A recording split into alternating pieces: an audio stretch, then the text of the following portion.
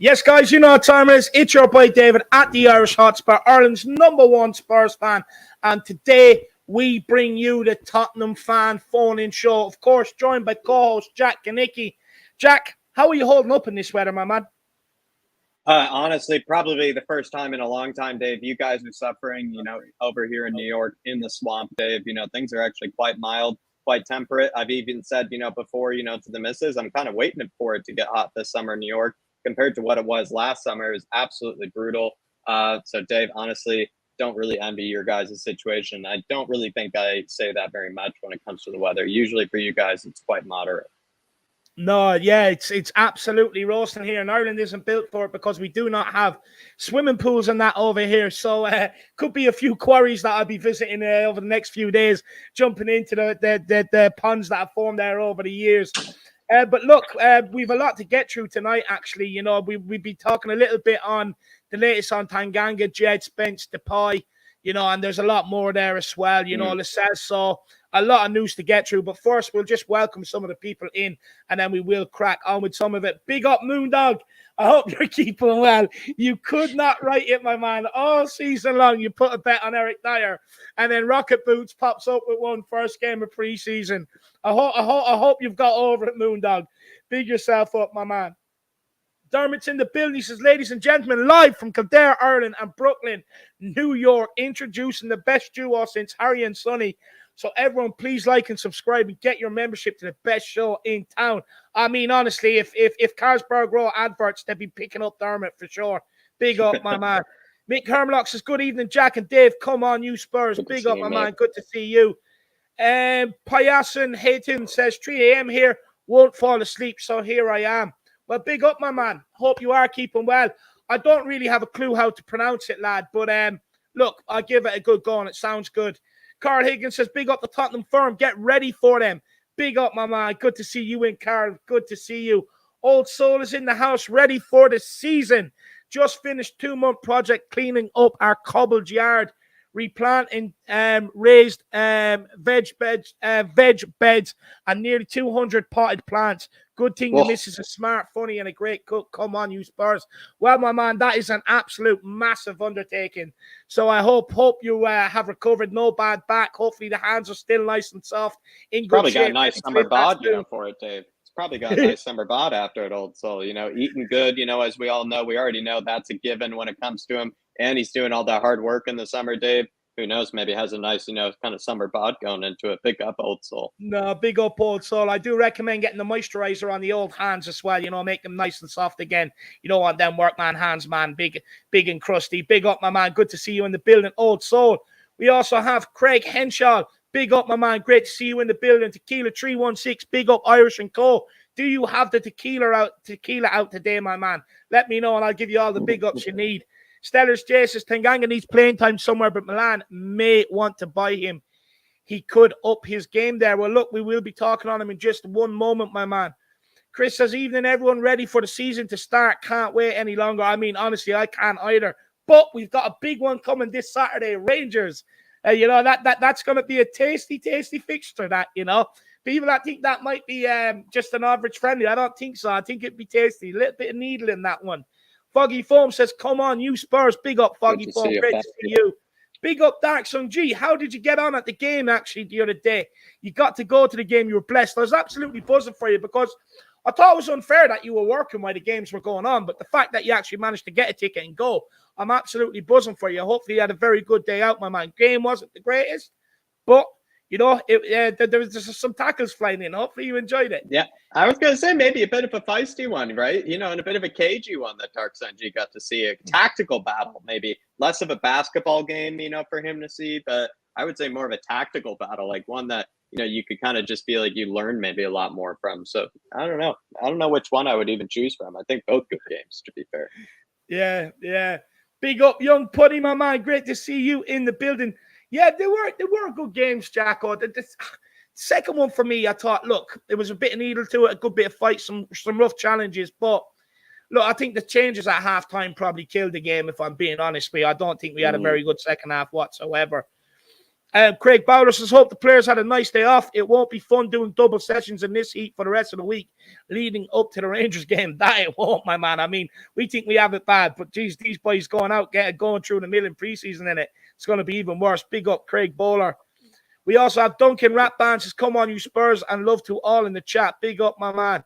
Chris is in the building, says, Jack, not really. If serious, we need better than him, and even Dyer needs replacing. I thought you were his number one. No, he's just a moon boots lever. He's a moon boots. Yeah, I thought he was a moon boots lever, Chris. Interesting, interesting to track back on that, Chris. Big up, Chris. We have Brad Matthews back from his the longest holiday known to mankind. Big up, Brad.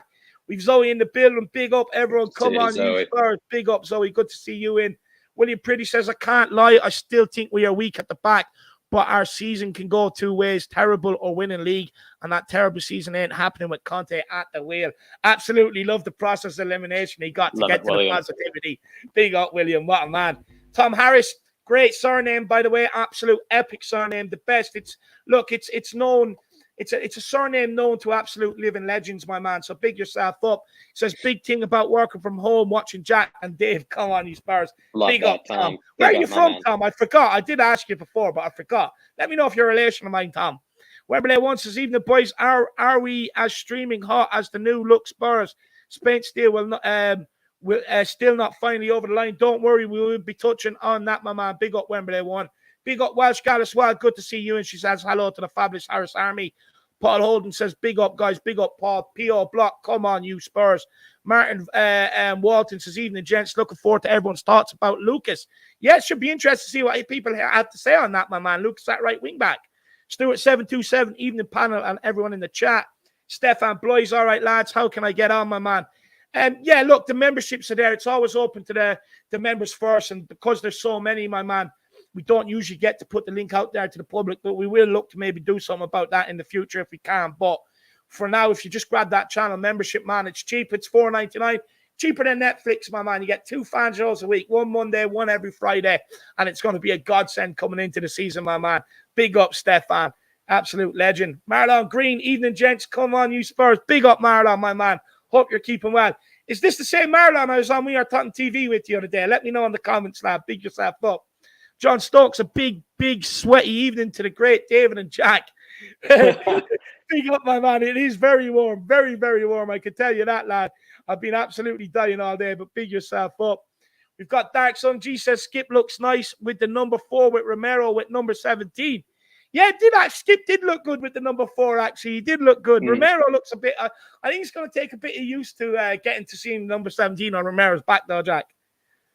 Yeah, honestly, I think Romero kind of looked better in the 17, Dave. When you have a world-class center back, do you really want, kind of the typical, kind of center back, kind of numbers, or do you want, kind of the 17, which is kind of given to just players that are just good? Yeah, if you ask me, often I think of the 17 as just, a position that, or a number that's given to a number 10 kind of like player. It's given to a winger, can be given to a striker. To be fair, Dave, it's just given to good players, in the squad. So I think that's why we've given it to Romero. It kind of suits him just because, like we said before, and like we've said for a long time, Dave, before it, was probably seen as, maybe acceptable. We've considered the guy world-class, so give him a world-class number. Yeah, 100%, my man. I'm going to take this, and then we've won more, and then we're going to get into some of the news, guys. Darksong G21 says the away kit looks a bit better in real life than in photos from how I saw it. Sarr looked good. Richarlison fights for the team. Son and Kane firing. Also, what's with the Gooners signing City players, lad? Look, I'll start off with the kit, my man, and then I'll let Jack come in on Sarr. Jack's a bit of the house resident on this guy. He loves the kid. Look, the away kit, I'll be honest, I still don't like it. If I buy it, I'm not exactly turning up to the stadium with the kit, the shorts, and the shin pads and the socks on. So I'd look a bit odd, if I did do that, a 30-year-old man, dressed for Astro, but going to a Tottenham game would not look right, Darksong G, although some people get a good laugh out of it. But look, it doesn't look nowhere near as bad with the kit, with the black shorts and the yellow socks. But on its own, I just do not like it. I don't like it. I really don't. For me, I'm sick of Nike. I want them gone. Get me Adidas back. Get some of these babies back in business. That's what I say. But Jack, Sarr looked good, and Richarlison fights for the team. That's what Darksong G is saying. To be fair, when it comes to kind of Sar, I feel like he has that chance to take the Harry Winks role, if you know what I mean by that, Dark Sun G, where that guy that kind of plays those first sort of kind of round of the cup games, whether it be the Carabao, the FA Cup, or something like that. You don't. I know we have lots of depth when it comes to Højbjerg, Bentancur, Skip Asuma, etc. But you could see, us, not wanting to risk, someone, like, any of those sort of players that I think are all top notch sort of midfielders for us. And Papa Montessar has that chance to, take that sort of role, whether he wants it or not. He has to climatize, to England. He already, seems to struggle, I think, in kind of, getting used to kind of the squad. He needs to, I think just, embed himself at least into the country, whether he gets a loan, into the country, maybe in the championship or another Premier League team, I could probably accept that. But I feel like, he's someone that should probably stick around this squad. And he also has all the attributes that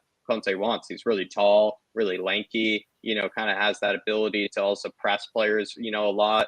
He could probably play a bit higher up the pitch, maybe even be sort of, useful in that 3-5-2 that we, are considering next season. I could see him being really useful in a press, some kind. So I like Papa Matasar, honestly, Dark Sentry.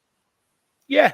And look, Richarlison, I mean, look, I like what Richarlison is about. You look against Sevilla, he picked up a serious amount of free kicks. I love the way him and Romero went in at the end, fighting for Sonny, sticking up for him. I think that was actually at half time, straight in. And I'd seen a clip and you could just see Richarlison just keeping an eye on it, watching. And then boom, straight over as soon as it kicks off. I absolutely love that. And look, I hopefully Richarlison will have a very good season for us. And look, this is the biggest thing I'm most excited about, Dark Song G, is Son and Kane firing. Can they have it? Can they compete with each other for the Golden Boot this season? Because someone won it last season, and he has the desire to do it again. And Kane's won it numerous of times, won it the season before, and he's going to be raging he didn't pick it up last season, and he's going to want it again. So hopefully the fact that the two of them are firing and the two of them are actually hungry for the individual accolades plus trophies, hopefully now the two of them can really kick us on to something really brilliant this season. Because, look, I don't think I can recall a preseason where the two of them have been this ready to go. You look at Son, he's sharp, ready to go. He's already bagged a couple of goals. Same as Kane. Even the long distance shots he took against Sevilla went straight in, but was ruled out. Absolutely, the two of them are absolutely fine, and I cannot wait to see what happens. And look, let Arsenal get Zinchenko. To be honest with you, Dark Song G, I'm not scared of them whatsoever. They'll know what hits them again when we play them again. I cannot wait. But big up, Dark Song G, brother. Really appreciate the support. We've got Michael Rhoda Boatashore.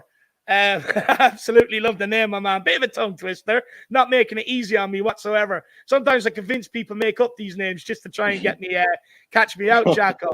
But I don't see any other comment. He just says big up, lads. That was his message after that. Just big up, lads. Big up, Michael. Joining the Michael Army, which honestly, Dave, could replace the Harris Army at some stage. It's a very commonly used name, around the world, spelled in different ways, but usually said the same. So it could replace the Harris Army if a Michael Army were to maybe, maybe, conspire, maybe they might, make their own army inside this one, Dave. Who knows? Big up, Michael. We'll wait and see. Not bigger than the Dave Army, but big up, Michael. Hope you're keeping well, my man. And Paul Vanden says he's a new YouTube member. Big up, He upgraded to the fan show membership. Big up, Paul. And Paul, plenty of spaces available to you. Maybe you're the Seven Sisters Road, one maybe that just joined. I'm not sure, but Paul, good to see you in the chat, my man. And he upgraded to the fan show membership. So, Paul, the link is out there for you. It's in your community section.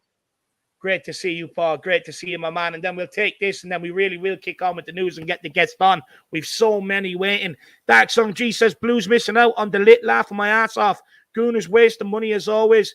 2 to 3 more in and we will be scary for all Premier League teams.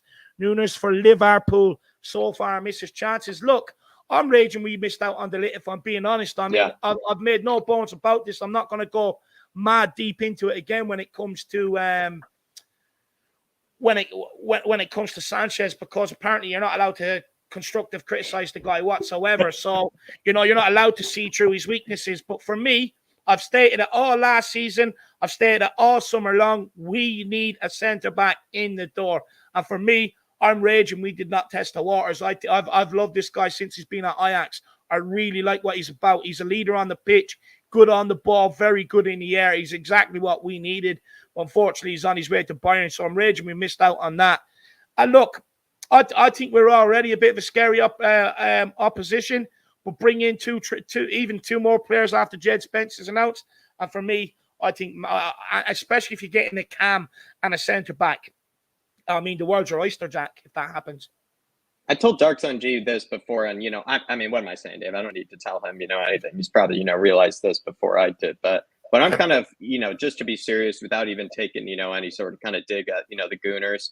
I feel like I'm a bit worried that they haven't exactly signed any real players of any sort of experience, and kind of like getting, a team into kind of the top four, maybe even the Europa League. Like, what players have they signed that have even done anything in the Europa League? And me, I love the Europa League. I'm a bit of a hipster for it. And I don't even know any of the players that they've signed have done anything in that competition of any sort sort that I know of.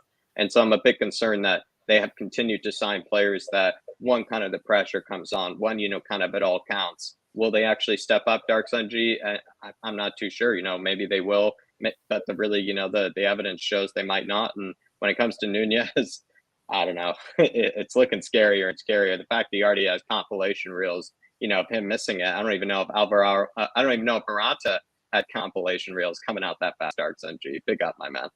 No, big up, Dark Sun G. Big yourself. And it's good to see Delict at least, go somewhere else. As long as they're not going to the Premier League, Dark Sun G. It's good to see them go someplace else. It's just a missed opportunity. Like, that would have been a statement. That would have been, we are here, we are ready. But look, it's not to be. We'll just take welcome a few more people in. R Green 216 with the channel membership. Big up, brother. I hope you're keeping well. We also got Hustler C, THFC 14. Louise Sherman, big up my it's good to see you. She says, hey guys, I was about to say big up my man. Sorry, Louise, I do apologize. Says, hey guys, 38 degrees Celsius here in Minneapolis. So solidarity, stay cool. We're trying our best, believe me. Honestly, you could probably start making bets on how long it's going to take me to start pissing sweat during this stream, if I'm being honest. Big up, Louise. Tom Harris is no relation, used to live in Cambridge. No, definitely not that posh, my man. So we're definitely not related, my man. But he says England and got to go to the lane with my dad growing up. Now I'm living in Nashville, Tennessee, and I can't wait to see the new stadium. Beautiful state. It's unbelievable. Beautiful state. Absolutely unbelievable. Big up Stevie Fraser as well. Martin Richards, great to see you. Can you smell what the calf is brewing? Big up, Benji. Good to see you in the house, brother. Good to see you. But look, Jack, I think we'll crack on with a small bit of the news. Sure. And then we will start getting the fans on, because they're giving us stares there. They're like, shut up and hurry up, Dave. Shut up. So we'll get on with it. Look, the latest on Jed Spence. I think everybody kind of wants to get the latest on Jed Spence. So, look, basically, Jed Spence, he will officially complete this transfer. I reckon it could be done tomorrow, Wednesday at the very latest. If in my opinion, probably tomorrow lunchtime. And basically, it's just being formally held up with last bits of paperwork to be signed as what the things are out there. Now, don't worry, anybody. No need to push the panic alarm. He has completed his medical. He's done all the media work. There's been pictures of him going around, sitting in there doing the media work with the jersey on him. So do not worry. It's just whatever formalities. It's just taking a little bit of time to get the paperwork signed off and done. But he will be a Tottenham player. So do not worry about that. I mean, Jack, anything you want to say on maybe how long it's taken, or are you happy with Jed Spence? This deal's already taken so long, Dave, that, how much patience, patience has already been tested by everybody. We've already run out, so it's just going to happen any day now. Fabrizio gave the here we go. Once I get the here we go, Dave, I don't really care from there. Like, I know people really wait for the official announcement from the club, but once you get the here we go, that's all I care. Even when I get the here we go from Matizio Romano, Matt Hayes, that's also, I already, know it's done. So that's all I can say, Dave. I think you covered it well there. Yeah, so look, no need to panic, guys. It will happen. Just like say, get up extra early tomorrow. Tanganga as well, bit latest on Japhet Tanganga. And it started off with Gianluca Di Marzio, but other reports today are suggesting that AC Milan have ramped up their interest in Japhet Tanganga over the last 24 hours, and they are looking to do a loan move as Alessio Romagnoli is leaving them for Lazio on a free transfer. So they are looking to replace him, and he will go over there and probably slot in right beside Tomori. Now, for me, I'm not opposed to loaning him out or selling him. I'll be honest with you. I know he's come back from a long time being injured, but he didn't impress me over the two appearances he made in pre-season. Didn't do anything wrong. He just wasn't really involved in the game, in my opinion. And for me, look, I think for just to be on the safe side, I'd loan him out for that 1 year. See if he can actually get a full season of first-team football and stay fit and see what he can produce, because we don't really know, because his development years have been hampered with, especially last 2 seasons, with 2 long-term injuries. So, you don't really know what you're going to get. And plus, we've seen with Tanganga, he can have awesome games or absolutely awful games like he did against Palace, Chelsea, or else he can have really good games like he did against City and Liverpool. So for me, I'd probably, just to be on the safe side, I'd loan him out. But if we could get a deal done to sell him, I wouldn't be opposed to it either, Jacko. No, I could probably be clipped, in the past, saying that, if Tanganga were to, make a loan move, I feel like, actually going abroad would be the best option for him. I feel like he knows the Premier League at this stage well enough. I don't really know if even going to a Forest or, a championship squad or, just a Leeds or anything really will help him that much. I feel like he should actually go, to actually, the Serie A, kind of like Tomori did with Chelsea, and see if he actually turns and blossoms into, the player that Marcelo and plenty of people kind of predicted this guy to become. And that's what I think, would be the best move for Tanganga. Hopefully it's not really a loan with an option to buy or loan obligation to buy, where they do intend on taking it, because I would be sad to see him go. Yeah, and look, it must be put out there. Look, he's probably 7th in the pecking order. He's even behind Davinson Sanchez. So for me, it'll do him the world of good. Now, there were links with Bournemouth a few weeks ago. I'd much rather him go to Bournemouth, who are in the Premier League. He will get game time there, but that doesn't look like it's going to materialize. Plus, it'll be with a manager that knows him, Scott Parker, who worked with him in the youth squads. But look, it looks like this Milan one could be a goer, so we'll have to wait and just keep an eye on that. But it does look like Tanganga will be heading out of here this summer. Memphis Depay, these old rumors surfacing again. Now, these ones surfaced mainly yesterday. Now, some of the rumors that surfaced yesterday, I kind of could foresee them coming, because naturally with Tottenham it was going to be a slow news day because everyone was traveling back from Korea, and then all of a sudden the Depay links come out again. So look, I'm not really sure how true they are. Is it just one of them that they've resurfaced from old just to keep us fans entertained and busy and clicking on things? Probably, in my opinion. But they do say that Paratici, the Godfather, the Don, that he's an admirer of Depay. And rumors are that he could be going cheap. Lewandowski might be on his way to Barcelona this summer as well. So yeah, it's happening. Depay definitely won't want to be playing second fiddle. But then again, he becomes the Tottenham and he'd probably be playing second fiddle. So be interesting to see if there is anything to these rumors. The fee is believed to be about 20 million euros, nice and cheap. But Jack, at this stage of his career, he's coming towards the tail end of his career. I'm not sure he's prepared to come to Tottenham as backup. Do you think there's any truth to these rumors? I think there's truth in the rumors that Depay is definitely going to leave Barcelona, unless, somehow he really wows Xavi, and gets a spot in that squad. I mean, Lewandowski to Barcelona has officially happened. Xavi really likes Aubameyang, so he has 2 strikers there. They, of course, have Ansu Fati. They just signed, Ousmane Dembele on a new contract. They just brought in Rafinha. I just don't really see Depay, finding a lot of minutes in that team. I think I'm even missing another player that they already have that could, compete in one of those winger spots as well. So I'm expecting him to leave.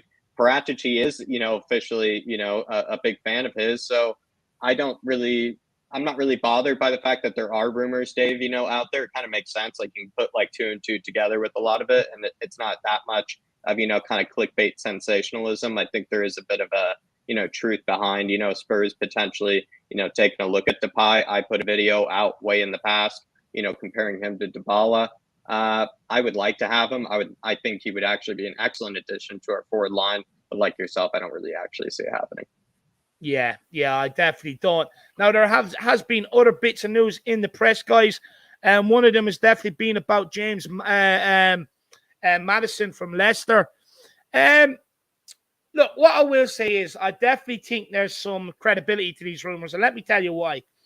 Because this is one that surfaced earlier in the window that no one really took any note to, because it's like Tottenham definitely won't get him. But we're looking for someone in that position who can play in that sort of cam role if needed. James Maddison can fill that. And we were interested in this guy when he was at Norwich in 2017. So we have actually held a long-term interest in this guy. So for me, I definitely think there's some legitimacy to it. Now, what I think happened is that Tottenham probably went in looking at him earlier in the window, got a price and did not like the price. So they've gone and looked elsewhere. But now that they've got all the other business done, they probably look at that price and they're like, hang on, there's enough left there in the kitty.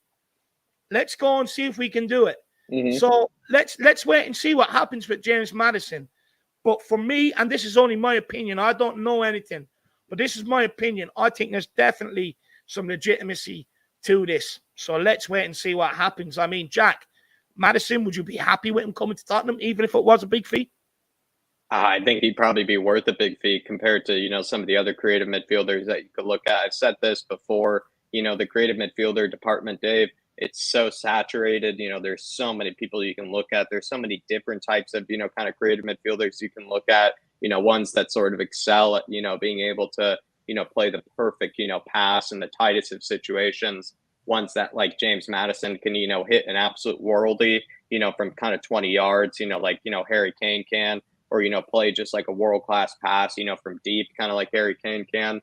What I mean to say is there's so many creative midfielders out there. Most of the time, they're not usually English, kind of creative midfielders that we can really look at, or they're really available. You usually kind of have to dip into the, kind of the foreign market, Dave, in terms of the Bundesliga, Liga, La Liga and whatnot. And I'm actually kind of delighted if Spurs are serious about getting in a creative midfielder.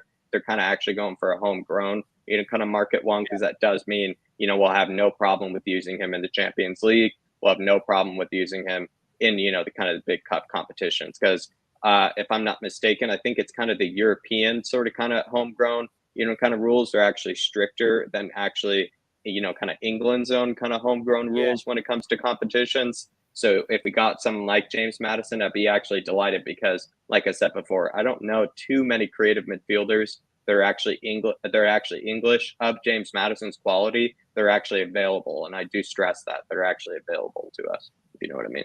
100%. And the fact that we're playing in Champions League and we've got that pull as well, I mean, it does make Maddison more or less available to Tottenham Hotspur, and I definitely think it'll create him wanted to come here. And what will he bring? Look, he's got a good shot on him. He can take free kicks. Me personally, I think he's a bit overrated. But if he comes in, I want him to prove me wrong. That's what I would like. Coming off his best ever season, as well. So you're kind of riding the hype train, of him coming off his best season. He's feeling the best about himself, Dave, as well. So it could be interesting. It could be very, very interesting. That's one we'll definitely keep an eye on. Big up Sebas Wolf and Derek Smith as well. Good to see you. We will get back to the Super Chats, guys. Just bear with us. Just going to continue with some of the news.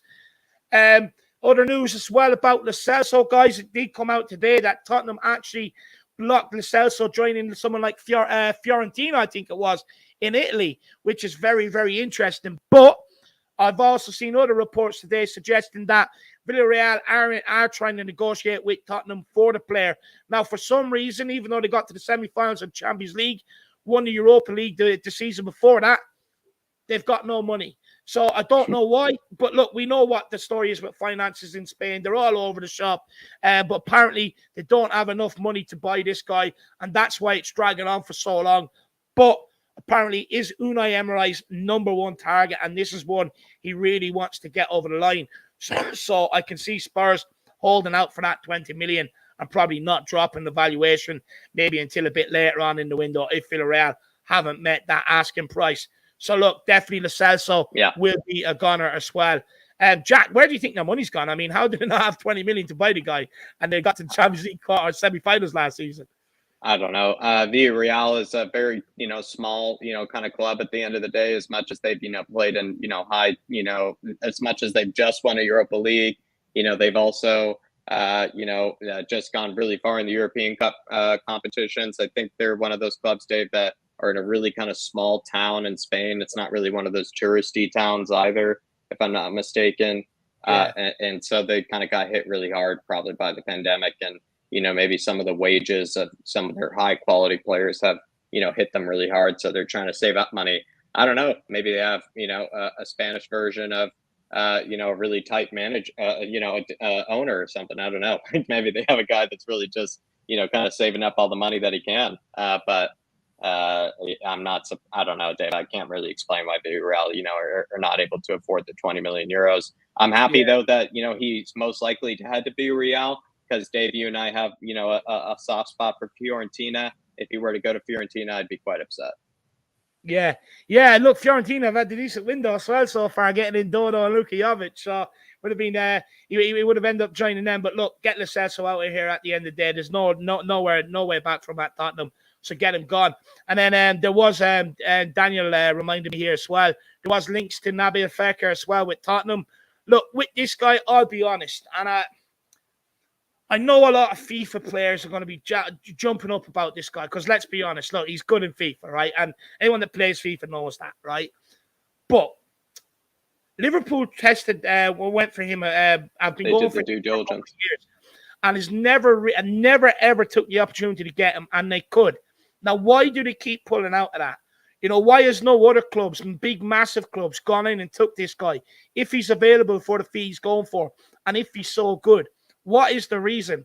And for me, I'll be honest with you, I would stay away from Fekir. I'd rather Maddison. I'd even rather Memphis Depay than bringing in Nabil Fekir, in my opinion. Again, I just don't trust a lot of these French players. If I'm being totally honest, I've been burnt by them. I've been burnt by a lot of these players that have come from that we've bought from that league as well. So for me, I would definitely stay away from Nabil Fekir. Jack, what's your opinions? Would you go for Nabil Fekir?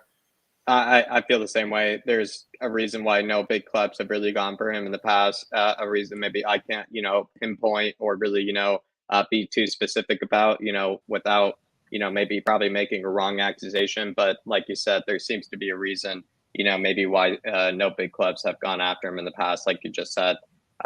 He's also hadn't really had any world-class numbers even at Real Betis, which sort of makes me think that, he's not really worth going after, anyway. So that's all I can add to it, Dave.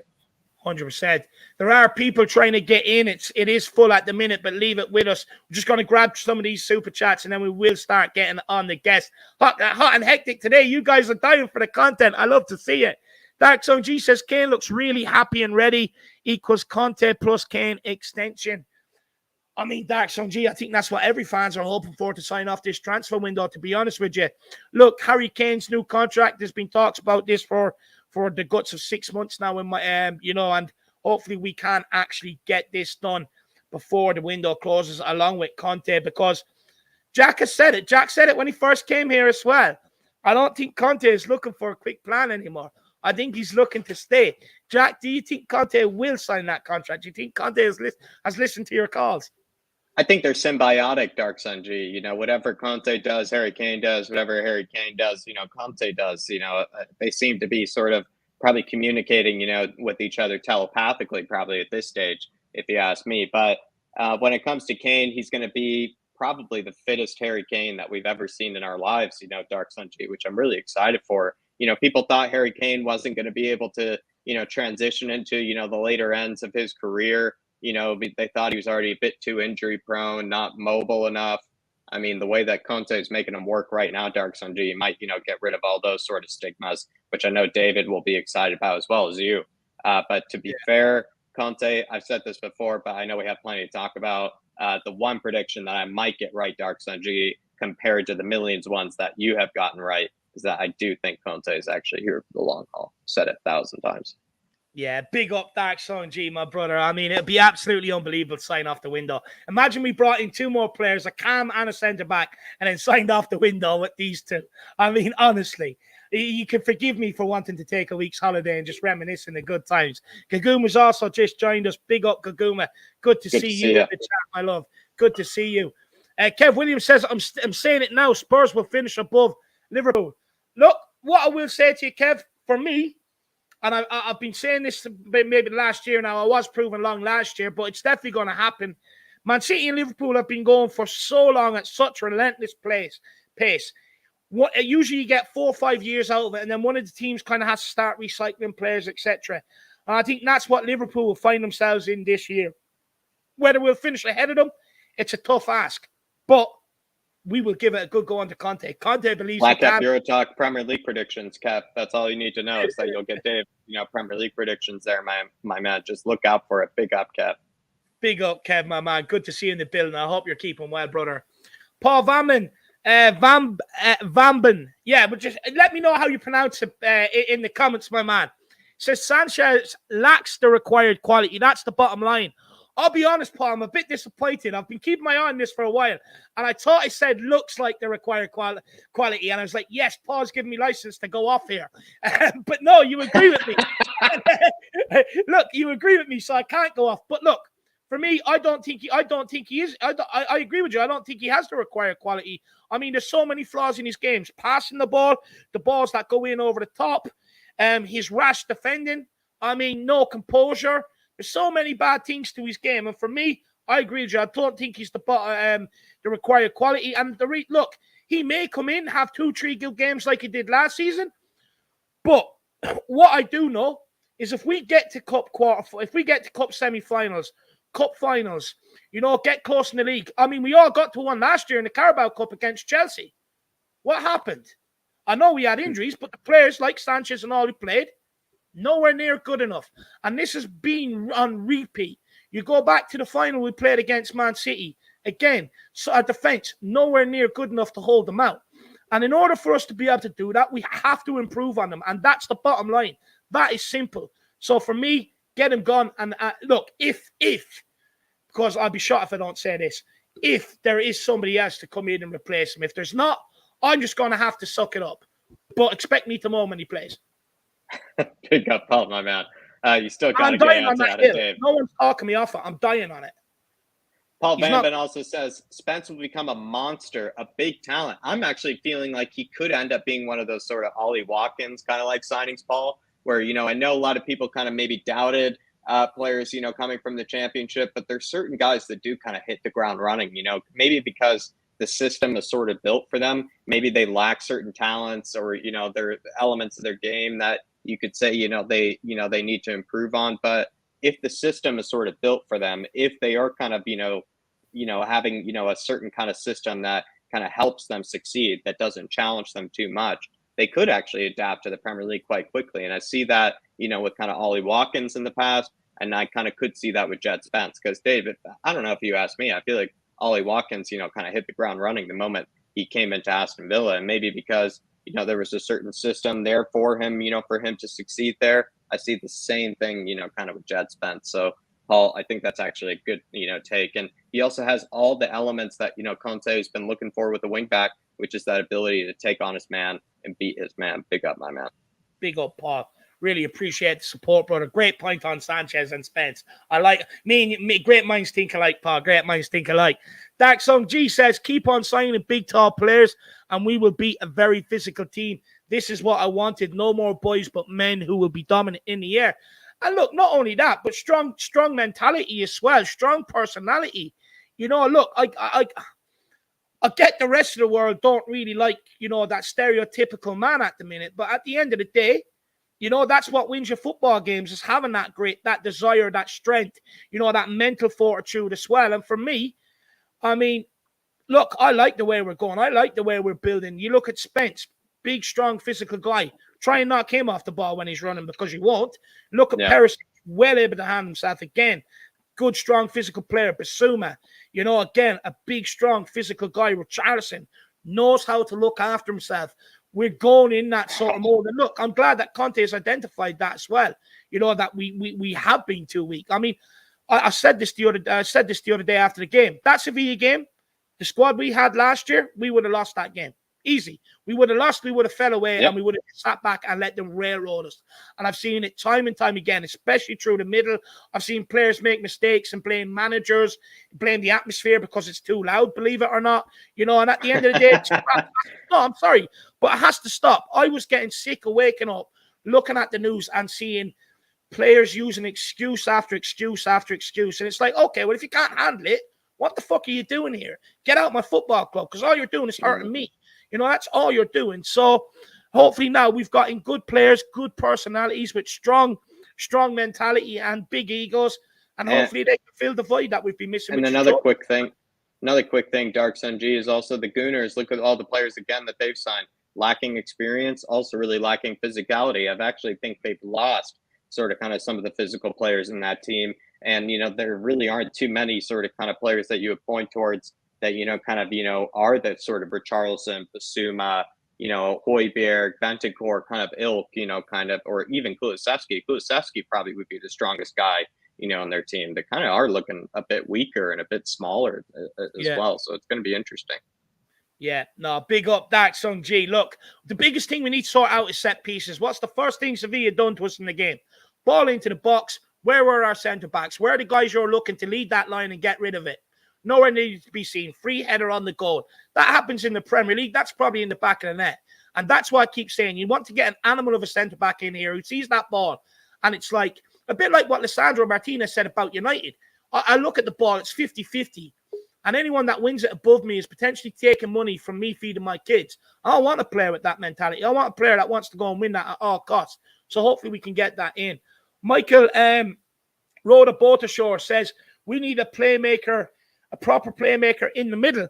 Look, what I will say is I wouldn't be too concerned if we didn't get it. I think Bentancur, though, I think come to the back end of the season when he was carrying that knock, I think it really affected him. But before that, his passing was absolutely brilliant. I think you got Basuma who can now take players out of the game. But you can also take Kane, drop him deep, and get Richarlison and Son up there. You know, and you have that option. So you have that natural playmaker in Harry Kane. But in order to have all the options in that midfield without having to drop your best striker or the best striker more football back, it would be ideal to bring someone in that can do that, my man. Big yourself up, Michael.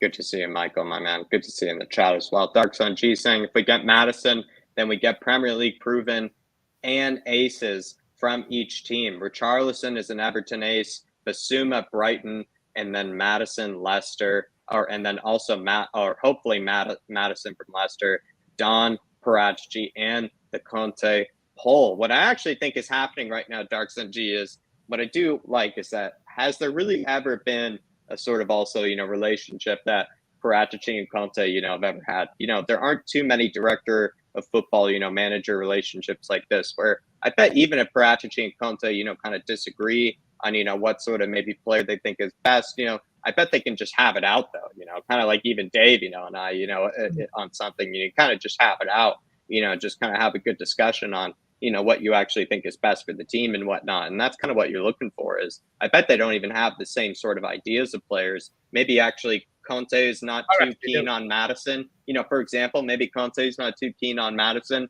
He's looking at that attitude, you know, he's looking at kind of, you know, everything that's been accused of him in the past. And then Paratici's, you know, trying to convince him maybe to get in Madison. Who knows? But at the end of the day, you know, they are going to have, you know, kind of the right decision made, and they're going to have a good discussion over it. And they're going to kind of be very transparent, you know, sort of with each other.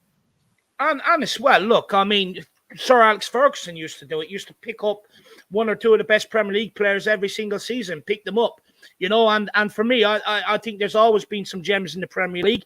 It's one of the best leagues. In fact, it's the best league in the world right now. So even some of the littler clubs or some of the not so successful clubs, they'll still have some gems. And it's about time Tottenham started looking at them and picking them up, as well as starting bringing in some of the players from abroad. So it's really exciting times. But I think the likes of Basuma, again, Richarlison, Premier League ready. They don't have to adapt physically, mentally. They already know the demands. And they've already proven they can do it. So I think it's very, very shrewd business, rather than taking a risk from someone coming in abroad, this no name that, like Danny Rose says, we have to Google. And there's adaptation period. Conte ain't hanging around for that. So I think it's very, very shrewd what we've done, picking them up off the teams. John Stokes says it's a no-brainer to swap Lo Celso with Torres. I mean, look, I would like to, but I'm not. I'll be honest, I don't think Torres wants to come to Tottenham at all. I just don't think he does, because if he did, I think we would have got that deal over the line already. Yeah, if I'm that's honest. how I feel too. I feel like he's wanted to go to Man United. The only kind of hope that you could get John Stokes is that with Lisandro Martinez going to Man United, maybe Pau Torres will now consider, you know, Spurs. But for a long time, despite I think how good he is, and I know Zoe, definitely could tell you how good he is because, she's definitely an expert on him. But I just feel like he's wanted Man United. He's want that as his move, and he's kind of rejected Spurs. Maybe secretly, not maybe a bit more privately, but he's had the opportunity to come to us, and he's had this opportunity this whole season to come to us. So I don't really know what to say, John. But like you said, it should be done if we have that opportunity. But there might be a reason why we haven't done it yet. Ben Kaufman saying, yeah. No. I was just going to say I would like us to do it, but yeah, I don't think there's any interest on Torres. I think we would have, if we could, I think we would have. Ben Kaufman saying, Lord Paul Stewart wants you to smash the likes, and big up, my man. If you can smell, I didn't get my smell in, Dave. I didn't get my smell in. I'll tell you. The like situation is 104. It's not too bad, but let's raise that to 250. There's 294, new 296 watching. It's free. It's that thumbs up button. Whatever mood you're in, I do not mind. Take it out on that like button and just give it a little press. It's absolutely crucial to what we do here. It helps keep pushing this content into the YouTube algorithm. And that's why this channel is flying lately, because we keep getting messages saying YouTube is pushing out your content. So let's keep it going that way, guys, and keep smashing that like button. And just because Ben loves it, can you smell what the cow is brewing? Big up, Benji. I hope you're keeping well. And Gaguma says, happy to catch your live, David and Good Jack. Well, Gaguma, it's been a long time, so it's great to have you back in. It's great that you can catch us live. First of all, how have you been? I hope life has been treating you well. Hope you've been okay.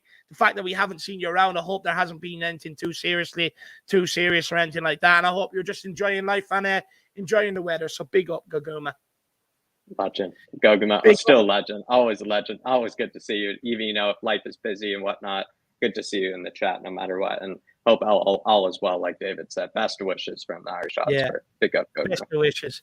But look, we better get going. We have a long queue. So we're going to start off with the Godfather himself. Philip, let's get him on. I'm just going to fill up this cooler, Jack. I'll be back in 2 seconds. This baby is keeping me nice and cool, and I just want to keep it going because it is warm. Philip, how are you keeping, my man? Yeah, very good, lads. Very good. Just working it out there. It's been 57 days since Norwich, and another 19 to go before Southampton. So we're 3/4 of the way there. So yeah, I can't wait. Did the preseason, get that fix for you? Like, did you get your Spurs fix through the preseason or not? Good enough, maybe, normally, like as you all know, normally nothing has happened on the Spurs front up to now, and this preseason has been so different. What with all the signings and the speculation of who's going to be the next one, so it's been brilliant. It really has. I must say, actually, normally we're kind of the team, right? Yeah, like you said, to lag behind in the transfer window. And Fabrizio Romano, Philip, I have the displeasure of having all of his, tweets, notified. So my phone just, blows up, at this time of the year from the guy. He's basically not sleeping. And Spurs, are usually making right, like you said, all the transfers during that time period. But we've made already, like you said, 6 transfers, at this stage. And, it's almost all these other teams that are making these late moves. Yeah, I think we've led the line completely, and I think we've taken everybody by surprise. Like, we kind of knew this was probably going to happen because we all knew that Levy had to keep Conte happy, or else there'll be, the consequences don't even bear thinking about. But I think other clubs have just gone along, quietly doing their bit of business. I mean, Arsenal seem to be buying midgets and lightweights, whereas we're buying. No. I mean, I saw like Parler on TV on Sky this evening. They're bigging up the Arsenal signings that they've had. I was saying, Zinchenko plays an odd game for Man City. He's a lightweight, and compared to the guy, we are building one of the most physically strong teams I can ever remember for Spurs. We are going to frighten the life out of teams next season. Frighten the life out of them. I agree. I agree. I look at the midfield, I think we're stacked. I look at the forward line, I think we're stacked. I look at the defense, I think we are a small bit light. But do we have enough to be able to kind of replicate what we done last season and maybe do a bit better? Yes, of course we do. Be very interested to see how we get on. But Philip, what do you make of the tour of South Korea? Do you think it was an overall success for the club? Absolutely. I mean, I read somewhere today that the population of Korea is, whatever, I forget what it is, it's 80 million, 90 million. There are supposed to be 12 million Spurs fans in Korea. Wow, that's incredible. Well, that, That's and OG. look, look at the marketing. If 1/10 of those bought a number 7 shirt, work out the maths. Yeah, You know, it's incredible. It was an absolute PR triumph to go to Korea the way we did. It really was. yeah, I think so. I think, look, in terms of financially, I think it's been brilliant. In terms for Sonny and Kane, I think it's been a success. And all around, I just think it's been a very successful trip, even for some of the youngsters that got their game time. And look, hopefully we can have many more of them. I mean, Philip, you know, where do you want us? A bit of the news here. We've loads of news. I mean, any of the news you want to touch on? Maybe Tanganga, the Lo Celso deal. Do you want Memphis to play here? There's so much to talk about. Even Lucas Moura. Actually, let's talk about Lucas Moura at right wing back first. I mean, Conte experimented with it against Sevilla. He also played him for a little bit there against the K-League 11. I mean, does this excite you? Do you think Conte can mold him there, considering he done it with Candreva and Victor Moses? If anybody can convert a winger into a wing back, it's Antonio Conte. He's got the track record for doing it. And the funny, I think it was mentioned last season during the season. Wonder would he try and convert Moura into a wing back? And none of us really thought, oh, maybe not, you know. But now he's actually gone and done it. Okay, I wouldn't if come down to team selection and we were playing Manchester United or Liverpool, I wouldn't play him against Ronaldo or Salah. But I would certainly put him in most other games because he's good in the air for a small lad. He's got pace. He can cross a ball. He's got everything. All he needs to do is maybe fine tune his tackling a little bit. You know, get a defender's tackle into him. But yeah, I mean, certainly to have him in the squad as an asset to use at right wing back, because okay, we've got Jed Spence now. Hopefully, we don't know what's going to happen with Romero, or not Romero, Emerson Royale, whether he's going to stay or not. So if he goes, it'd be nice to have Moura as a backup, and then we're well stacked on the other side, you know, as well. Well, not really. If Doherty would need to switch across to the left, but we've got Perisic, and we still have Reguilon, whether he's going to go or not. So yeah, why not? Let him go and put him the naughty step. Yeah, put him on the. That's the story behind that. I'll tell you again. Yeah, I'll get it after you again. Yeah. Philip, I got 2 questions on things you're after saying there, my man, and then I want to use Philo's comment to go in and talk about Madison, and then we'll let Jack in because I am hugging it. I just love speaking to you, Philip. But when it comes to Lucas Moura, do you think he actually has the end product to become a right wing back? Because that was our biggest problem last year. That's what everyone's biggest problem was with that position, was the sort of end product coming out of there. Well, I mean, as a forward playing winger, he probably has the ability to have the end product. Now, he hasn't always had it. We all know that. Yeah. But maybe playing a little bit, coming from a little bit deeper, might give him that, you know, bit of extra space to maybe make the crosses better. Yeah. It's certainly worth a shot. He's 1 year left on his contract. He's happy with the club. There's an option of another year. He is probably out to get himself that extra year. So he'll be open to any game time, wherever he can get on the field. Yeah. Conte, he'll be, if Conte told him to play in goal, he'd probably go in goal. That's the way I think players are at the moment. He gets more minutes, you know, like you said, with 1 year left on his deal. If he wants more minutes, then however he gets on the field. Yeah, I mean, he's 30 in August. He's still a young lad, really. You know, he's experienced and he is well worth a shot. He actually did very well out in Korea. You know, I was very pleased with what I saw with him. You know, so yeah, why not? You know, I mean, it's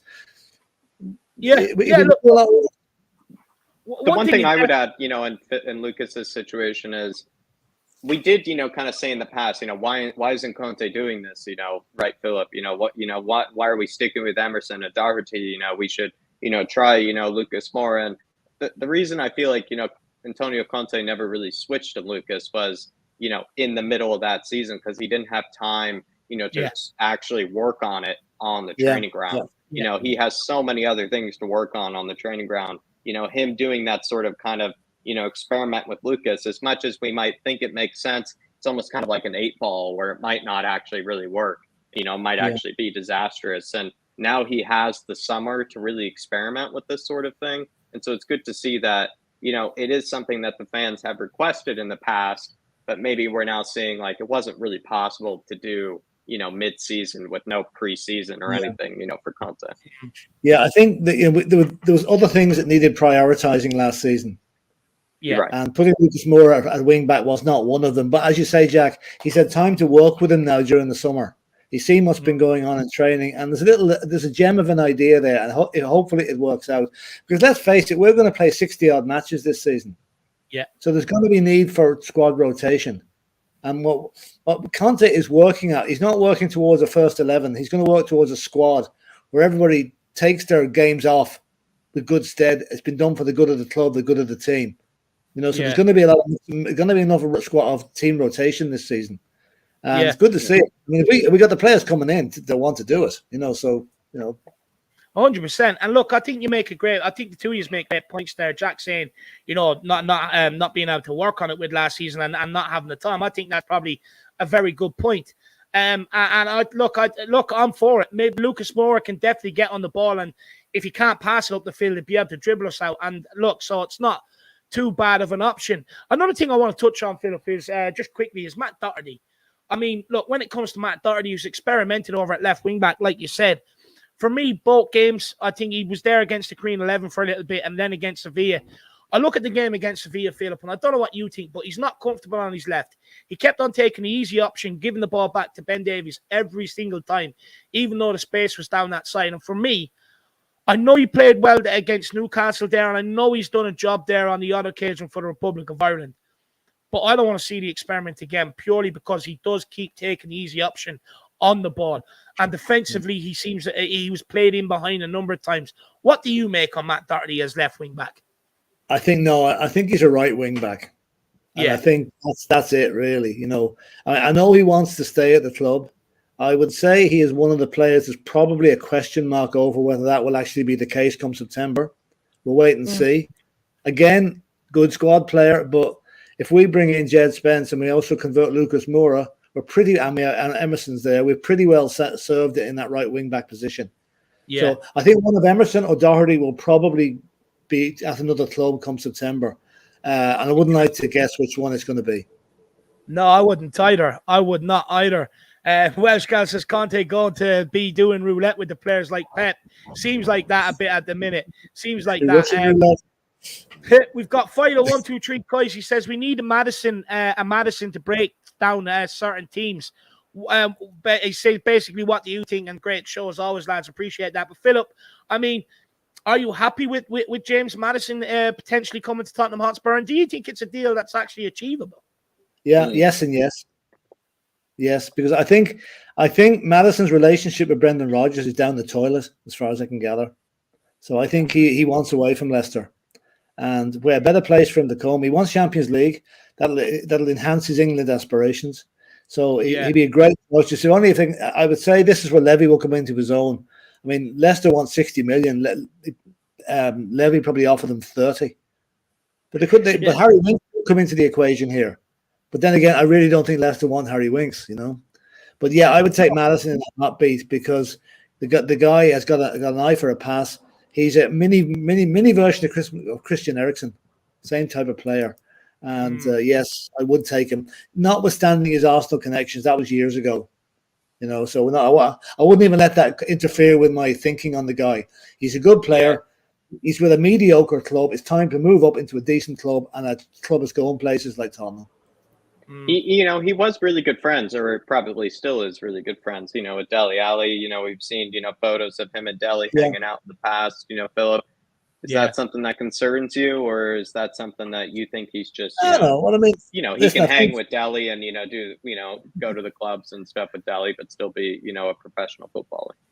He can hang with Dele, but Maddison has never shown to me that he's on the pitch for Leicester, just going through the motions. He strikes me as a guy who's, he's committed to whatever club he's playing for. And no, I wouldn't put his connection with Dele Alli. If anything, it might help us because Dele Alli might say, "Listen, you want to go there? Get going to Tottenham. Could be a help to us." Yeah. It's not a vacation over there. Maybe is what Dele would tell them. It's not a vacation over there. Well, I mean, let's face it. I think some of the guys, they'll think they've been through a week with the Royal Marines once Conte's finished with them in this pre-season. We're going to be the fittest team. Like we were fit under Pochettino. We were very fit under Pochettino. Yeah. We were disgraceful under Nuno. We are going to be Duracell bunnies in the 95th minute of matches this season. What do you make of some of the people calling it overkill, though, Philip? Some people were looking at it, people off TalkSport and stuff like that, and saying it's absolute madness to do that pre-season. What would you expect, David? They see Spurs doing something positive. And you think TalkSport are going to agree with Conte's training methods? If Conte gave them 6 days off and brought them in for an hour on a Sunday, Talk say, well, that's brilliant. That's the way they train the club. You know, don't start me on TalkSport and Sky Sports, please. That's absolutely hilarious. I love the passion you give it when you go up against the I dislike unfair commentary. I want to see people to say it as it is. Those two so-called broadcasting stations do not. They have an agenda, and it's to put Spurs down every chance they get.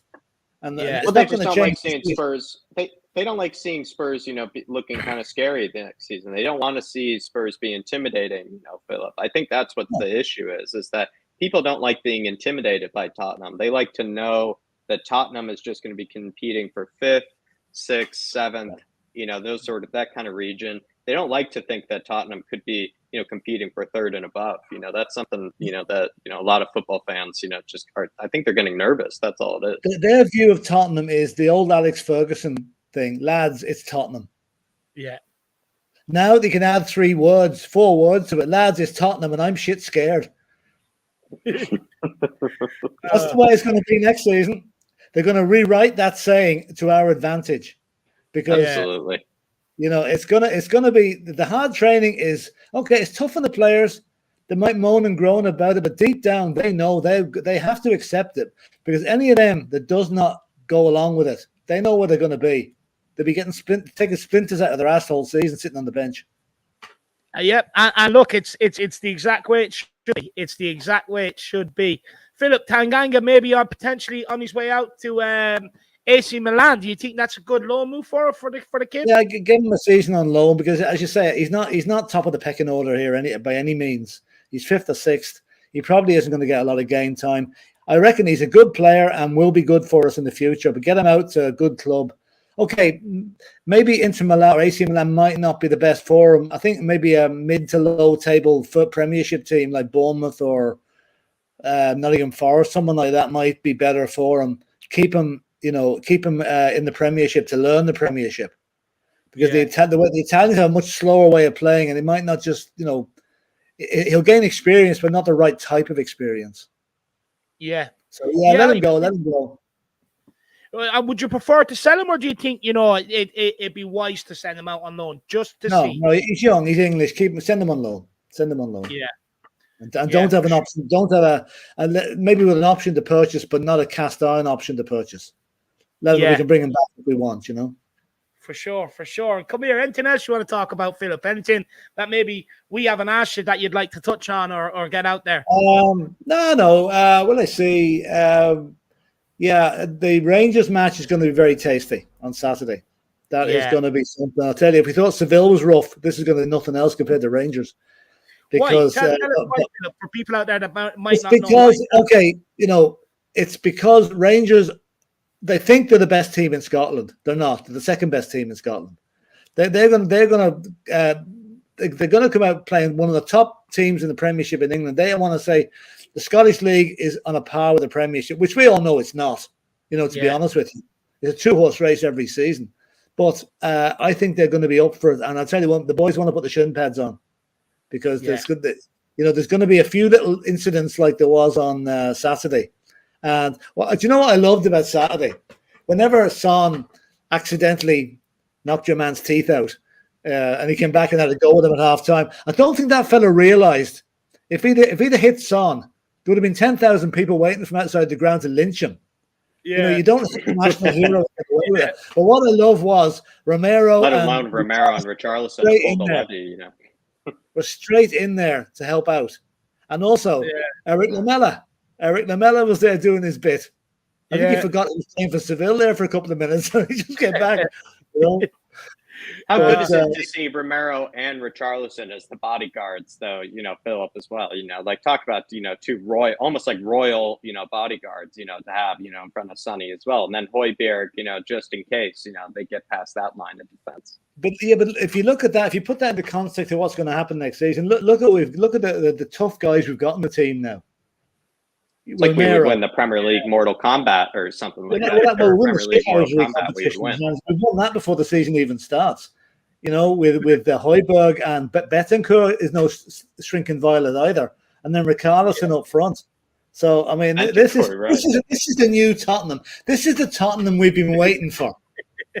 This is the Tottenham that is going to blow teams away. They're going to be glad to get off the pitch at the Tottenham Hotspur Stadium. They won't even bother having a shower. They'll be straight in the coach down the road. Just get out of here quick, lads. Yeah, this is the way we want to see it. Fortress Tottenham. 100%. And do you know what, Philip? It's great to see the excitement on your face. It really is. And, the excitement on my face as well. I mean, I've been very angry with this club over the last couple of years. And it's just great to see everybody excited again, to see us doing things a lot differently, doing things that we weren't doing before that weren't working.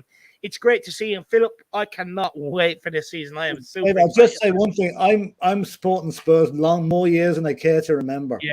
And I don't think I can ever remember such excitement waiting for a new season. Such anticipation, such hope that we're going to finally break this logjam of not getting a trophy. And I'll tell you one thing, we're not going to settle for just one trophy this season. We're going for 2 or more. And I love that. I don't care which ones they are, as long as they're 2 trophies. Exactly. I couldn't care less. I just want trophies in that cabinet. And look, Philip, we'll be doing a stream the evening before the Premier League kicks off, my man. So we'll definitely have you on. I love seeing your excitement, my man. I really do, and it's infectious. And hopefully, you can spread that around the fan base. Philip, thanks for getting us started, pleasure, my man. And come on, you Spurs. Come on, you Spurs. Big up, Philip. Big up. The Godfather got us started. Oh, it was beautiful. I love seeing the excitement on his face at the end, Jack, because he's been here with us. He's talked through so much shit that's been happening at the club. And it's just great to see he's excited, the smile on his face. And I cannot wait to see us get going. Moondog says, I'm sweating my nuts off. I had to sell my air conditioner to pay for my bets because of Dyer, so it's all down to him. And do you know what the funny thing is? If you would have put a $5 on there the other day for him to score first, you probably would have made enough money to get 2 air cons, my man. Out of all the bets that he made, he probably could have bought, air cons, for the whole building. In my case, buy air cons for the whole apartment complex. You have an air con, Moondog, honestly. I mean, Eric Dyer, I feel like he owes you an apology in some way at some state. Maybe when he retires, he just has to say, you know what? I apologize to this one man who has shown me faith throughout my career, and I continue to score whenever he doesn't put bets on me. So, Moondog, at least we hope that, Moon Boots will give you an apology at one stage. Well, he definitely deserves it. Look, he's doing all these interviews lately, so maybe he can do one for you, Moondog, to apologize. What I will say is I've seen this before from Eric Dyer when he's starting to do well, doing all these interviews and getting ahead of himself. I hope he can stay grounded now and hit this Premier League campaign running, because he's done okay against Sevilla the other day. But big up, Moondog, my man. Really appreciate the support. Everyone, only 141 likes on the stream. What the hell is going on here? Everyone smash that like button. It's free. It's all we ask you to do. Just smash it, guys, and really help push this content out to the Tottenham fan base. Jack Gaguma here with a super sticker. It's the Fox with the hearts, and that's one of the OG, kind of wants, super stickers from Gogman. It's good to have you back, my friend. We do really appreciate the donation and all the support, especially, taking the time out of your evening as well, to be able to support the Irish Hotspurs or Gogama. Really do appreciate it. And honestly, it's one of the OG super stickers as well. Big up. Big up, Gogama. Absolute legend. Really appreciate it, my dear.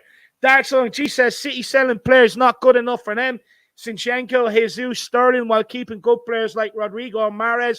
This is big club mentality, which we are slowly going there. We will be top 3 team now. And Dark Song G, I mean, I've been saying this for some time, about the fan base now having to adapt the mentality of a big club the way their fans do. You know, players not performing, they turn on them, they're out the door.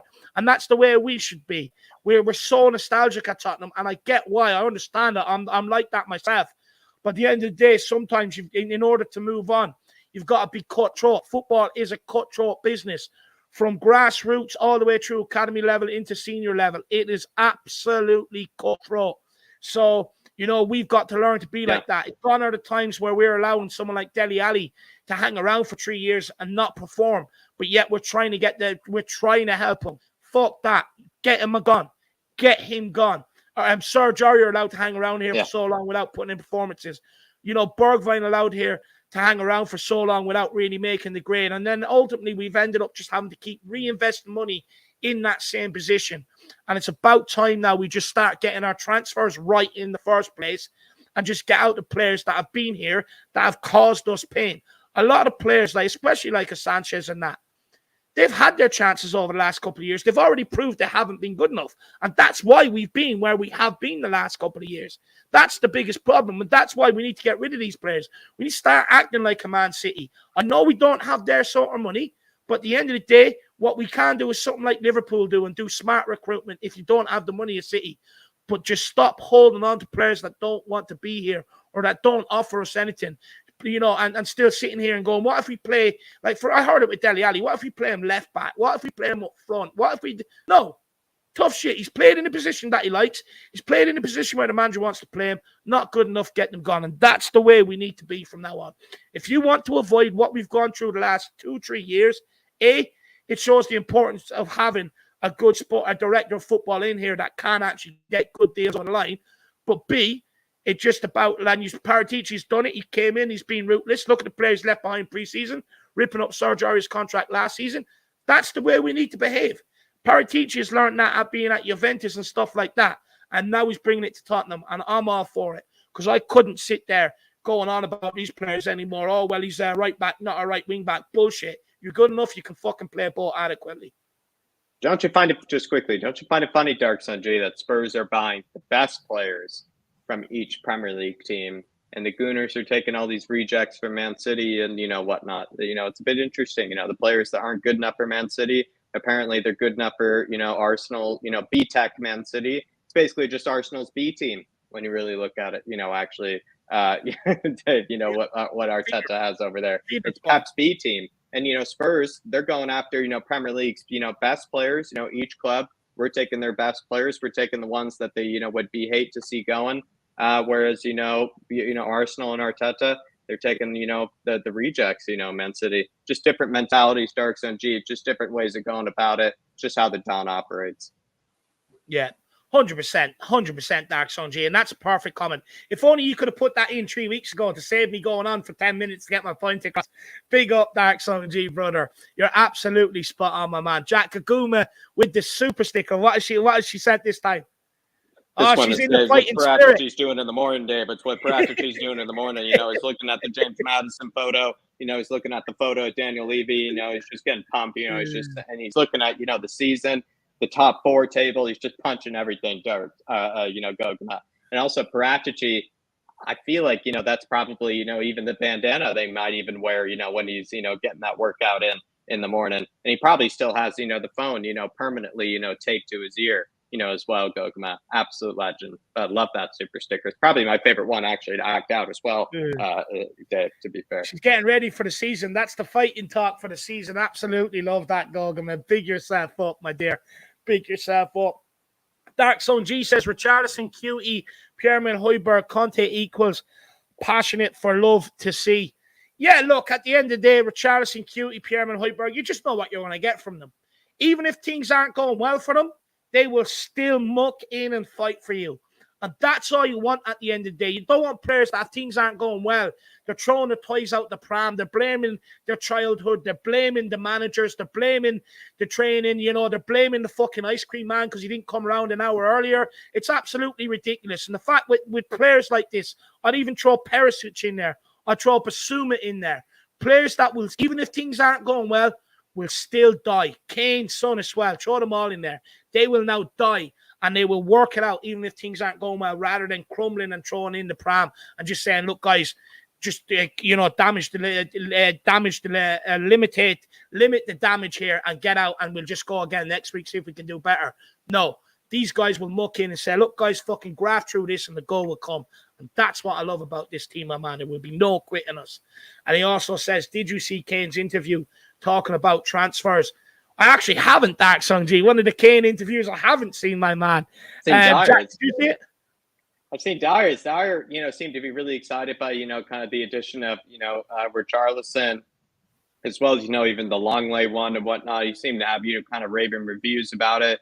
I've heard that Sonny is really excited by, the addition of Richarlison, Dark Sunji. Apparently, Sonny's already taken a liking to him, that, they're kind of already forming a bit of a friendship there. I'm not surprised because Sonny's probably one of the best ambassadors of the club. I know Lucas is seen as kind of the ambassador of a club as well, but I feel like he's kind of that for the Brazilian players. But I feel like Sonny's just sort of the ambassador for every player that seems to come in. He seems to always be able to, put an arm around their shoulder. Even Tanguy, Sonny found a way to, find, a good relationship with.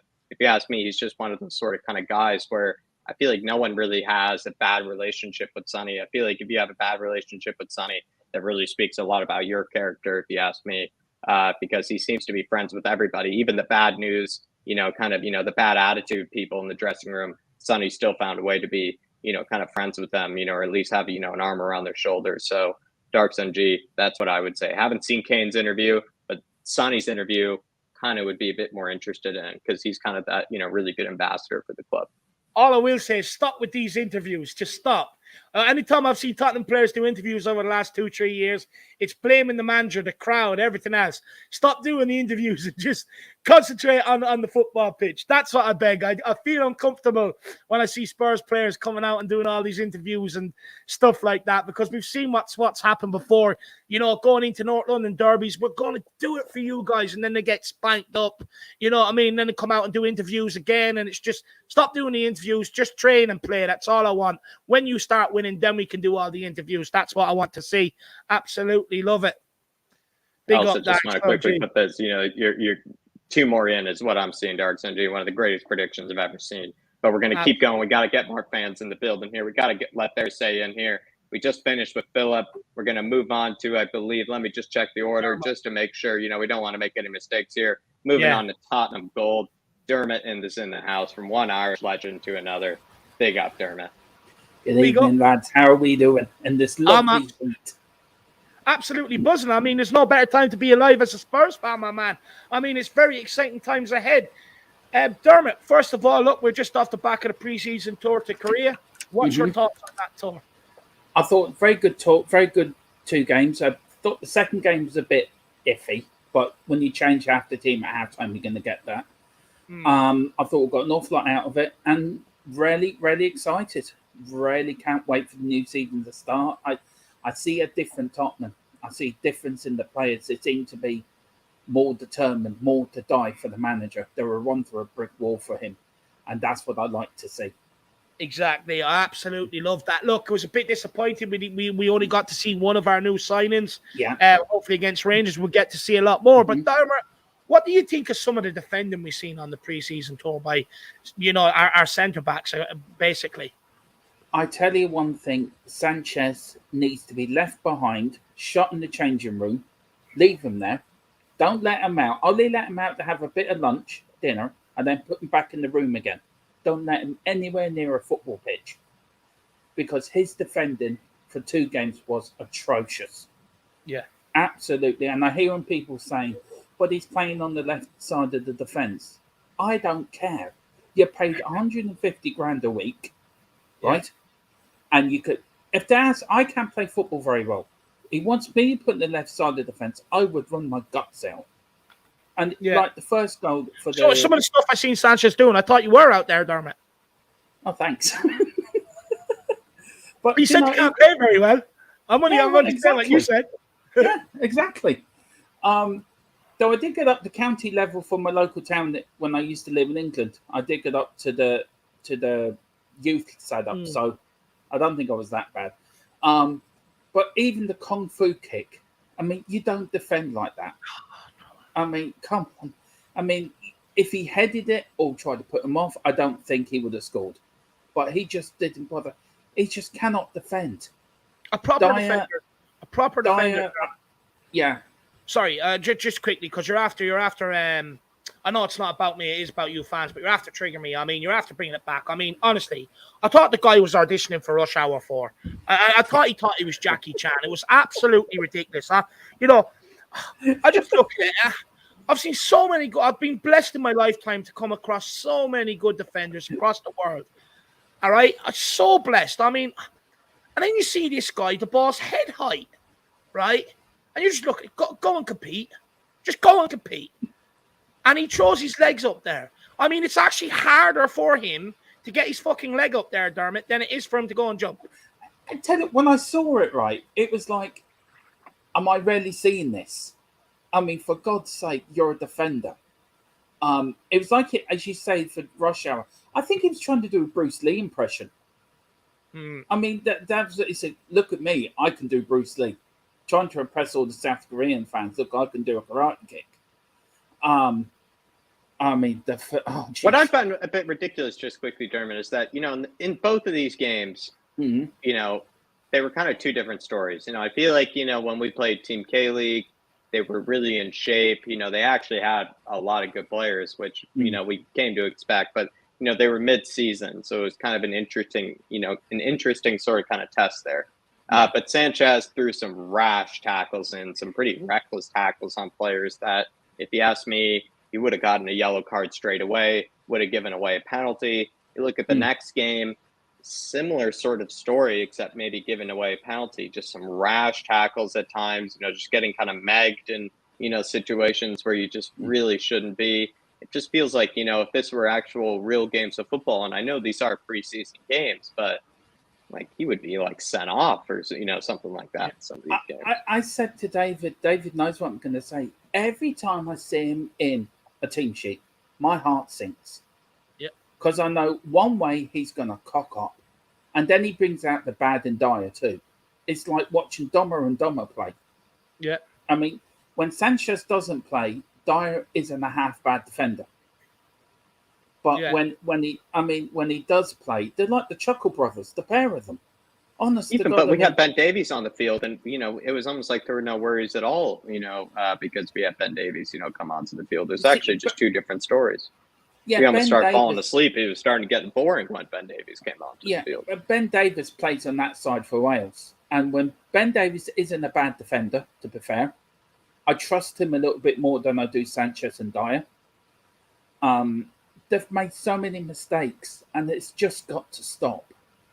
But you cannot. You're going into a season. If we're going in for a match for the league or an FA Cup semi-final, and you see Sanchez and Dyer together, you might as well just walk out the stadium and think we've lost this one, because you know 9 out of 10 they will make a mistake. And the problem is with these guys, and we've seen it, they can have 89 minutes of a good game. Then switch off because they think the game is done, and then they'll end up costing us, like Brighton Dyer did against Brighton. But this brings me on to my next point. Stevie Fraser's comments here says, I think we are missing Dyer's part in that goal. Dyer should have taken control, and it left Sanchez with too much to do. They both should have communicated. And this is my problem. Look, a lot of people tell me Dyer's a leader. He can speak multiple languages. Perfect. Absolutely perfect. Go and become... what them people call that? Do the speaking for people? Bilinguals. Translators. Yeah, go and become a translator. Yeah. Brilliant. There's a perfect job there, about 50, 60 grand a year. Go off and take it if you want to be bilingual. At the end of the day, on a football pitch, it's about organization. And Jack, me and you have done this. We've done tactical breakdowns after every single game. And we've analysed all the attacks that oppositions have had on us. Balls into the box. And there was a common theme there of Dyer and Davies marking each other. Emerson being left at the back post with 2-3 players, even Romero at times. And this is my point. A leader on the pitch will shout at people and will not allow what happened. Even Sanchez, he could have opened his mouth. He could have called Dyer across, and he could have went across again. But he didn't do it. And this is the point. There's no communication, but there's no leader out there. Dermot, is there a leader in that defense? Is there someone that, and the leader has to be playing centre back because he's controlling left and right, so he has to play centre back. Do we have one? And I don't want to hear about Dyer being multilingual. I could not give two fucks. I care what he does on a football pitch. I'm going to say something now. I hope Dyer and Sanchez never play for us again. I think Romero is. Well, look, I'm the one that did a poll about Sanchez about 2 minutes after the game finished, to be fair. So I'm not in backwards, and I've got a new attitude this season. I'm not going to be backwards and coming forwards in my views on players that let us down. You put Longley in there. You put Romero. Longley could be a leader. Romero. And then you put Davis on the left side. I think then you would have a balanced back three. But then, that's my opinion. You're having to remove Romero. You're having to move him in. And, you know, he's so good on the right. And that's why, for me, I think we have to go out and get a centre back. But look, we'll move on. We'll move on from that defence team. Jack, have you just any one questions? more thing, Dave, on the defence, if you don't mind. Yeah, work with. I would leave Romero on the right, put Longley in the middle, and put Davis on the left. I think you would have a balanced back three. Then you would have the new signing on the left wing back, and then you have Jed Spence on the right wing back. You would have a balanced back five. You know, with Romero, you know he's never going to let you down. He will put tackles in. Yeah. You know, Longley will come good. Longley is a good player. I know he hasn't had the best of times at Barcelona, but he is a good player. And you put Davis, who does a brilliant job on the left side for Wales anyway. So you've got your back three. Yes, we do need to upgrade, but Dyer and Sanchez, well, especially Sanchez, please never let him play for us again, because that man is just Jesus. He every time I see him on T-ships, I just think we're going to lose, because you know we're going to get a mistake out of him. Yeah, I'll be just before people just come absolutely raving. I'll be honest. If I see Sanchez at right side of center back, I wouldn't be surprised if I saw a mistake, but I wouldn't be surprised either if he actually put in a pretty decent performance. That being said, he doesn't really perform at any other spot well apart from right sided center back. When it comes to Eric Dyer, I think he does deserve a spot in the squad, and I'll be happy to see Eric Dyer, start, he's great as a team backup next season, Dermot. I think Dyer's great as a backup, Jack. I really do. I think he's great coming in if we need cover. But I'm sorry, too long they've let us down, the pair of them. I'm not putting up with it anymore. I'd agree with that. And look, even if I think Dyer deserves to fight for his place in that starting lineup. I don't think Sanchez does. I think Sanchez should have been gone a long time ago. I also don't think it should take Dyer 8 years to get going either. I probably would have sold it a long time ago. But you see people coming out and defending Dyer, but why are they so afraid to bring in competition for Eric Dyer? Is it because they know he'll end up falling his way out of the team? Probably. But I agree with Jack. I do think he definitely did. Not that he deserves his place in the team. No one deserves to place in the team unless you're Kane and Son. But he definitely deserves to fucking fight for his position for sure. To be fair, I think Dyer. I was a bit harsh on Dyer saying never played the club again. I didn't really mean it to come out like that or come over like that. I was more because it's okay, Dermot. It's okay. No, you're allowed to be pissed off at them, my man. It's okay. You don't have to retract it. I think Dyer, because he can speak Spanish and Italian, is probably more needed in the back three than Sanchez. So probably, but I was just, when Sanchez names, I'll just go off on one. So I apologize to everyone. I think when it comes to Sanchez, it's okay, Dermot. I just feel like, when it comes to Eric Dyer, he hasn't wronged us too much yet, but he's definitely on thin ice. I can tell when it comes to you and David. So don't need to cater to me, my man. Don't need to cater to me. Jack, any questions for Dermot on anything? I guess last one, maybe here, thoughts on Lucas Moura, right wing back. We got to see that for a brief period, Dermot. A lot of fans, like I said before, were asking for this last season, but they weren't, able to see it. And now they were able to see it in the preseason if they got to see those games. It was an interesting move by Conte, I must admit. He has have a habit of changing people's positions at the different players, Moses for one. I think he'd be a great... I think in the future, I think he'd be a good backup if we need him there. But we're buying Spence. I think we've got 3 right wing backs now, Spence, Emerson and Doherty. I think Doherty will be the one that has to move. And I think Spence and Emerson will I am warm to Emerson. I do think we will see the good side of them this season. But I just think it's great so as a backup. At least he knows. But Moura will do anything for the team anyway. He's a team player, and he will do what Conte asks of him. So I think he played well there. I think he done a job, and that's all you can ask for. That's all you can ask for. That's all you can ask for. And maybe it could be something to consider next season. Like you said, maybe if we do want to get rid of Doherty or Emerson, if Lucas Moura can play right wing back, really is no reason to keep around, a Doherty or an Emerson, whichever one, Conte, kind of sees, feel like he doesn't need anymore. It's a good point you make there. I think it'll be Doherty. I know Emerson's easier to move, but I just think Emerson's warming to me. I'm warm to him now. I don't think he's as bad as people thinks he is. I think he needed time to get used to the Premier League. He did come from a different league, a different country. So I think the Spanish league is a bit slower than the Premier League. So I think, and given time under Conte, I think he'd turn out to be a decent right wing back. But I think it's always handy to have a backup there just in case if you need him for an emergency, for a match or something there that he can slot into that position. Sure, definitely. Sure. Tell us about Tottenham Gold. Tell us about Tottenham Gold, Dermot. Tottenham Gold is we do a lot of the history side of Spurs. We're doing a lot of the current stuff as well at the moment. We've got shows coming out this week. We've got player profiles, and then on Sunday we're doing Mark's doing these Spurs down memory lane with Mark, and then we're doing a Gary Mabbott profile after because that's his favourite player. So look, we've hit 459 now. We're 41 away from 500. I would love to get there for the start of the season. And just please come over and hit the like button, subscribe button. You enjoy it, do some FIFA stuff as well. So yeah, it's all a bit of fun over there. Bit of madness sometimes, but we do love our club. And if I went a bit mad tonight ranting, I'm sorry. I do apologize. David wants. That's what we want. People love it. That's why I asked you them questions to get you stalked up, Dermot. This is what a good host does. They ask these questions that get people fired up. I learned that off Jacko, so I did. But guys, everybody, please do get over, check out Tottenham Gold. And I no doubt the guy loves the club. He does a lot of history stuff, always has done and always will do. So, guys, please get over there, smash that subscribe button, and let's see if we can get a good push to the 500. Big yourself up, Dermot. Really, you gave us a real good talk on that defence.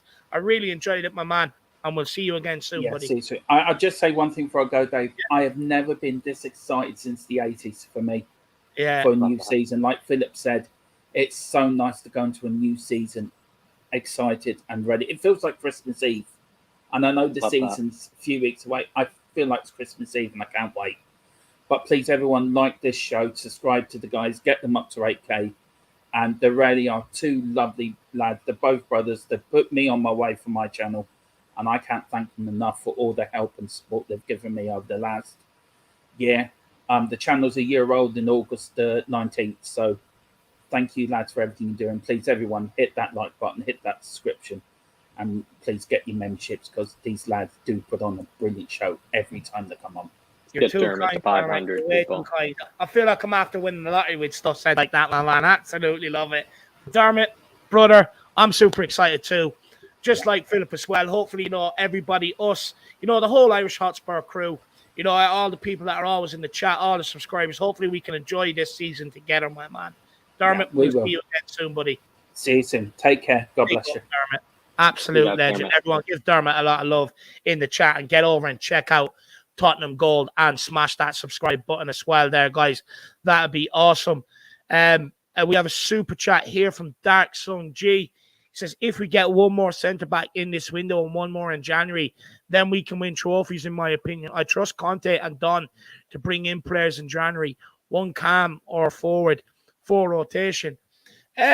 Look, for me, I'll be honest, Dark Sun G, I think what we have will get us by to a certain extent. Do I think it's good enough to go and win us a league in terms of the defence? No, I don't. I just seen too much last season. Yes, they played well towards the end of the season, but the middle of the season, they were absolutely atrocious. You know, there was a good spell there where we were atrocious. We were conceding goals.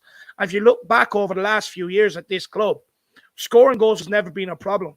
Even when it was only coming from Kane and Son, scoring goals was not our problem. Kane still put up incredible numbers. Son puts up incredible numbers. Scoring goals has never been an issue. Yes, you can take some of the low block teams toward the end of last season where we didn't do so well. But if you take it over the last 3-4 years, scoring goals has never been a problem. Keeping goals out has. And that's why I want us to improve this defense big time. Yeah, we can say, look, we want more in this area, we want more in that area. But defense has always been our biggest problem. We've got world-class players who can win us games on any day, but it's keeping out the goals when they don't do well. And we can't do that. We don't have defenders to bail out Kane and Son when they don't have the answers to unlock the doors. So for me, that's why I keep harping on about it. Centre-back, centre-back, centre-back. And one that's a leader, not one that's bilingual and people mistake it for being a leader. One that's actually a leader. Second of all, someone that's actually good on the football as well, but can also go and challenge in the air. I mean, Jack, what would you say, Dark Sunji? I think he's exactly right. I couldn't even put it much better myself, considering, how few characters he even put this in. Actually impressive, Dark Sunji. A center back, like David said, that, that's good in the air, that can challenge Eric Dyer in that regard. Because, if you ask me, probably Eric Dyer's worst ability is, I know we talk about, sometimes he switches off and, things like that. I think still Eric Dyer's worst ability is actually his aerial ability. He is actually a bit poor in most cases whenever challenging, for a header. And I think we do need someone that is just clear head and shoulders, quite a decent, aerial threat. And then on top of that, a creative midfielder, like you said, James Maddison, or another forward, maybe like a Memphis Depay, like you said. So I don't know, Dark Sunji, I couldn't put it better myself. If you bring in a James Maddison, a Memphis Depay, or maybe I don't know, let's say a Batty Chile and Ndika, I'd be pretty happy with the window. Or a Pau Torres, I think that'd be perfect. Absolutely perfect. And as for the January transfer window, look, I hope we do go again. I mean, we've seen the effect that Kulusevski and Bentancur had. So I do hope we can go again in January if the money's there, my man. Big up, Dark Sunji, brother. Really do appreciate the support. And I just want to take a couple of comments here from the chat. Big up, Chris. But it's a few people saying, do you remember when we didn't have any shots on goal not so long ago? I do. But if we're sitting there and analysing things properly, how many times has that happened to us over the last 3-4 years? You could probably count it on your one hand. How many times is how many times has this defense been a massive problem? I mean, I can go on and on and on and on. I really can. My point being is, yes, we had a problem against low block teams going forward. I'm not denying that. But you look at the numbers that our forward players racked up last season, even Kulusevski impressive since he got here from January. How much more can each of them realistically get? So therefore, after that, you look back at your back line. If these guys can't do it, and it's very seldom they don't break down a team, can your back line have the balls and the mentality to hold out and bail out your forward line for one game? And we've proven we can't. Time and time and time again since Pochettino has been here. Scoring goals when Pochettino was departing was not the problem. Keeping them out was. Under Jose Mourinho, scoring goals was not a problem. It was keeping them out. Under Nuno, again, couldn't keep out the goals. And for a large part of this season, we could not keep out the goals either. Scoring goals at Tottenham Hotspur, and this is what I need to get across. It's not a problem. It is not a problem. But the amount of clean sheets we keep is a massive problem. And I know we had the decent return last season, but it should have been a lot more. It should have been a lot more, and Conte would be looking for a lot more. So for me, that's why I keep harping on about the centre-back, because goals forever I've been supporting Tottenham have not been a problem, ever. Like, people, I get it. People come say to me, oh, we didn't have... That's probably 5 games over the last 3-4 years. But where we've conceded goals, go and count them up, and I guarantee it's a hell of a lot more than that. I can't stress it enough. Centre-back, centre-back, centre-back. Moving on to our man in Freiburg, we're going to bring on Rufus. Hopefully, he's got some things to say, maybe even on what Dave has just, kind of ranted about there. Yeah, I always got things to say. Always. Rufus, good to see you. How are things? Everything good? All is good? First off, big up to Phil and Dermot. Yeah. Top guys, as always. Yeah, no, 100%. Sorry, go on, Jack. And everybody out there, smash the likes. Come on. Let's actually, bit of balance out there, you know. Actually, there's only 185. It's nowhere near enough. Let's get that like button up, guys. Come on, let's get it up to 250. That's acceptable. Doesn't cost anything, does it? And sorry, Rufus, just quickly, I want to give Rob Wallace a shout out. Rob, are you the same guy that only done it last week? But he's after gifting out 5 Irish Hotspur memberships to people. Absolute top man. What an absolute legend. I don't think you are the same guy, but Rob Wallace, big yourself up, brother. Such a kind thing to do, especially with how expensive things are in the world with inflation and, everything else. Absolute gentleman. What a legend. He even gifted me a membership, Dave. Sorry, I was actually, I was looking at it this whole time just to make sure, thanks, Dave, for, keeping up on that. I've been looking at, the chat this whole time because unfortunately StreamYard doesn't get to give these, notifications, but these are huge ones. These are really, really generous ones. And, like David is saying, everybody, Rob Wallace giving away 5 memberships. I know Ribsy did this as well, at some stage. Absolutely insane. And Rob, really appreciate it. And in fact, he gave me one, Dave, which is just insane. I'm in the chat just monitoring, everything's all good, everything's, okay in the chat on my own phone. He's even given me one. Absolute legend. Big up, Rob. Absolute legend. Top man. Deserves every bit of credit. Everybody in the chat say Rob is the man. Hashtag Rob is the man. But Rufus, I mean, look, you've heard us already speak about a number of things with the previous guest. What sort of direction do you want to take this in? What do you want to talk about, lad? I don't know. I've not met you for a while, Mr. Harris, so you take me off in the direction. Right. Well, we've done a lot of in-depth thing on preseason, so I might come back to you on that if that's okay. And I think we'll start with maybe a bit of the current news that's going on. Tanganga, or actually we'll start with Memphis Depay. Would you like to see Memphis Depay come in here to Tottenham Hotspur, Rufus? I'm not fussed, to be honest. Yeah. I can see a job that he can do, but I'm not really fussed. Yeah, you wouldn't be mad if we didn't get him. I wouldn't be pissed when we start the season and we don't have Memphis Depay. Sorry, but it's Maddison would probably be a much better player if we're looking to spend a bit of money, Yeah, 100%. And do you think Maddison would be the right guy to come in that sort of? Because we're looking for a cam. Every fan wants one. Do you think he's the right sort of guy? And look, he's going to command a fee. So with the fee he's going to command, do you think he's the right guy? I've been thinking about this one when I was listening to the other guests, and it's a difficult one, because we don't really need a cam if we play typical Conte. Everything's coming over the wings, and then we're talking about Moura dropping back on the to right wing back. That might really work against low block teams and stuff like that, where we're having trouble breaking through, just to have a bit of Moura's dribbling skills. If we're feeling confident at the back in a game, we can't break down the team, then maybe Moura is the answer as a right wing back. But I go back to what you were saying. We really need a centre back. Yeah.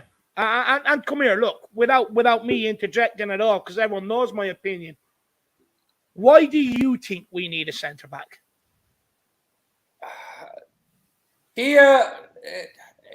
Every year he proves us wrong, and really honestly, at the beginning of every season, everybody wants him gone, and then he does a job for us, and we sort of like sympathise for him and bring him into the fold, but really.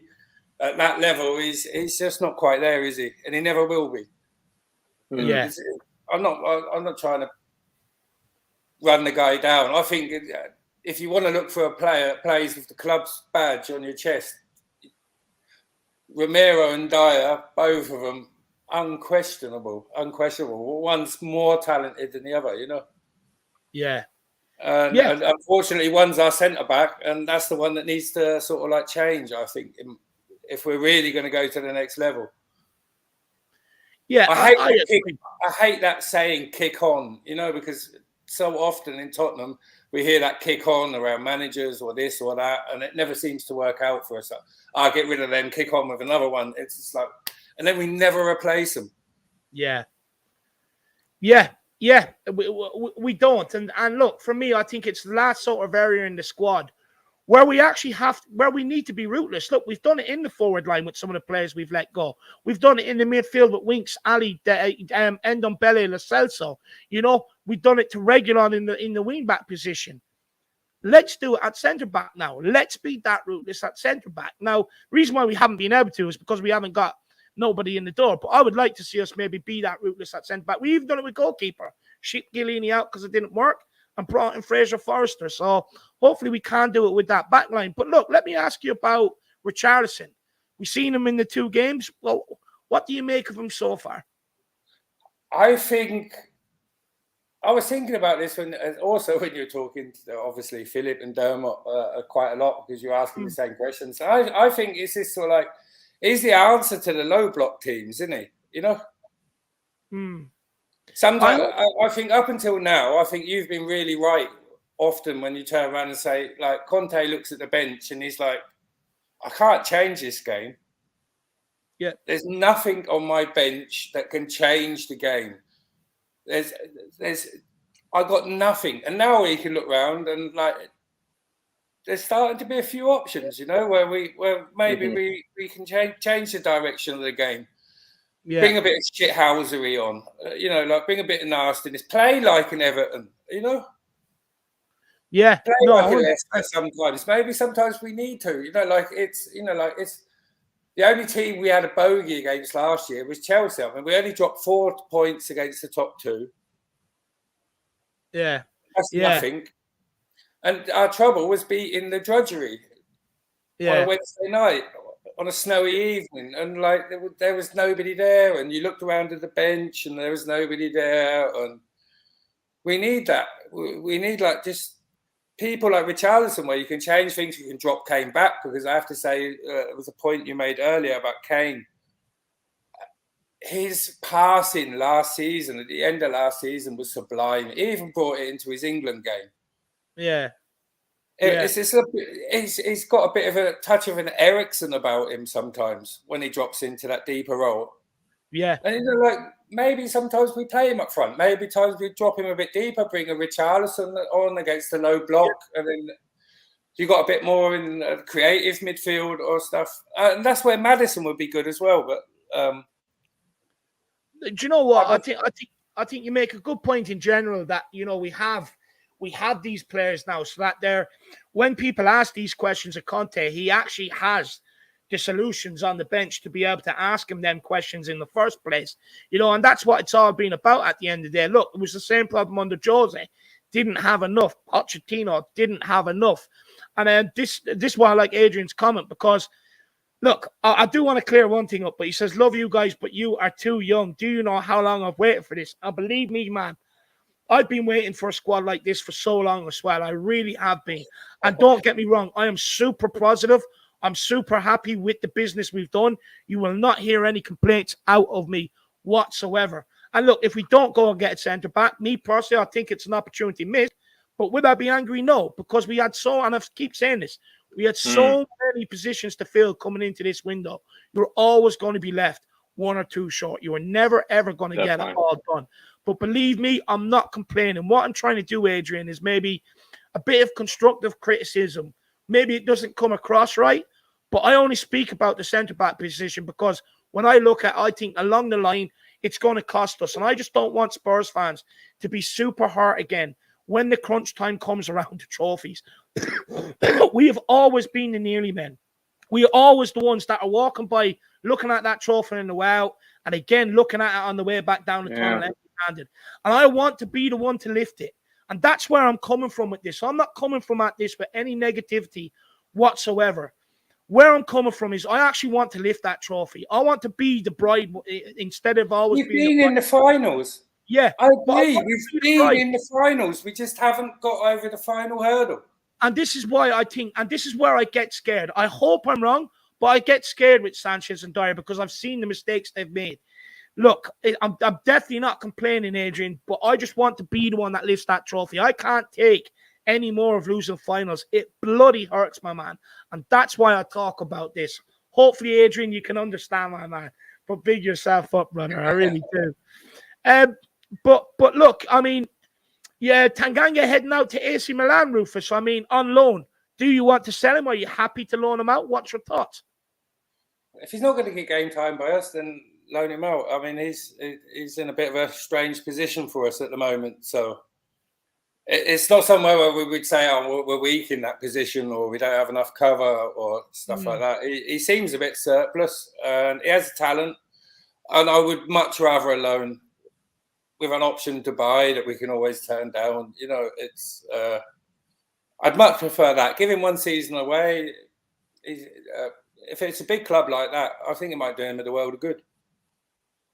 Yeah, no, 100%, 100%. I really do think it will do him the world of good, and I hope it does. I think, look, with the player, there's definitely a player in there. Look how he's played against City and Liverpool, you know, and I think there's definitely a player in there. So we'll have to wait and see what happens with that. We will have to wait and see what happens. But as well, what else have we not asked you, actually, Jack? I think this is a good last question to end on, you know, for Rufus here. You know, Rufus, you know, maybe summarize, you know, if you heard what David has ranted about or what I have, you know, maybe said or summarized, you know, with, you know, the preseason, you know, if you were to give kind of like your winners and losers, you know, right, from this most recent, you know, kind of Korea trip, you know, who are the players that maybe impressed you? Who are the players that you've heard good things about? Who are the players that you've heard bad things about? To, you know, kind of summarize, you know, for you, like, are you excited about Brian Hill? Did Brian Hill maybe disappoint you? Maybe, for example, did Papa Matasar, you know, kind of impress you? Did he disappoint you? You know, did Harry Kane, you know, show his best stuff? You know, like, who are your winners and losers? Sanchez was the big loser. Good example of a loser there. Yeah, for the preseason. Højbjerg was a bit disappointing. Sorry, Ellie. Højbjerg a bit of a loser too. Yeah, for the preseason. Yeah, I mean, he had a really disappointing preseason. Sorry, Ellie. I don't know what you think about him. But I agree. Hey, I'm just being honest. That's a Kane and Son just look completely up for it already. Yeah, levels already above them, above anybody else. Yeah. I didn't pay for the Tottenham TV at the moment. I've got a few things going out at the moment, so I didn't. I can't remember what the name of the channel Seems is. like, well, you've made good predictions though with Højbjerg. Like, I think that was a good one. You know, like I watched the highlights and I watched the extended highlights on YouTube the next day and for breakfast, and you know, like I probably didn't get the same overview as you guys, but like. Sanchez looked quite disappointing. No, but what I mean to say is the Højbjerg one, you know, even if you only saw the highlights, I really liked that one, to be fair, because, you know, he didn't cover himself in glory, I would say, over the preseason. You know, he looked solid after the first game, but in the Sevilla game, he hurt himself. You know, he hurt his, you know, kind of a, you know, we know Højbjerg, you know, we know he'll, you know, be fine in the Premier League, but he didn't cover himself in glory in that preseason. And I think that was a good take there. When it comes to Papa Matasar, maybe last question here, you know, Papa Matasar, Brian Hill, any of those guys you see maybe impressing Conte, you know, if you knew anything so far with what they've done? I think they obviously with the training, I'm with Parrott as well. They seem to be the three that were leading the training and leading this super run from the Marine, he likes to be called. You know, like they seem to be the three that got through it the easiest. Right. They seem to like running and stuff like that. It's a difficult one. I'll probably see Hill going back out on loan again, but I'd like to see him go to an English club. He's too comfortable in Spain. And there's no point sending him back to Spain. I think the same thing goes for Papa Matasar. I do agree with you there, and that's a good point. If he stays, of the three that really impressed me from the younger guys and stuff like that, I know we didn't see a lot of him sort of like on the pitch or the stuff, but the attitude and the way he's bulked up, I was quite impressed by Parrott. Yeah. Yeah, I think maybe it might. Good physical shape. Just a bit nervous. He might not go on loan. I've got a feeling he might feature this season, if not just for the first 6 months. Yeah, look, we'll wait and see. With Troy Parrott's a tricky one. You don't want to keep him and hamper his development, but you would also like to maybe keep him around as another option and see what he's got to offer. Very, very tricky one on Troy Parrott, Rufus. Very, very tricky, my man. He seems to have been working hard. He seems to have bulked up. He seems to have a really good attitude the last 6 months. Something seems to have changed in him, you know? Something's clicked. Yeah, he has. It has. And look, he's actually kind of admitted that himself. He done an interview on away with the Republic of Ireland, and he kind of alluded to that, where he's like, look, something has clicked with me and stuff like that. So long may it continue, because this is a guy people have very high hopes for. The reason why keep him 6 months and then maybe in January loan him out if we come back from the World Cup with not enough enough strikers. Yeah, I think that could be the really important factor. Is the World Cup this winter? No, look, it's definitely going to play its part for sure, my man, for sure. Well, at least send him out on loans with an option to bring him back in January, because that could be really big. Yeah. Look, we'll wait and see what happens. It'd be interesting to see what happens with the likes of Sarr, White, Parrott over the next, Gale as well over the next week. So it's definitely one we'll be keeping an eye on, my man. But look, I'm definitely on your side, mate. We've got money, and it's centre back. Yeah. It's centre back. It's defence. From now on, it's defence.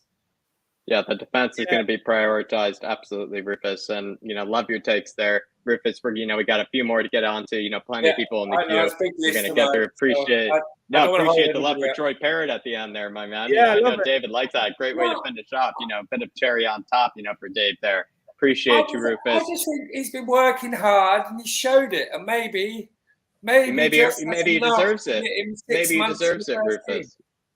Absolutely. Maybe he deserves it. Maybe he redeemed it. Stevie B's gone, and Richarlison and Parrott as a backup.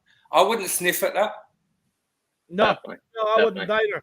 But good luck to the rest of the guests tonight. See you Friday. One more thing to say. Come on, you Spurs. Come on, you Spurs. Big up, Rufus. Good to knock, Rufus. Big up, Rufus. We'll see you again soon, brother. Everybody give Rufus a lot of love in the comments. Always comes out with a big smile on his face, and you gotta love that. Big up Adrian Parker, all the way from Japan. Big up, my man. That's absolutely crazy. What an absolute legend. He says he loves the work. Big up Adrian. I just want to take this from Neil. He says you can buy the best players in the world, but if they're not playing as a team, it doesn't matter. 100% true, my man. He says, I think it's premature to worry about the back. They have to play in a system, and all are learning. But this is my point. How long does it take them to learn? They could. Dyer and Sanchez could not get into the system under Pochettino. How long were they there? 4 or 5 years under that system? Jose Mourinho got in, but just couldn't defend properly. Conte, they've already had a good spell under Conte. Look, Dyer has stepped didn't take any time. Sanchez hasn't. Romero has. Again, a great point, Jack. Romero hasn't had that time, but he comes in and slots in. What I would say to you is world-class defenders will come in and slot into any system because the principle defending is always the same. It does not change. It's keep that ball out of the back of the net.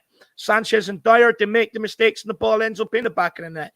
And look, like I said, I've seen it time and time again over the last few years. And look, it may be a bit premature, but what am I supposed to do? Wait until it actually costs us and then pretend I stumbled across something, mind-blowing? No, I'm going to call it now as I see it.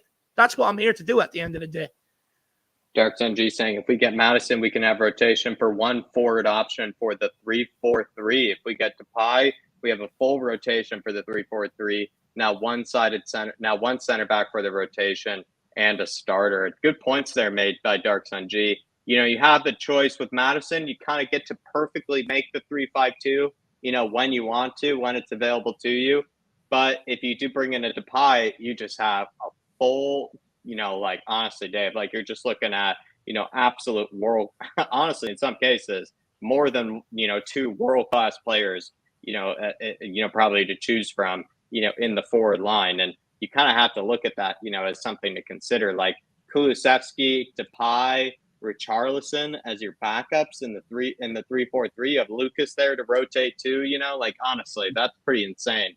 James Madison, though, does help you with the 3-5-2. So it's a good point there made by Dark Sun G. It's just whatever Spurs kind of, go with. But as been said, probably more than once on this, stream so far, the center back is the most, needed position. But maybe with, James Madison, Depay, all these other players, it could be that situation where, these are the players that are sort of, available and, you can get right now And so I know the center back is needed, but perhaps, like I said, with the fishes, Dave, they're not biting right now, the center back fishes. No, they're not. They're not. And look, I can understand if you don't get one in. I do hope that it means we're waiting for one of our long-term targets. But look, we'll wait and see. We'll wait and see. It's just I have fears if we do get there, one of them could be the reason why we don't win something. And I just don't want that. I can't take not lifting trophies anymore. Look, when it comes, I'll ask people out there, just simply put yes or no in the comments. Would you rather spend that money on a centre-back then bring in Madison and Depay? Or would you rather bring in Madison and Depay and go into the season with what we've got in centre-back? Look, I do agree with that. So, Madison, I think, he's not a bad player. He's done it in the Premier League, scores goals, assists goals, takes free kicks. And look, again, it gives us options. It means we can switch to three in midfield if we want to play even, a 5-3-2 or whatever. It gives us options, Dark Son G, my man. Big yourself up, brother.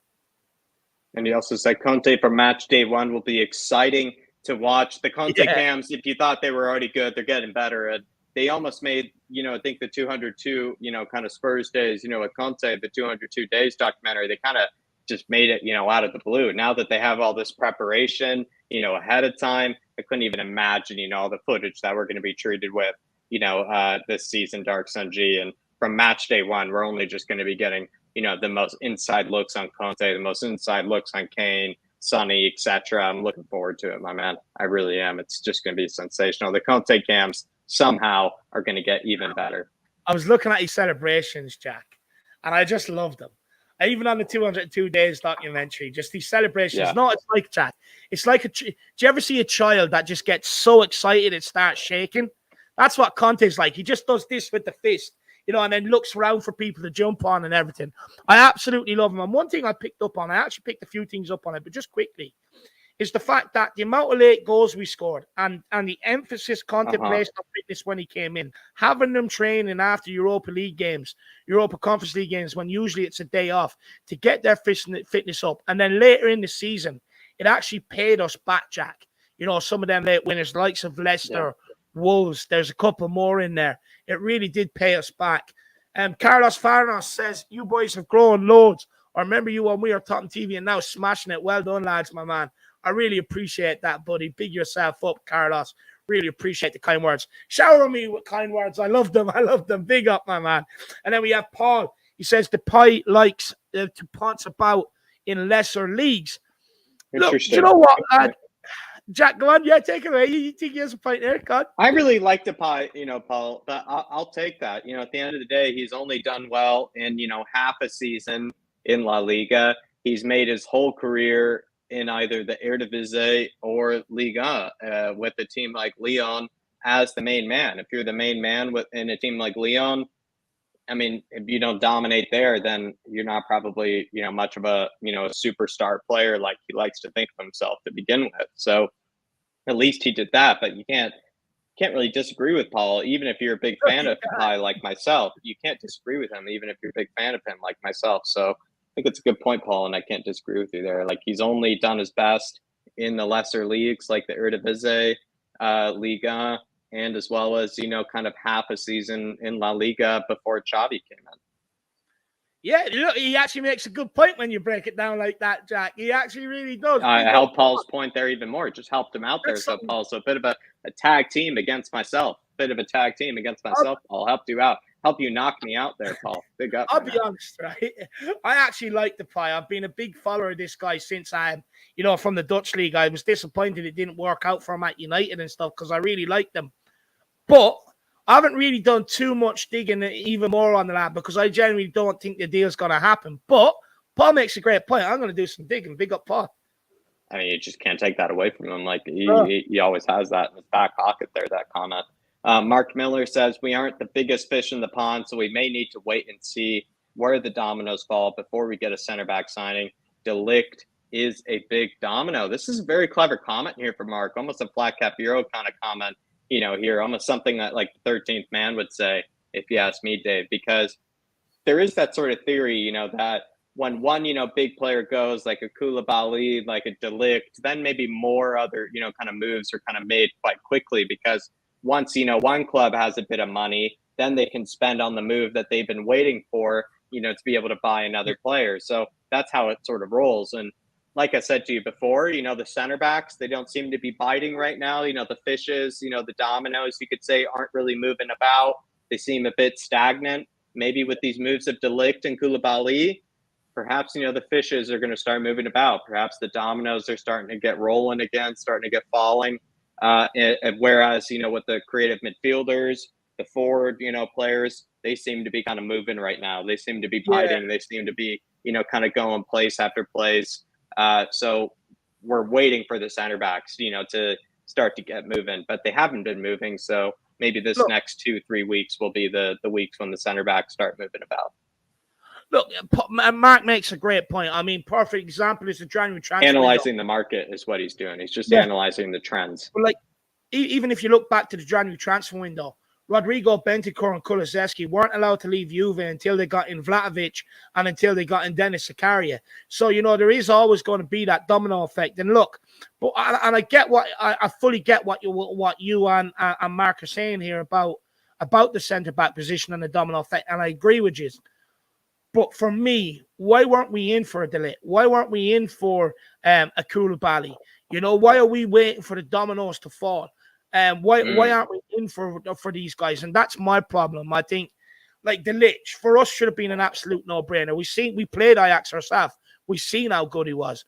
If he was available, it should have been a no-brainer, and we should have gone in to try and get the guy.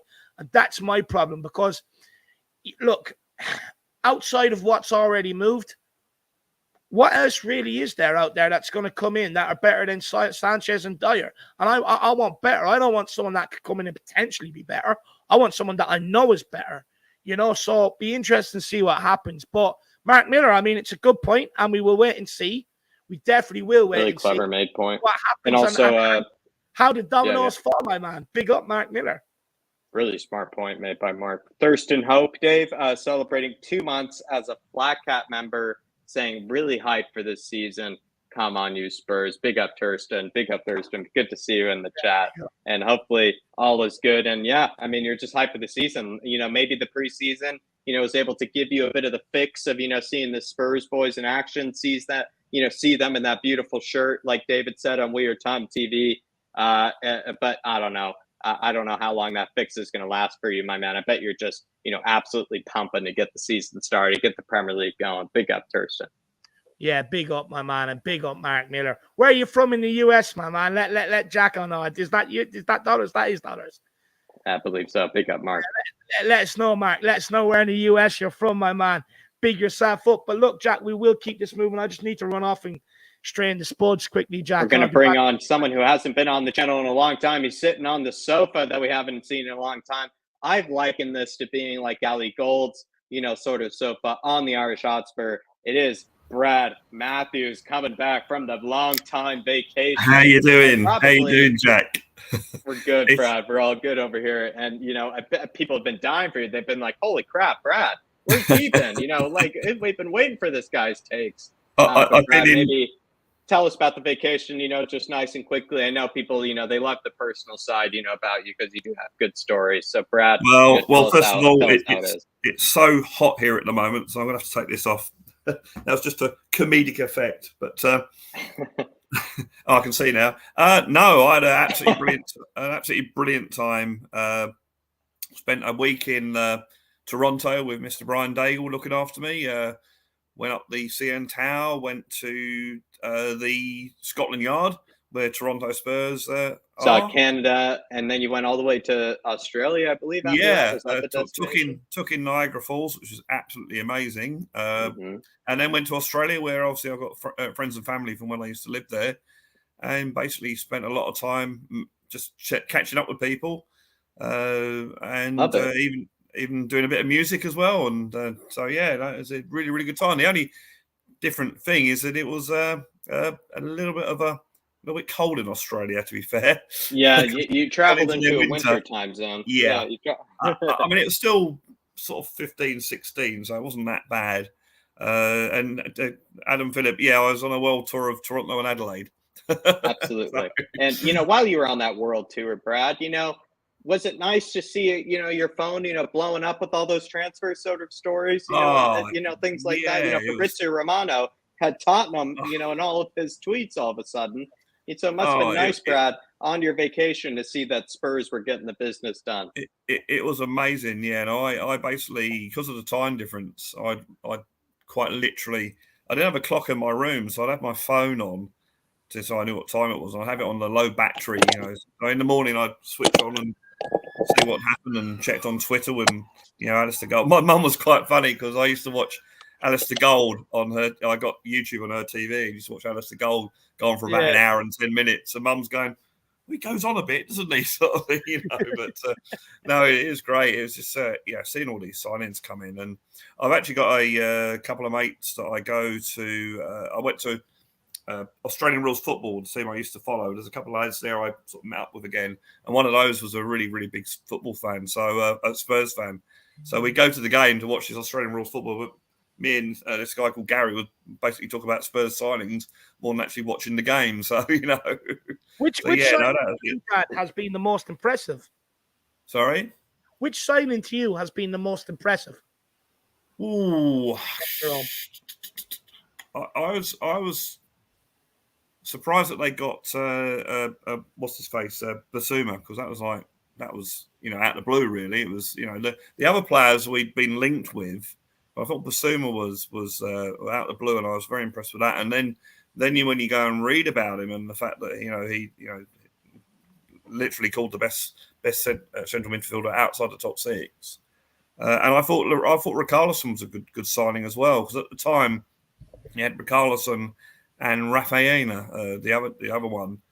Richarlison is perfect because he fits across that front three. He can play us anywhere, and the backup striker saga is over. Brad. Well, yeah, I mean, we've got to get this. It's over. Yeah, we've got to get this. We've got to get this backup thing out of our vocabulary now. It's all about the squad. Yeah. We've now got a squad, and you can, obviously. You've got Son, Kane, and Kulusevski from last season, but you've got people like Richarlison who can play there. You've got Lucas Moura who can play anywhere at the moment. And yeah, it's a squad. And when you think back to last season, when we were playing teams like Moura or whatever in the Conference League, and we're playing with this team with, I think, we should win this, and we didn't. And then you look at the players that we had in that, and think, well, actually, no, those players we've got rid of now. Now you can pick a second string Tottenham team and it still looks pretty reasonable, I think. But I think that Brad, I don't want to interrupt you here, but I have a bit of breaking news because it is coming from Fabrizio Romano. He has just gave out a tweet about 11 minutes ago saying Tottenham director Fabio Paratici is in Milano.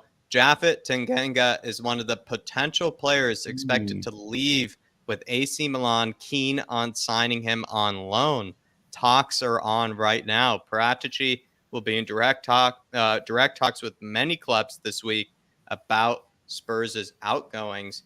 Tanganga to Milan, it's pretty glamorous. The move that, Danny Rose always wanted, and Tanganga's now gotten it. How do you feel about that, Brad? I think if it's a loan,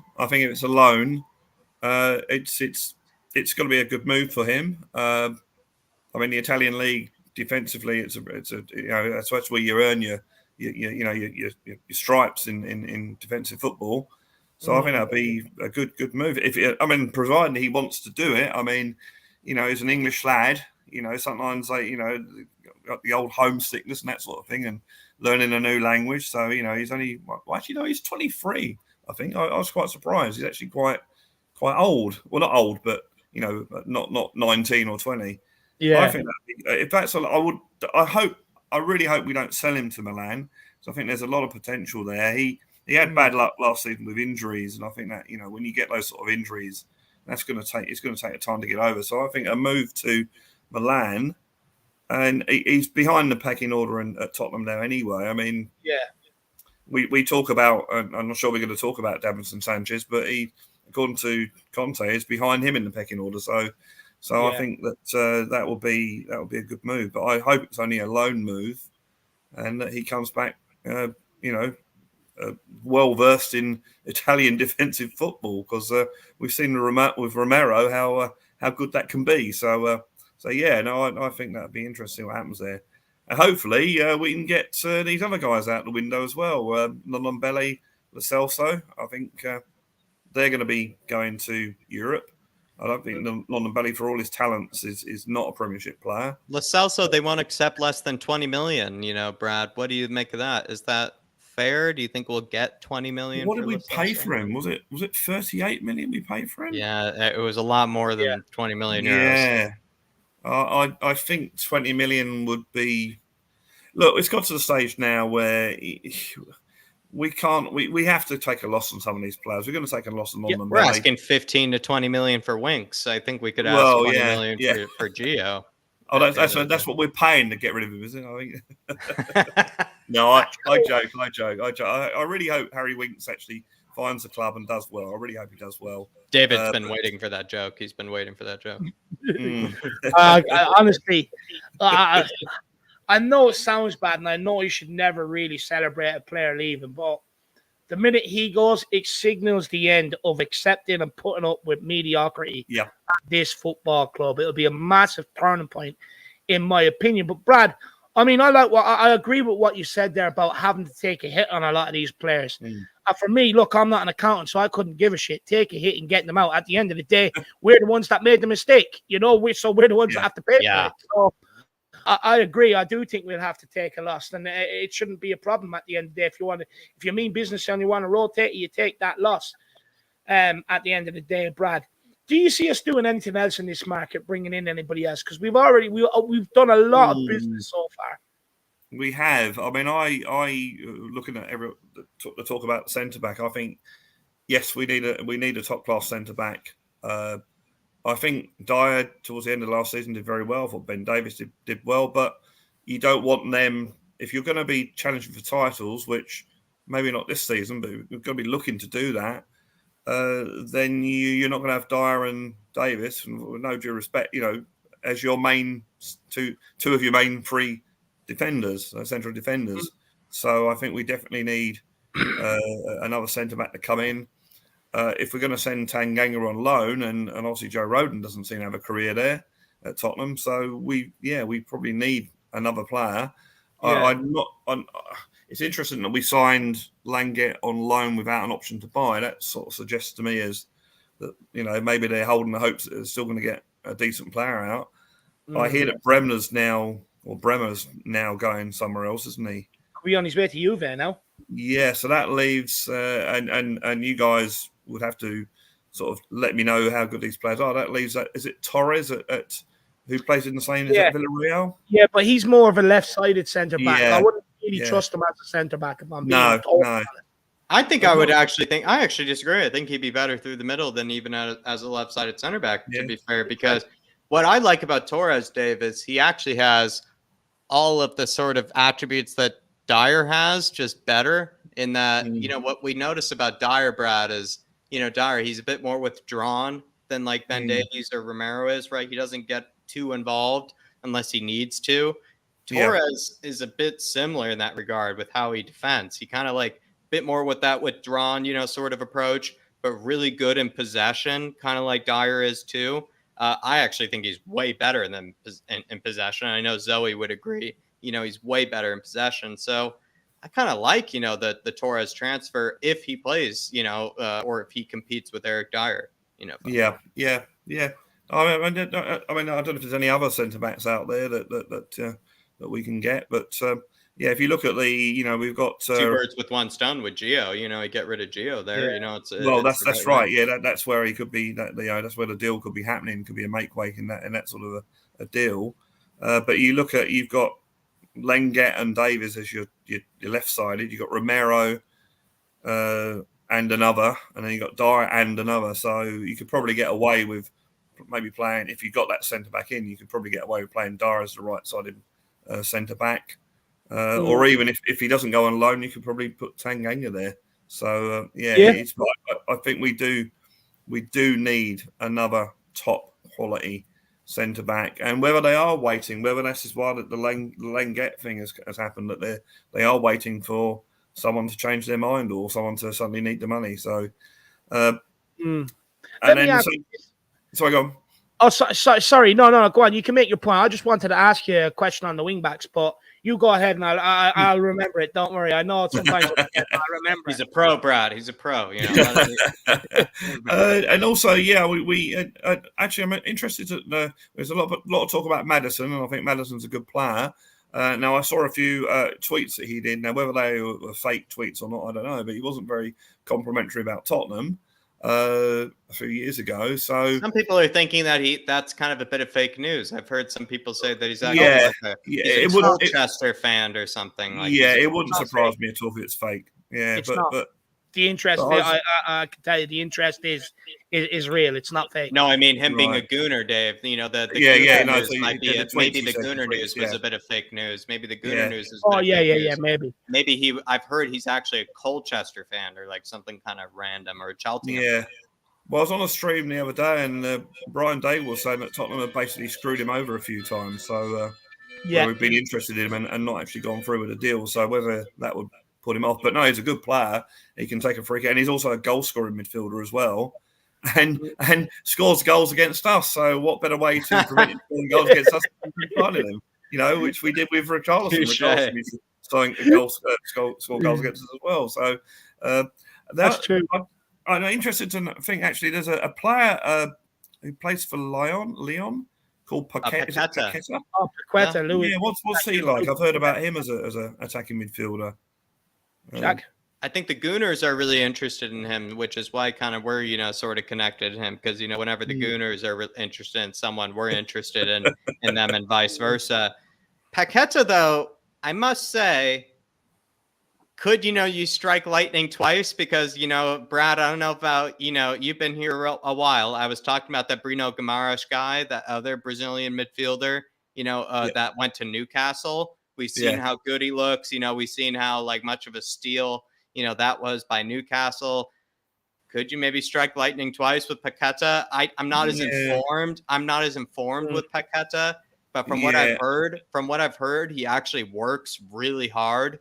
He's actually a harder working creative midfielder than a Maddison would be. He's maybe not as good at, kind of some of the spectaculars, but he's a really good dribbler, picks apart defenses. Has had a really good season, coming off of a really good season Maddison is. The thing I read about him, the stats, albeit the French league, he had quite a few goals and assists. So, and that's what you need from your attacking midfield. You need, which we had with Ericsson, didn't we? Ericsson used to score goals. So, I'm surprised that we didn't go for Ericsson, but there must be something there that we're not aware of that they chose not to go with him. Do you know what? I genuinely, when I look at the Ericsson one, Brad, and when you look at what they were saying at the time when it came out, it was well, Tottenham made contact a few weeks ago, but haven't followed up since. Well, for me, it was all a smokescreen to keep Basuma on the quiet. That's why nobody knew about Basuma, because everyone thought our focus was Ericsson. And we've done that a number of times this window. There's someone else we've done it with. I'm trying to think who, but there is someone else we've done it with. It'll come back to me anyway. I just want to take this comment from Jerome, and then I want to get on and ask you about the wing backs, Brad. Jerome, my man, he says, I'm good. I'm good, boys. Always happy to listen to your podcast. I will be in France in August. Jerome, whereabouts? My old lad used to bring us there every year. We didn't have the money to go to hotels because size of our family, but he used to bring us on these camping holidays to these sites, and they had the swimming pools and football pitches and everything. Absolutely brilliant. So whereabouts in France are you going? We used to do the north of France, but the part I want to do is if I have to check if I can find tickets to get to one of our games. What I will say, Jerome, is we have a very good community here, and a lot of times we can try and help get people the tickets. So if you let us know what sort of game it is, we'll do our very best to try and get you a ticket so you can get to it. And I would really appreciate if everyone could really help, because this guy will be traveling from Australia. So it's not every day of the week that he's over in Europe. So while he's here, it would be nice to try and help get the guy to a game. So if we can, guys, let's see if we can organize Jerome that in ticket. The description, Jerome. Just get our numbers, Jerome. You'll get our numbers. You'll get our email. and then we'll work from there, Jerome. So, just get our email in the description, my man. We'll work from there. Big up, Jerome. Big up, Jerome. So everybody, let's see if we can pull together and get Jerome to a Tottenham game. Big up, my man. But sorry, Brad, what I wanted to ask you, brother, was about our wing back. So look, coming into the transfer window, bar, like most people's concentration was the wing back positions. Now we've brought in Perisic and Jed Spence. We're keeping Session, getting rid of Reguilon. Lucas Moura is now playing right wing back. So one of Emerson or Doherty could be gone. Do you think we've done enough in both positions, left wing back and right wing back, going into this new season? Are you happy with the business we've done there? I think, as I said to you guys the other day, I think if you look at the wing backs, I would like to think or hope that Spence and Sessegnon will become the Walker and Rose of the Conte era, and if that happens, then we've done very well with wing backs. I think Perisic is a good signing. I think he can play in that wing back. He can also play in other positions. Obviously, Doherty, if he continues his form he had before his injury, that'll be good. And then the other thing is you don't know what other wing backs we might have been looking at that didn't come off. So yeah, I think they seem to have kept on with this Spence deal.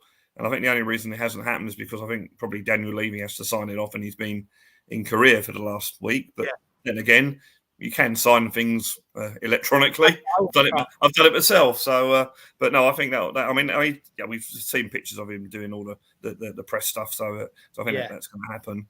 100%. Yeah, I mean, if I did notice with Sessegnon, not so much in the second match, but in the first match, he was actually running with pace, which I don't remember him doing a lot last season, probably because of his hamstring problems that he'd had. But, so if you can get that, and from all accounts, Spence is quick as well.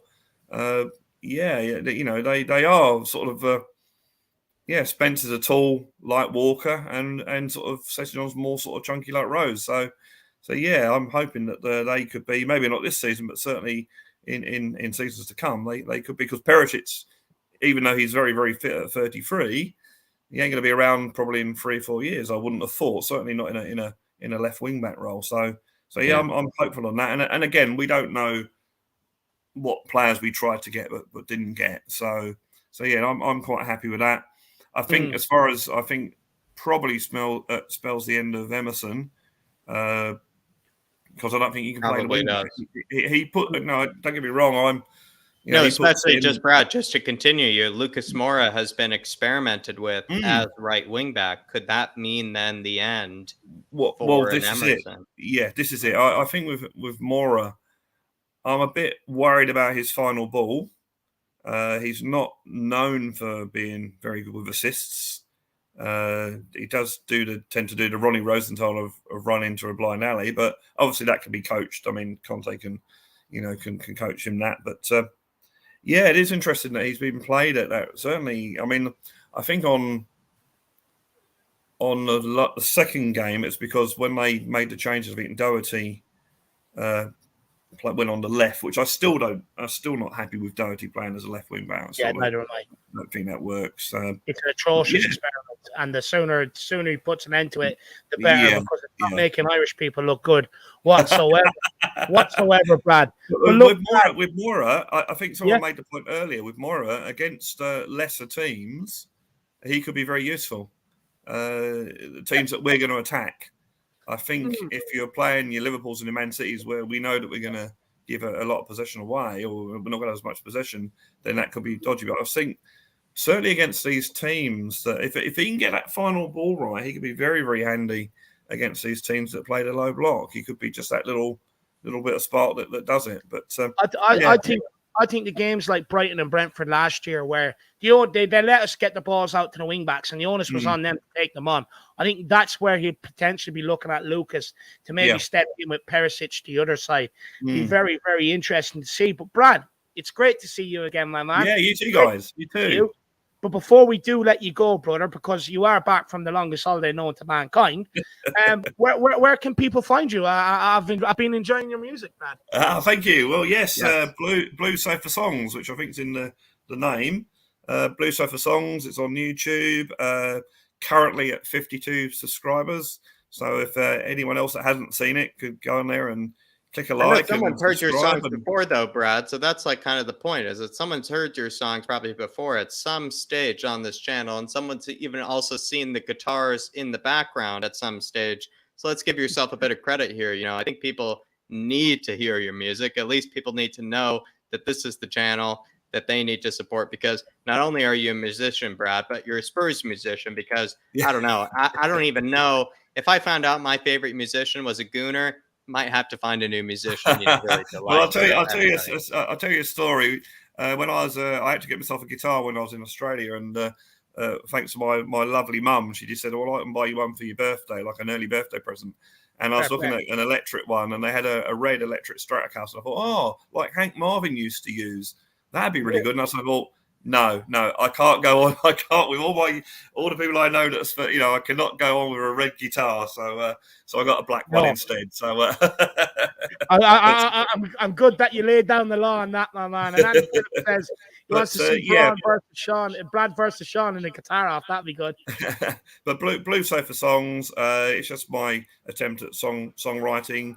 Hopefully people will have a look and like as I say, like the actual song rather than my singing or guitar playing ability.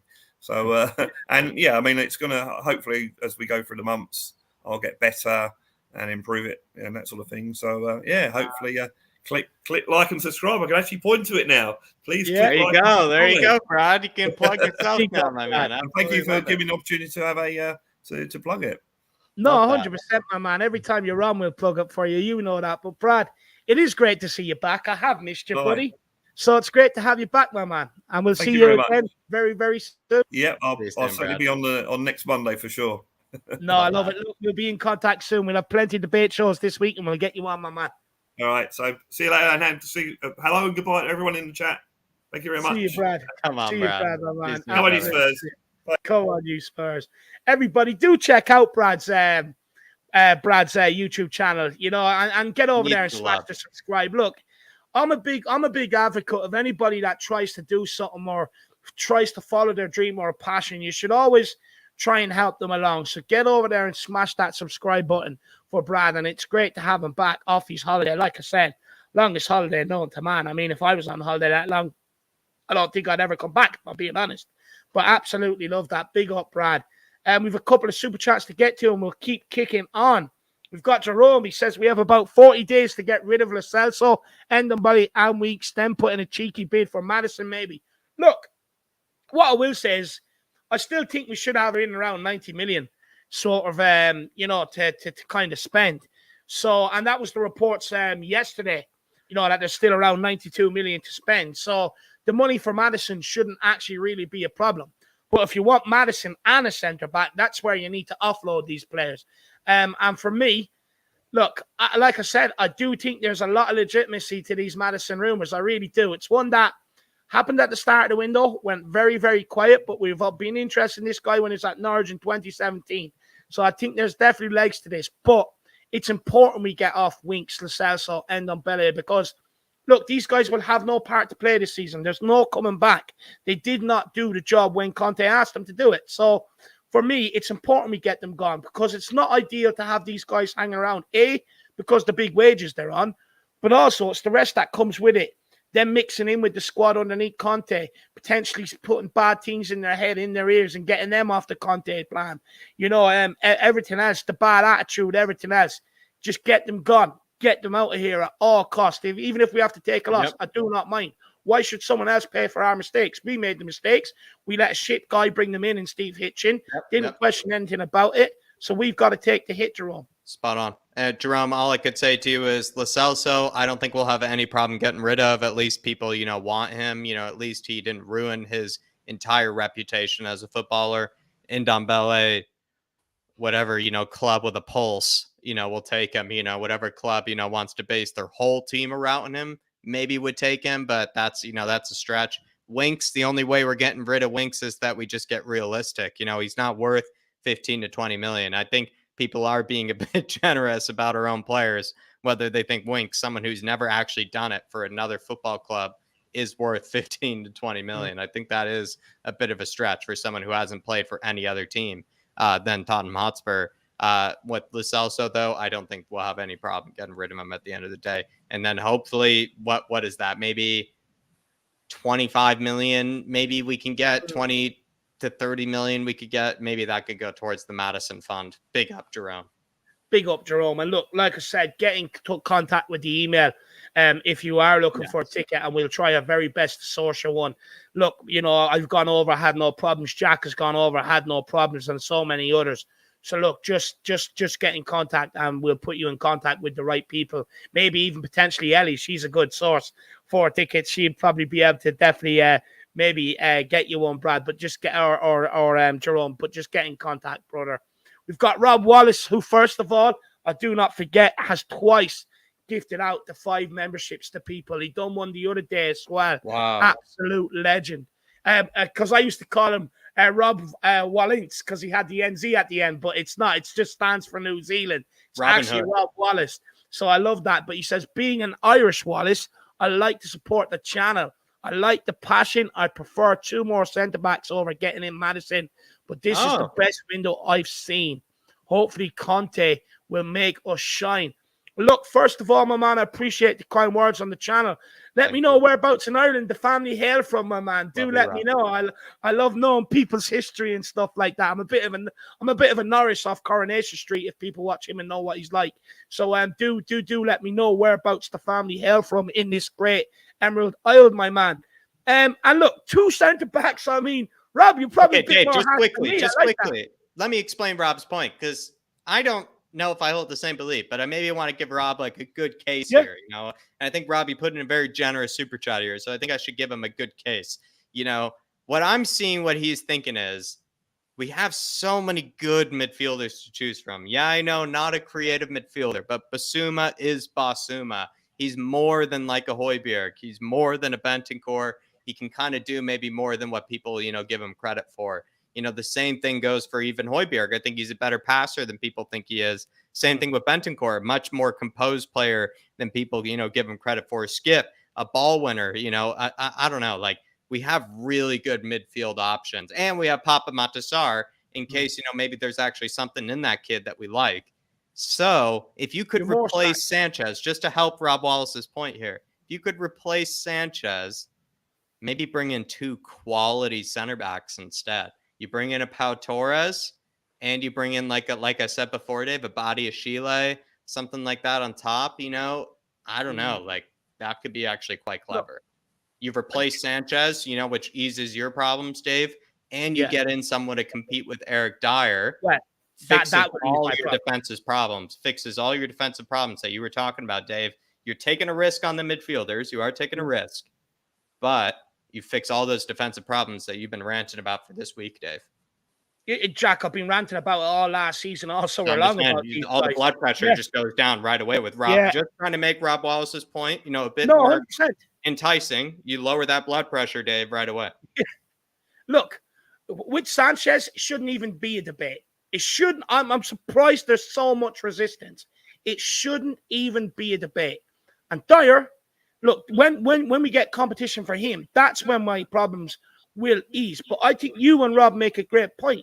And Rob's looking at it from the same point as you, Jack. Like, we have enough midfielders. Yes, we don't have that cam, but there's other ways around it. Are we stocked in defense? Yes, but with a lot of mediocrity that, in my opinion, shouldn't be at the club. Look, Eric Dyer's had a good season last season. I'm prepared to give him this season to see what he can do.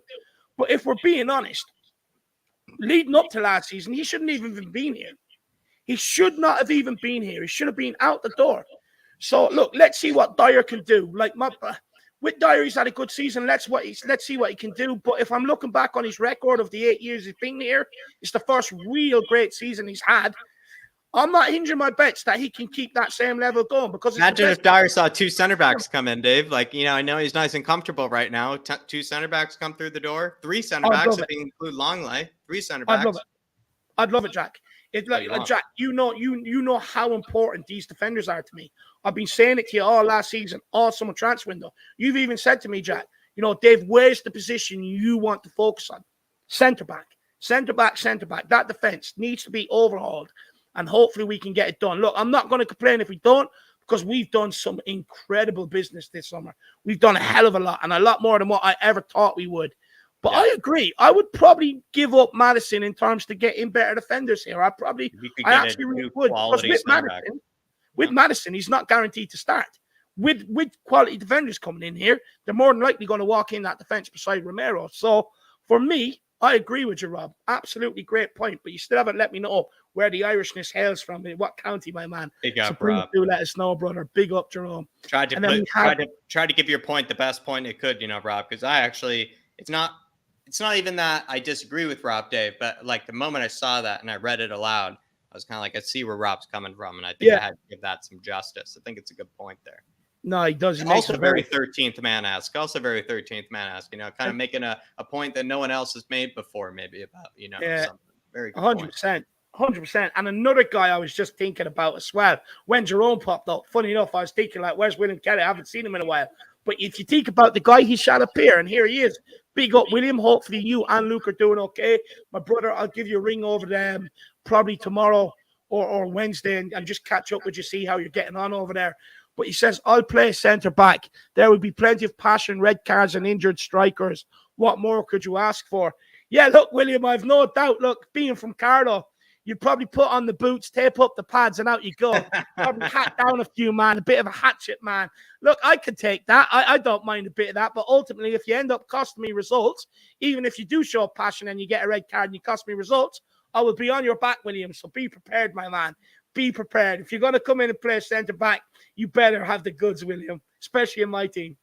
Yeah, I was going to say, William, I don't know if you'd want to be a center back under Dave's team because, you're just going to be getting, the towel, after every single game. Even if you make one mistake, William, Dave will be all over you for it. You've seen, these watch alongs. You've seen how David has been treating the center backs over preseason.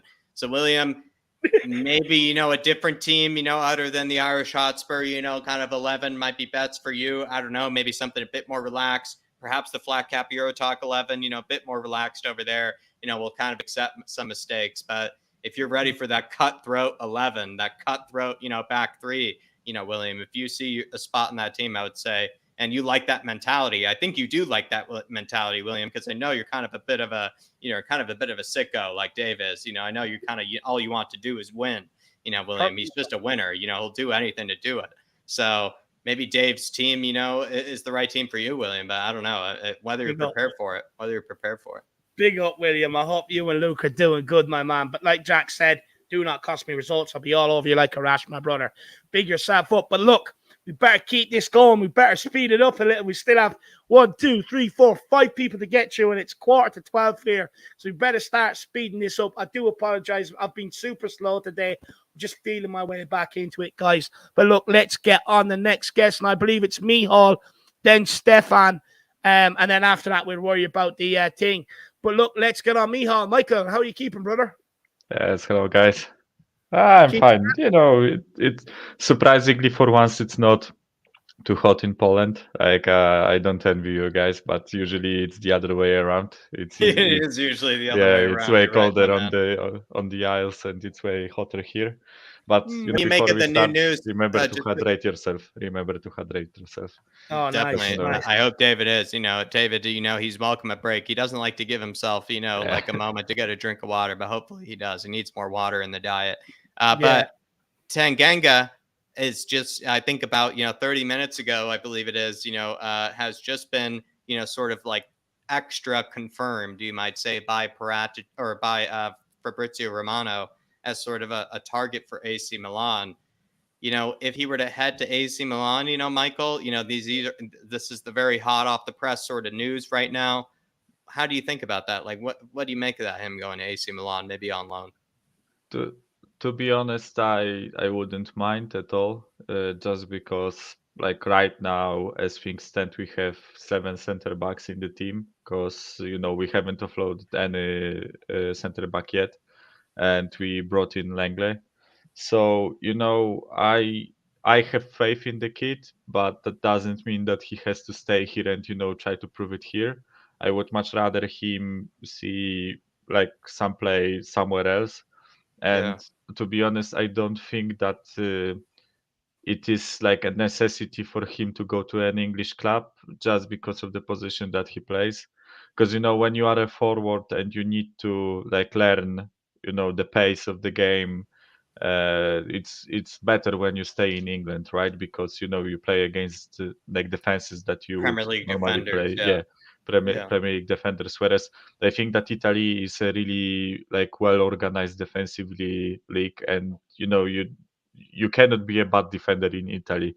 Like I know that the He has stereotypes. a lot of Premier League experience, I think, Tanganga. I Yes, know yes. like people think like, oh, what if you sent him to Forest? I feel like I don't know I what else do. he really learns at Forest. I don't know Yeah, I don't what think more he he needs learns. that.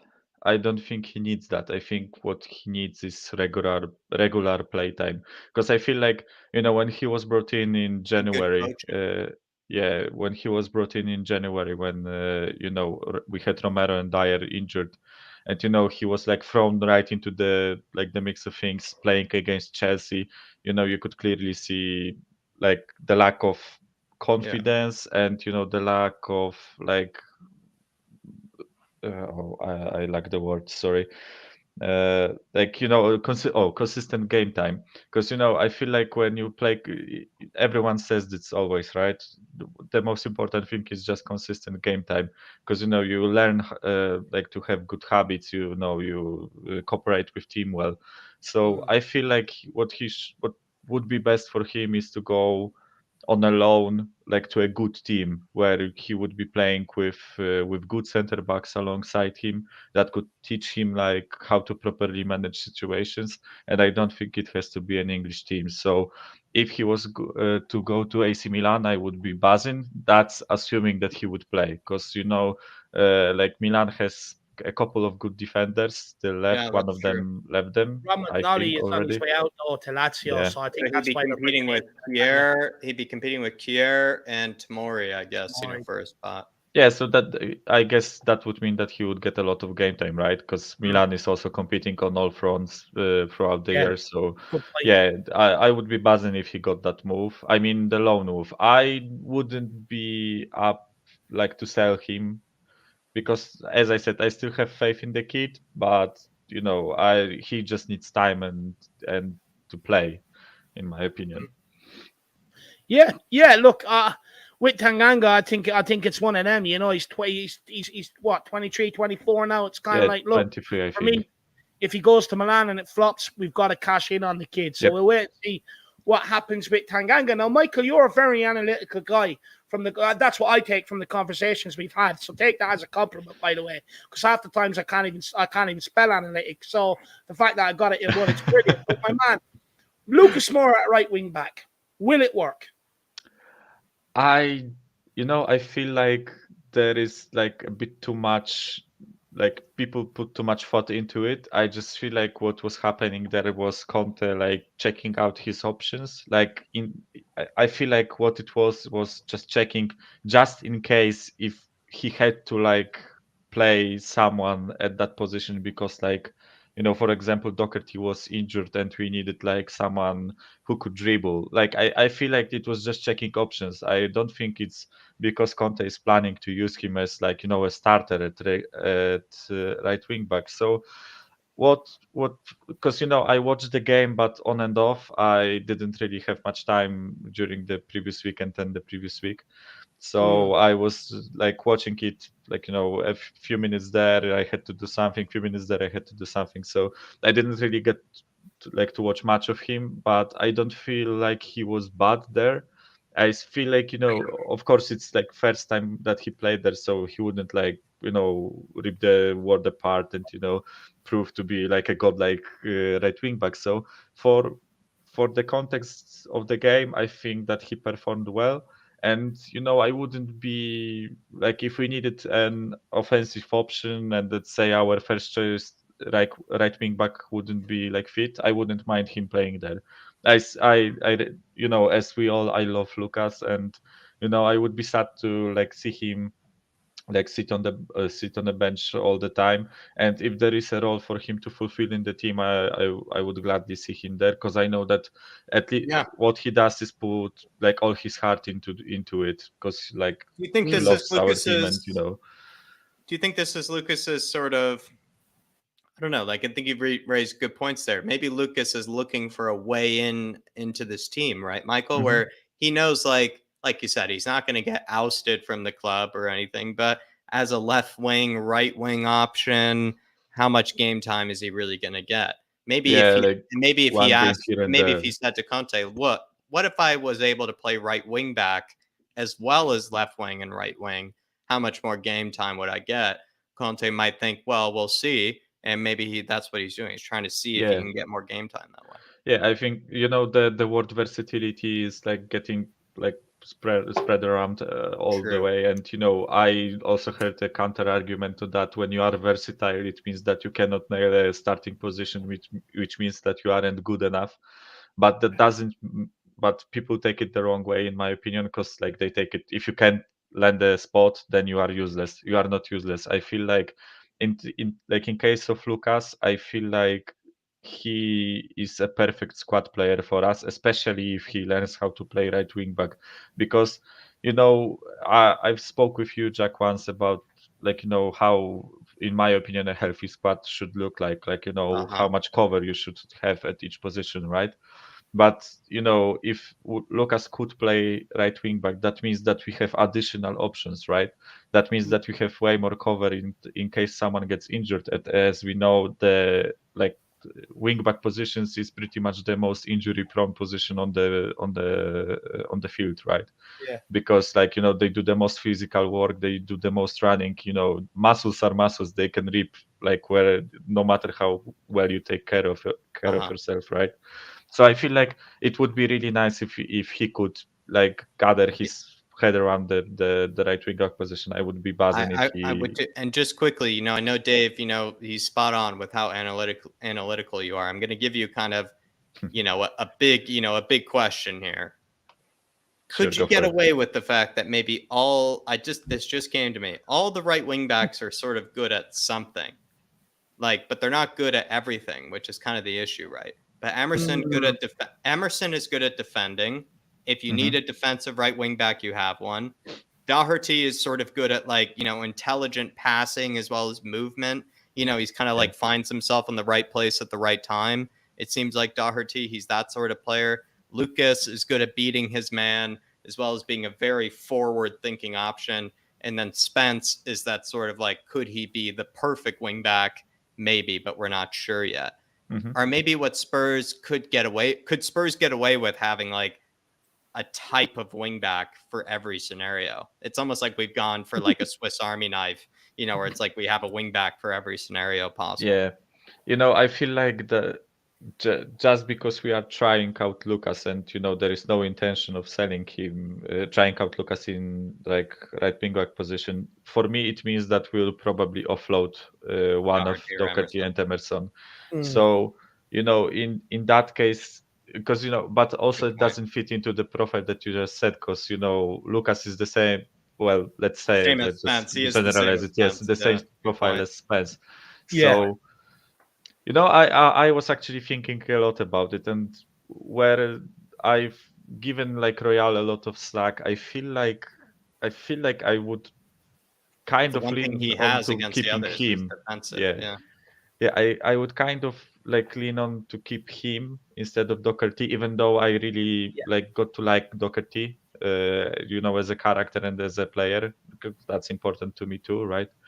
But he just is way different profile of a player than the others that we have, and I feel like that would, as you said, give us an option to play a defensive right wing back that would focus only on defending, right? And just a short link up play with the right winger, but nothing to advance. But there are matches where we don't need him to bomb down the wing and provide crosses like he did against City, right? He didn't need to be in that position because we pretty much used 4 people when attacking or 3.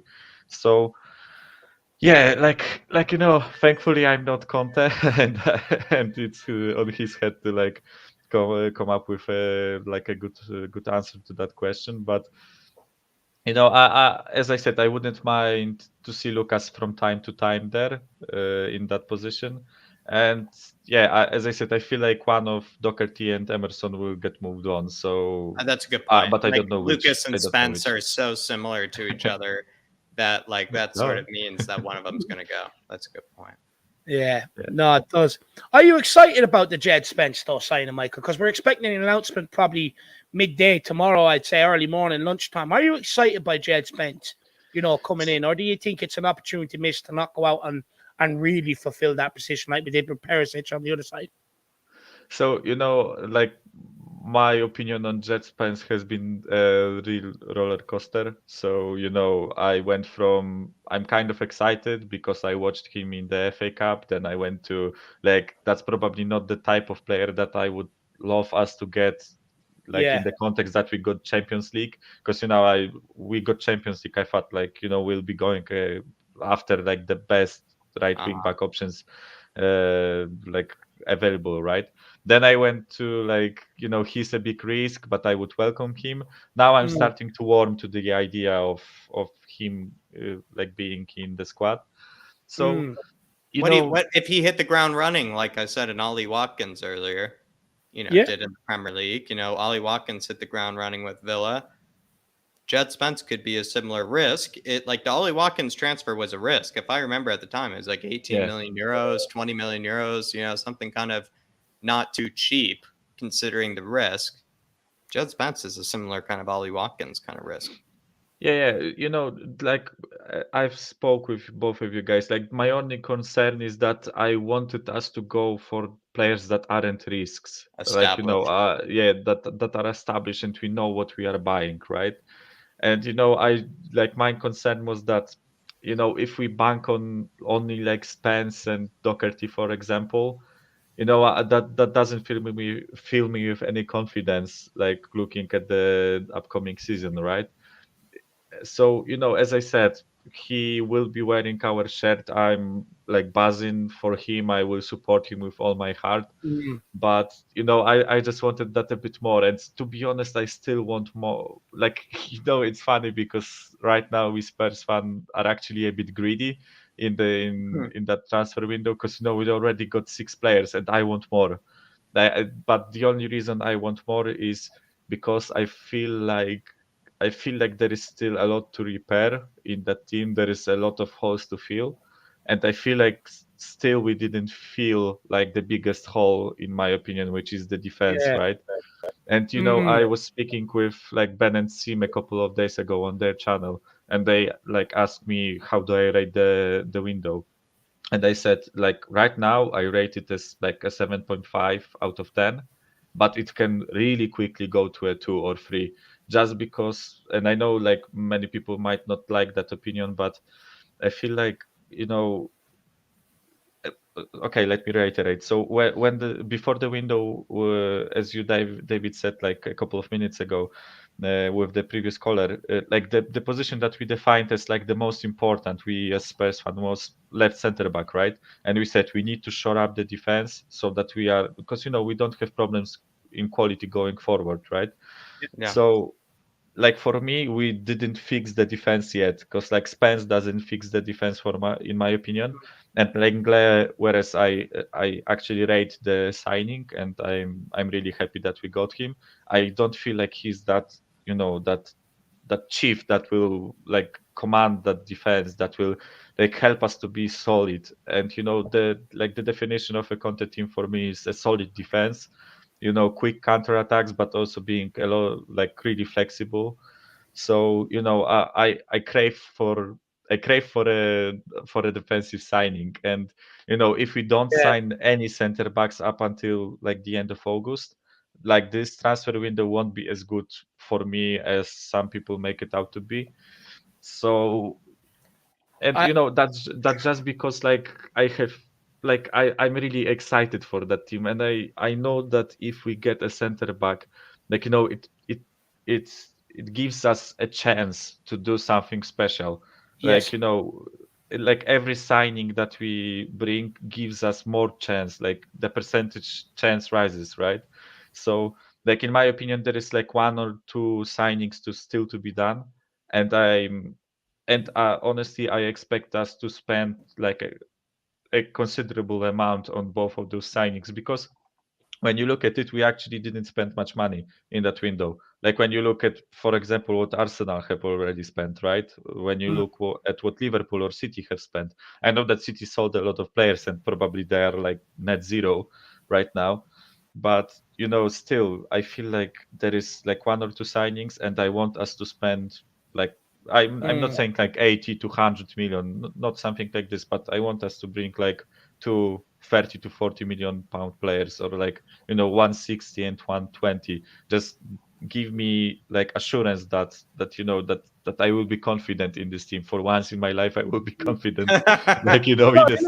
Do you know what, Michael? I can definitely understand where you're coming from. Just maybe for the viewers out there, I think you're coming from in terms of actually lifting trophy at the end of the season by bringing in that centre back. It gives you that best chance possible. And look, for me, I do think we've done very good business. But I agree with you. I think there's still money left in the coffers to be able to go and do some business. And look, we have another 40 days left in the window, Michael. So let's see what we can happen, what we can do in that area, And with the lit going to Bayern Munich and I think Mr. Miller earlier on put in the comment saying hopefully now you might see a domino effect. So look, we'll wait and see what happens in terms of the rest of the window. But it's exciting for sure. But what I will say, Michael, is definitely take positivity in the fact that we've done so much so soon and still have 40 days left to maybe do 1 or 2 bits of business left, if you know what I mean. Yeah, maybe I overdid it with 3. Okay, No. Look, I understand where you're coming from. Look, you're just you get what I mean, right? Yeah, 100%. I get what you mean. Look, for me, the defense is the biggest issue. And look, the thing is, we needed Richarlison because, if we're being honest, back up to Harry Kane was the longest outstanding issue we've had in the squad. We needed Basuma in the middle, because we didn't have the numbers in there. We needed Perisic because we needed quality in the wing-back positions. We needed Langley. We needed Fraser Forrester's back up to Hugo Lloris. So the business we have done, we've actually needed. But the fact that we've had so much to do coming into this window, the fact that we've already got so much of it done with little left to do and 40 days to go, I mean, definitely we've got to take some positivity out of that, because we're not used to Tottenham doing this. We're still sitting here being linked with players and sitting there like, when I thought I'm going to fucking pull the trigger. So, now that we've got them in, it's definitely a big plus. But Michael, sorry, just don't get me wrong. I am like buzzing with the business that we've done like so far. It's just like, as I said, I'm greedy. Like I want more. We all are. I just want more. Like, what can I say? And I'm just also a bit worried that, because like we spoke like 1 month ago about like we aren't the only team that needs to fix their defense. Like Chelsea are still going to buy, I think, at least 1 or 2 more center backs. Like Bayern needs to fix their defense. Like when you listen to their fans, they've been saying that their defense has been a problem for like solid 3 years. So I'm just afraid that we will run out of like a solid options soon. Like De Ligt is gone. Bremer will probably like go to Inter. Like Pau Torres can probably get snatched up by United or someone else, right?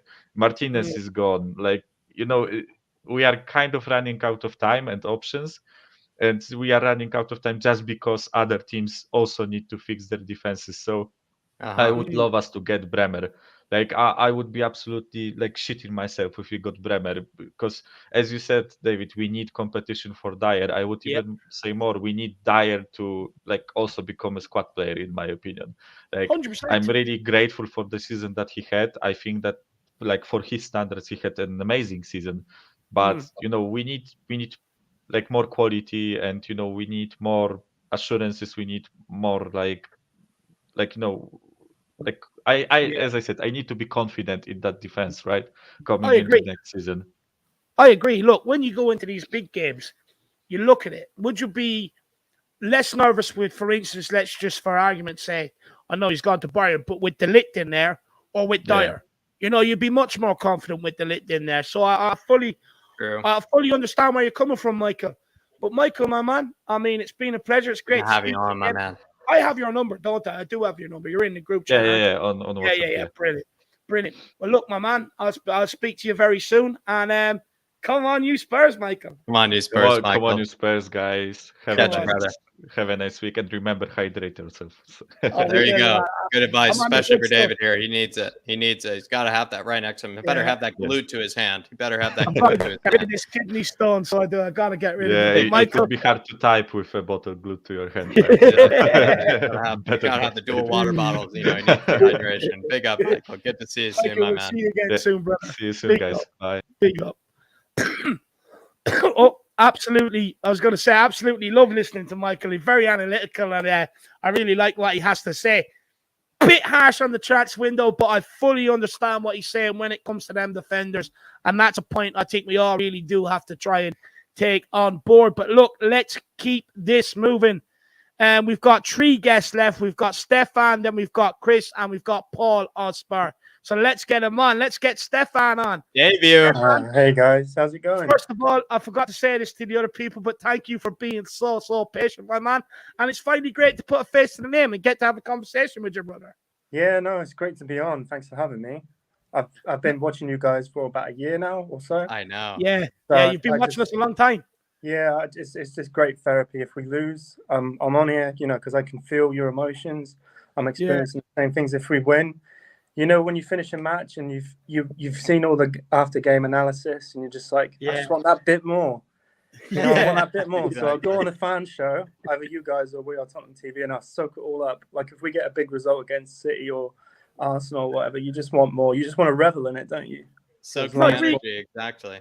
You really do. And look, as much as hopefully we provide, like you said, therapy to people, you guys also provide it to us with your comments. You open up our eyes to see things in different ways and stuff. So it's great that we, all of us Spurs fans, have this YouTube community, not even this channel, all the other channels, it's great for everybody to have that outlet. But look, Stefan, usually we ask the questions, but since it's your first time on, where do you want to take this? What would you like to talk about, brother?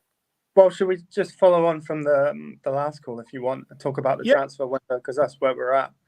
Yeah, give us your thoughts, man. Because I've kind of got a different spin on it, but I understand it's important to have that centre back. If it was up to me, if I was Daniel Levy, I would be picking my next 2 transfers would be 1 centre back and 1 attacking midfielder. Because you have to remember that the points we lost last year, they weren't from defensive errors. Like I can't think of many games where we've lost a game on defensive errors. We lost many games. Well, the Brighton is a key example one. We lost many games because we didn't have that creativity in the side. Brighton scored against us in the very last kick of the game, wasn't it? Yeah. But that's less down. But you think that's less down to defensive stuff? Yeah. It was Romero that made the mistake, wasn't it? And we all know how brilliant he is. I think it was Dyer and Emerson. Romero made the mistake. They got in each other's way, didn't they? Yeah. Look, for me, when I remember looking at Stefan, what I remember is, I remember Romero trying to battle away.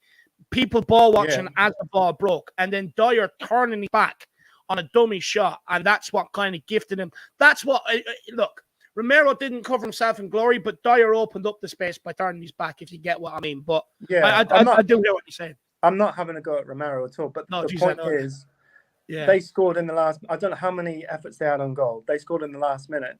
Now, if we created more in that game, we should be 2 or 3 up. Right. Against that Brighton side. And I know they dealt with us very well, but we've got their best player now. We've got Basuma or Bossuma. We should call him Bossuma because he's going to boss our midfield. Bossuma's his new name. But that guy, he's stuck on Kane, and he didn't allow him to create. When teams do that, when they get players that crowd Kane out, that's it. They think they've sussed us out. And to a point they have, because there were too many games where they would either crowd out the midfield or stick 1 or 2 players on Kane. And that would be it. So I definitely think Maddison is a good shout. He ticks all the boxes. I think he'd be really good with us. I know he's not got a very good past. Have you seen his old tweets? Because I don't think he likes Spurs very much. But when you're professional, you got to put that to one side, haven't you? I'm willing to let it go. If he puts in the best English, don't you think he's the best homegrown English creative midfielder that basically we could go for, which is kind of interesting. On the is he on the market? Yeah, he is. I think he wants to leave Leicester City. He's like Tielemans. I think he wants out, the football club, to be fair. Yeah, I mean, they are strong. I do believe it's a real possibility that we could go for him.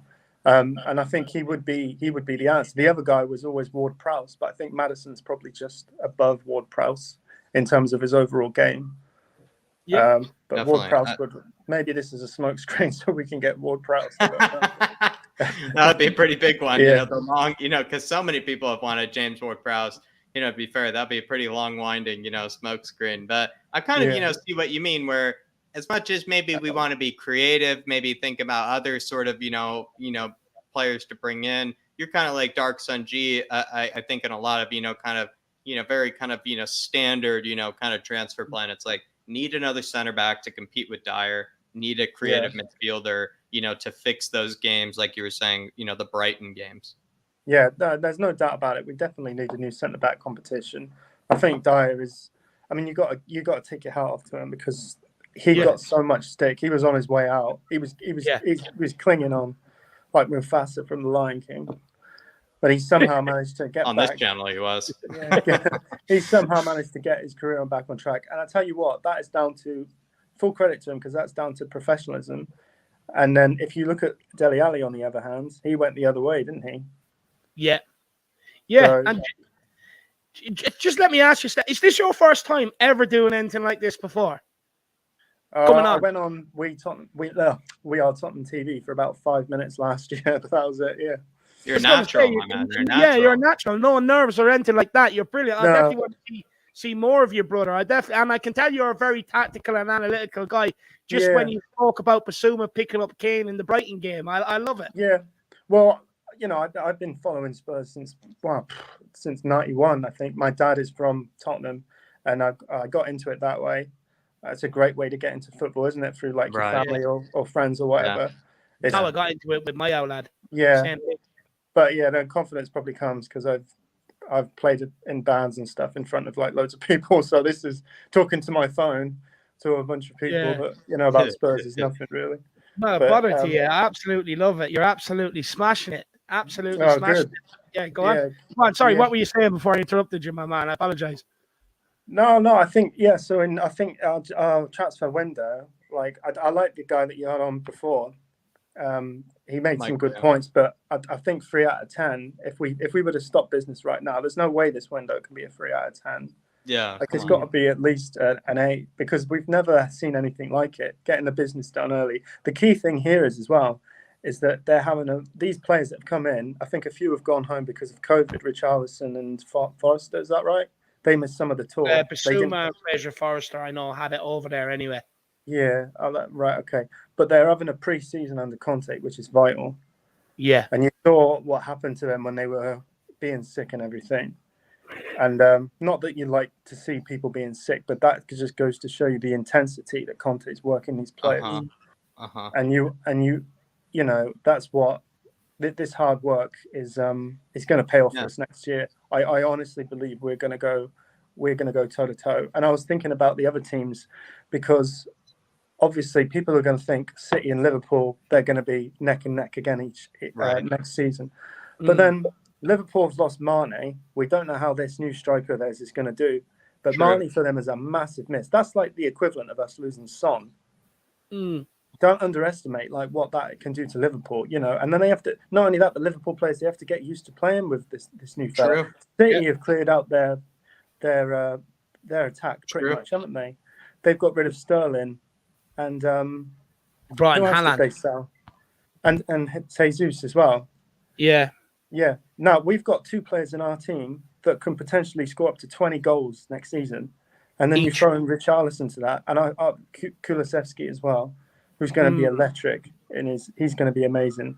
We really are going to push teams next year, and I think people will start taking notice of if we're there round about Christmas time, you know, and then we can go into the new year, you know, challenging. We're going to do well, really well. And it seems like, you know, Conte means business this, you know, preseason, right? Like you said, you know, there's, you know, players puking on the sidelines, you know, there's all these, double training sessions, the players even look tired, turning up to the preseason games, that's what it looks like. This is different. It's different. Even if you completely different to last year when you think of it, like under Nuno and stuff. Yeah. I mean, I fully supported him, but Conte against Nuno, there's only one winner there. But there seems to be. I mean, we've put up with so much shit over the years, like as fans. Which sort of like honestly, someone up there has got a. They owe us one. I thought in 2019, I honestly thought we were going to lift that trophy because I thought there's no way we could have this much bad luck for this many years. But it didn't happen. But this time, we can go at it again. And I think if we fall short, I think it might be just because one of our forwards hit the post, it hit the other post, and it rolled out. Do you know what I mean? Yeah, and that's our luck. That's our luck, Stefan. Yeah, but it's going to come down to the fine margins. Yeah, it really is. I don't think it's going to be because we're getting beat 3-0 in a semi-final or in a final we're not turning up or whatever. Or because we've got squad depth now, and we've got players like you said earlier with the right mentality. Like Perisic is a perfect signing. Like honestly, I think any top side in Europe would have taken him right now. Anybody, even City. Yeah. Do you know what? I agree. Look, I think Perisic is actually world class. He is. I'm very happy that we went and got. But even if you look at the signings, Basuma, quality. If Tottenham didn't take him, he would have ended up at any other big club around the world. Yeah. The level of the signings we've made, and I'm going to keep saying this, back to back, and I'm talking back to back. We can all pick out windows where you pick out one or two players that have been good for Tottenham. But when have we ever seen a time where signings have come in like this? Back to back to back to back to back, without having an Nkudu or a Clinton and G thrown in the middle. Yeah, it's exciting times, and I agree with you about the forward line. I think it's very exciting for Son and Kane to see the two boys battle out for Golden Boot. It's only going to do Tottenham wonders this season. But do you think we got the best forward line in the league? Because I do. I think. But I know other fans are going to disagree with me and they're going to mention Liverpool, they're going to mention Man City. But for me, when you look at it, we've got two players going for the Golden Boot. You've got Kulusevski, who can definitely bag you another 10 to 15 goals. Richarlison, who can bag you another 10 to 15 as well. So I would say if you look at what we start with and with what's to come in, I think we've got the best forward line in the Premier League. I really do. I even said that last season when you look at our stats from 2022, from the start of 2022 to the end of the season. We've got one of the most prolific forward lines around Europe, and that's facts. That's stats. Can't be argued. Yeah, honestly, teams are so jealous of our forwards, and what we're doing is we're making signings in the right area. So it's great. I've never looked forward to a season so much, and it's only 3 weeks away. And we're going to start off with Arsenal on the Friday again. They normally get beat. I remember the game last season. I think they're gonna have a rocky time with it again because they got Europa League football. I think I'm not just looking at us. I'm looking at other teams as well. I mean, you have to look around and compare yourself. Yeah, I know. Yeah, exactly. Compare ourselves to these because they're other teams are doing it. They're looking at us. You look at United's problems in midfield. They're doing all that work for Frankie de Jong. He doesn't even want to be there. But I bet you, if you told them now, you could sign Basuma for 25 million and just forget Frankie de Jong. That would fix all their problems. That would fix all their problems.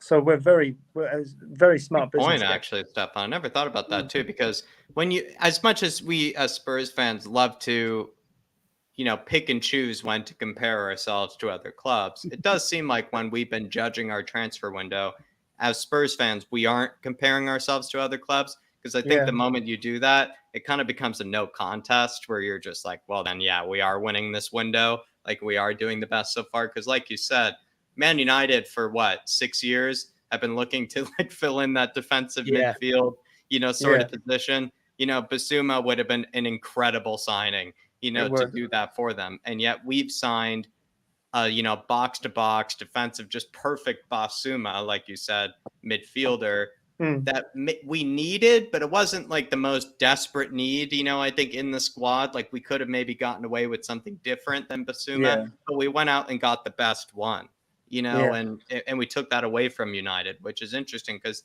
like you said, they probably needed Basuma more than we needed Basuma. Yeah. Even. Yeah, definitely. I mean, we got better midfielders than Fred and McTominay, haven't we? You know,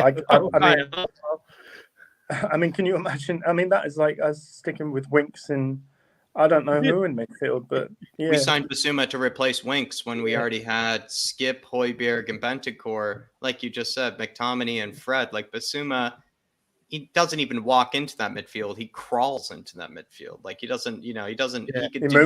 He could have 1 foot and get into that midfield. Yeah, you know. I love that. But anything else you want to touch on, Stefan, before we let you go, brother? No, just looking forward to the friendlies coming up. I watched them both. I'm going to watch Spurs whenever I can. So, do you think you'll make a cheeky trip up to the Ibrox to watch the game? No, they're mental. Mental they are. They're Rangers fans. They're crazy. It's a dangerous place to go up there for sure. Yeah, you know, they don't like us English, do they? So, yeah, I went to a friendly years ago when Spurs played Southwick. That was a pre-season friendly. And they absolutely hated us. They would, and I was thinking, "What is it?" And I was like, "Even worse than going to the Rangers game." Huh? That's even worse. That's even worse place to go than going to the Ibrox. So yeah. I think it's just, you know, the English Scottish thing, isn't it? But they were trying to provoke us when we were walking along to the stadium, like singing songs in support of Arsenal and Chelsea and stuff. And but I think I don't know, but we're going to show them that Scottish football obviously is nothing compared to the Premier League. Love that. My phone. No, go on. You're all right. All good. Falling apart like Arsenal season last year. No, you're all good. Like the first guy that came on, the legend that is, the Godfather. When he was right when he said about the challenges flying, and it is going to be a bit like that. And I found over the years that these friendlies are getting a little bit more tasty. Competitive. Yeah, they are. They really are. And that was quite something to see that game the other day against Sevilla. I mean, they're a good side. They really got stuck in, didn't they? I mean, some of those challenges. Let me ask you a question on that, my man. The last question I have for you, my man, because I've said this a number of times, that if we would play that game last season with the team we had, we would have crumbled. But because of the team and the mentality we have now, I think we stuck it out and gave it as good as we got. Would you agree or would you disagree with me, my man? And it's okay to disagree. I won't take your head off. At what point in the season? Well, before November or? Yeah, just the squad that we had going into last season, Ndombele, Lo Celso, Winks, you know, the list goes on. If we played this game last season in pre-season, we would have crumbled. In pre-season, yeah, we would have. I think towards the back end of last season, we would have probably beaten them, though, because we were on a good run, and we were scoring goals for fun. Like if you go by the last game, like we played against Norwich when we stuck 4 or 5 past, and I know it was Norwich, but I've rewatched that game a few times because I love some of the goals that we scored in that game. Some of the build-up play was lovely. I know it's only Norwich, but I think we would have beat them. Yeah, we would have beat them, but. Yeah, they're not a bad side, are they? I mean, they've got good European pedigree over the years, and I remember when years ago when we first started getting into Europe in the Europa League, we played Sevilla when one day Ramos was their manager, and they knocked us out on penalties. Long time ago, but they've always been, you know, a good side in Europe. But I think some people they underestimate these Spanish teams and stuff, but the fact of the matter is, the majority of the time it's teams from Spain and Germany that are knocking out English teams in the Europa League. I know we've got the top. Sevilla. You shouldn't underestimate them. They're like the Europa League flat track bullies. You know, and I knew West Ham weren't going to end up winning that competition. I know they did really well, but they got Frankfurt with a far better side. Yeah. 100%. Or like you said, one of those teams that no one rates is just going to, smack them in the face and, prove to them, it's actually, it takes a bit more than what you think. It's not as easy as it looks, to win those sort of competitions. And we know it's going to happen to the Gooners as well. So hopefully they get, maybe a bit of a humbling by our friends over in Seville. That's what I would say. Well, what you want to happen is you want them to be in the competition for as long as possible and then to go out on penalties and fuck's sake. Like they did, like the West Ham did, like West Ham did. Yeah, and like the quarterfinals, because they're going to have more games to play, and that's another thing. Like they only had a good season last year because they were playing once a week. They're not a good side. Yeah. They're really not. They're not a good side. Yeah. We're, this is the first time Great point. for quite a while I can confidently say, before we've even kicked the ball, we're finished above them. There's no doubt about that. We might Come on, third, Stefan. I love it. finish fourth, but we're not finishing. We can't. It's not possible, is it? No, it's not. And I tell you what else I want. I want us to beat them away. I wouldn't take a draw now with this side. Let's take the almighty away win, or at least a draw, just a draw and an away, and a home win. A draw and a home win. No. I want an away win as well. You want we the have not double. won there He wants since the 2010. league double, Dave. Yeah. He wants the league double. We have to win there because that is going to be the hoodoo for us. It would be nice. It'd definitely be nice to break that hoodoo for sure. And I'm going to leave it there. Yeah. Yeah, look, what I was going to say to you, my man, is do not leave it so long to come and speak to us next time. I've really enjoyed the conversation, brother. Oh, mate, yeah, well, my girlfriend's not here, so I've sneaked on. Otherwise, she'd probably be wondering why I'm talking to my phone for at midnight. No, look, even if she is there next time, just tell her you've got urgent business to attend and get yourself. Oh, right. Well, what does that sound like if I do that and go downstairs at midnight? Not great, I suppose, but look. You're a smart guy. You find your way around it, my man. Yeah, you find your way around it. Hopefully, this is the last time we speak, brother. Yeah, of course. Big up, guys. Big up, Stefan. We'll see you again soon, my man. Big yourself up. Everybody, big up Stefan in the comments. It's not easy. Huge debut. Absolutely brilliant debut. Brilliant One of the OGs. He's been around forever, as well. And that's absolutely massive. One of the OGs, Dave. I know I'm a bit shocked here, but seriously, the guy's been on forever. So, he's been in the chat forever. Stefan, absolute pleasure to have you. Absolute pleasure. That's all I got to say, Dave. But yeah, a long-awaited debut. A very long-awaited debut. Very long. No, it was. It was great. It was great to see him. I can hear a bit of feedback. I'm not sure if it's on my end or your end, Jack. So you start with the super chat. Okay, you log out and log back in, and if it hasn't cleared up, I'll do the same. Faz Radfar says, just joined. What's our min expectation this season? Look, my minimum expectation is Champions League, my man. And look, it would be nice to get one of the domestic cups, but they're not guaranteed. So minimum expectation be Champions League qualification. But what I really want is to go on and win a league or win a cup. That's what I want at the end of the day, Faz, my man. But what's your minimum expectation? Do let us know, brother. But big yourself up, Faz. And then big up Mark Miller as well, new YouTube member, Mark. Hope we will be ending off very, very shortly, but we do fan shows every Monday and every Friday, and hopefully we can put a face to the name and we can see you, Mark, and we can get you on. Big up, brother. Really appreciate it. And you're putting in some really good comments in the chat as well. I'm keeping an eye on it. Big yourself up, brother, and really appreciate the support, my man. Top man. But look, we will keep this moving. We've got a few guests left. And let's see who's next, Chris or I think it's Chris. I think we got Chris in the house. Moon Boots lover, Dave. Yeah, Jack, actually, Chris, I have to apologize. He actually came on, Dave, just because I accused him of that. So maybe that's wrong of me to do. Jack, you owe me an apology. You owe me an apology now. You did wait very patiently, Chris, as well, and I still accused you of it. Like that. Jack, I know you're heartbroken about Winks leaving still. I know it hurts. I understand. I understand your pain. That's confirmed yet, Chris. I'm still happy. It's the same pain I'm going to have feel when Sanchez leaves. You'll become his number one fan next, Chris, so you will. But look. No, David, I'm going to put you right, yeah? We shouldn't celebrate that players are going to leave, but as soon as Winks and Sanchez leave through the door, the beers are getting popped open. Well, do you know what, Chris? I've had an epiphany, actually, now that you say that. If there's so many fans that want to celebrate mediocrity, but then I should actually be allowed to celebrate these guys, the mediocrity, leaving my club. But look, that's neither here nor there. That's something I'll have to think about whether I want to do it or not. David, I might just do it in private. But look, David, in respect to that, whether you celebrate or not, I am still celebrating Winks and Sanchez leaving. I will still celebrate regardless. Look, bit of a touchy subject. I'm not going to say anything on that, but I get what you're saying. Look, could be a party hat, party poppers, glass of champagne sort of day, but we'll wait and see. Big up, Nick, my man. Great to see you in the building. Great to see you, brother. And we've also got Danny Kiriakou saying you're #1 Winks fan, which is, look, maybe there's some truth to that. Danny, there's one thing I can say to you on that one is that one for you. But big up, Danny, and big up, Nick, coming in here. Big yourself up, Nick, man. Absolute legend. But Chris, Faz Radfire Super Chat, we'll start here.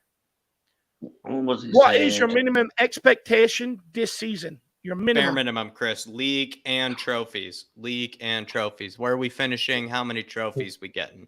What's the bare minimum? After seeing that training regime that they've gone through content where the players are passing out at the end of the training, I don't care. I want to see minimum top 3 and at least 2 trophies. Yeah, look, I like that. I said top 3 and 1 trophy, Chris. Is that not enough, you think? I said top 3 and a trophy. Is that not enough in your eyes? No, I want 2 trophies minimum. I don't care if it's the FA Cup or League Cup or the Champions League. I want 2 trophies. Yeah, I love that. What about domestic double? Let's say, Carabao and an FA Cup. That'll do. That's 2 trophies in our cabinet. Yeah. How about we finish outside top 4? Would you take that? I still want top 3. I don't care. I want top 3. The players. Chris, I like that. You stayed strong on, the league position as well. He's not settling, for something else. He's changing the mentality. The players we've signed, there's no excuses. Yeah. There's no excuses. Why do you say that though, Chris? Why do you say there's no excuses? We've got bad boy Basuma in the midfield now. Yeah. We've got Longley who can play left centre back. Well, we know Ben Davies is going to be out for a little while because he's got an injury now, isn't he? So yeah, he left the Sevilla game with a boot on, so that's looking a bit iffy. But David, we've got more than enough cover now to cover these games without the likes of the shit show and on fat ass in there. Yeah. I agree. Look, getting through these early round of the cups shouldn't be as much of a problem now, No, not at all. It really shouldn't. Just quickly, Liam, my man, we are actually ending off very, very shortly, my man. We've been going for 3.5 hours now.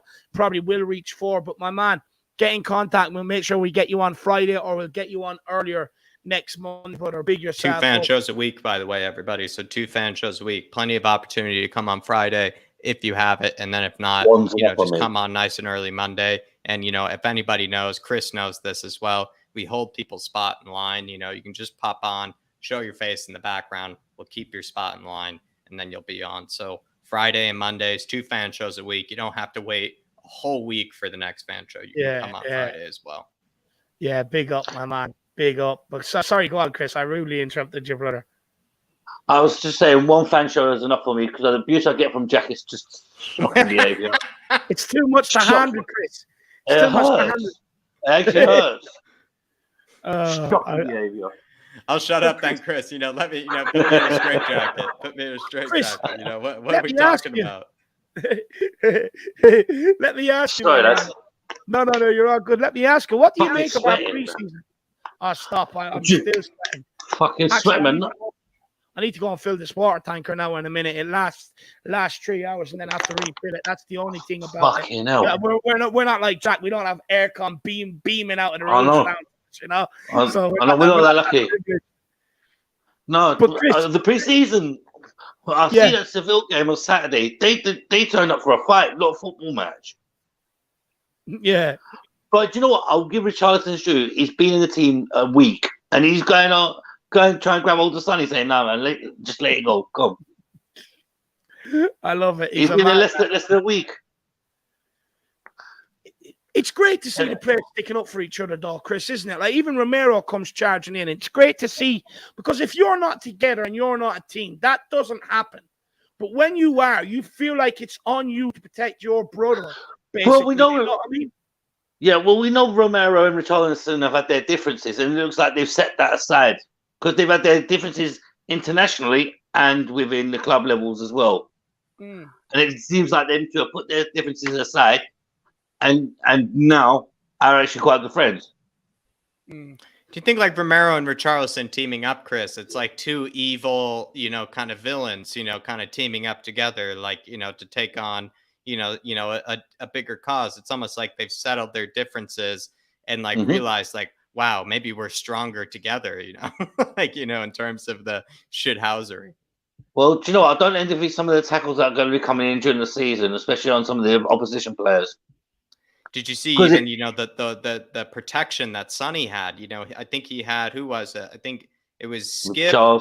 He had Skip, Richarlison, and Romero to protect him there. I mean, it's almost like having, it's almost like having the White House's, sort of protection, Secret Service. Well, the old Pentagon coming out to protect him, yeah? Yeah, exactly. The strongest soldiers, Conte's strongest soldiers out there to protect Sonny. Well, the way their training's going, Jack, to be honest with you, I think they're all going to be coming out like soldiers like that, because it's going to show on the pitch their training what they've been going through in Korea. It's going to show, whereas we would die normally in about the 70th minute, we're going to be going through for the full 90 minutes and still have energy to go for the extra 30 minutes as well. And you can see in the team mentality. Do you think the first game of the season against Southampton will it just show right away how much in better shape maybe, or maybe will it show like 6 or 7 games down the line? You're seeing William Kelly super chat. Maybe you're just going to have to address this. Chris. There's no word. There's no words. To be fair, William, this is something that's been on my mind. He's been accusing so many other people of being Winky fans, and all of a sudden, someone has pointed out maybe he's the real Winky fan, William. Maybe he's the real Winky fan. He's been accusing everyone else of being a Winky fan. William, I'm shocked by that behaviour. That is an unfound comment. How very dare he? No words. Do you feel betrayed a bit by William Kelly? Do you feel a bit betrayed? Very, very betrayed, William. That's how I felt, William. That's how I felt. So don't worry. Chris accused me of the same thing. Maybe a bit of a taste of your own medicine here, Chris, I must say. That Jack, I will say no more. I'll say no more after that.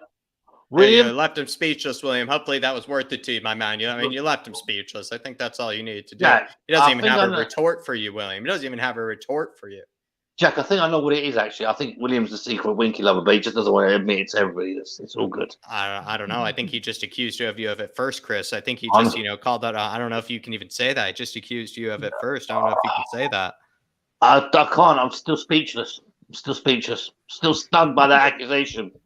We also have Rob Wallace celebrating as 3 months, and he I don't know, maybe it's a bit of, I'm not sure, Dave. Antrim, and that's what he says. Antrim. Oh, Antrim, yeah, County Antrim, yeah, up north. Oh, yeah, it's Antrim, David. Up the north. Yeah, interesting. He answered it to you. He answered it. Rob Wallace answered it, and he's celebrating as well as a member for 3 months. Absolute legend. A lot of successful people come from Antrim. My old boss who in the big hotel I used to work in came from there, and he absolutely loves it. Die hard Irish. Big up, Rob. I mean, Antrim, I'm mad. That's mad. It's not a common place to be from. So big up, Rob. A bit further away from me though. I'm from the great County Kildare. I'll give you a quick fact. Actually, I'm from Kildare. It's known as the horse racing capital in Ireland. And guess what?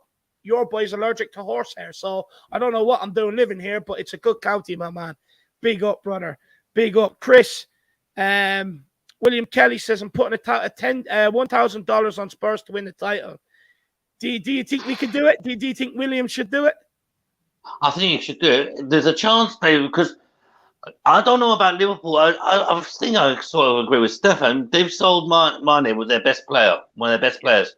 And they brought in that Darwin Núñez, who's been great in the Portuguese league. What can he do in the Premiership? Well, no one knows. But Man City, they've sold quite a few players. They brought in Holland. Holland's coming from the German league. The German league's naturally slower. Yeah. Look, I'll give you a prime example, right, David? Timo Werner, right? He was at Leipzig and he was popping the goals in, wasn't he?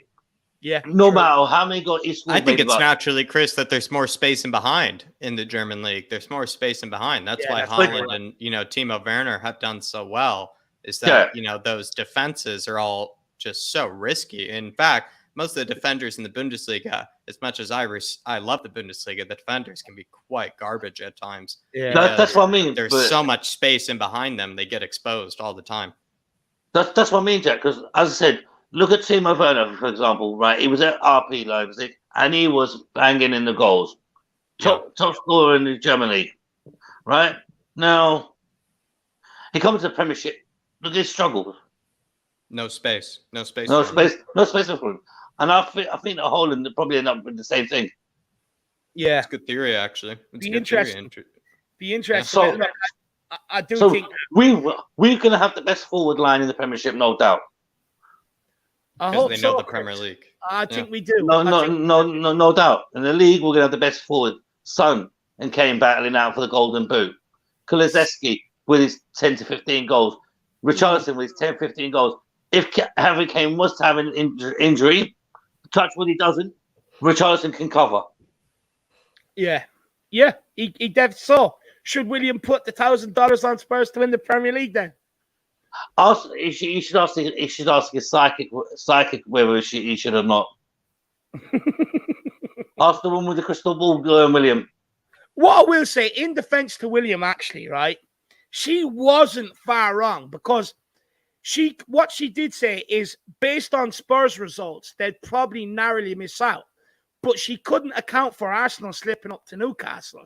So in that respect, she was actually more or less nearly on the button, to be fair. So I wouldn't be laughing at Will's. No, I'm serious. I think I would, Dave. I mean, she predicted Arsenal to not predicted- slip up. I mean, how laughable is that? I mean, we all knew the Gooners were going to slip up, Dave. No, so, but I look, mean, she also predicted that we would have a good summer this summer and that. So look, we'll wait and see. I wouldn't be too quick to jump on the clairvoyance. She wasn't too far wrong.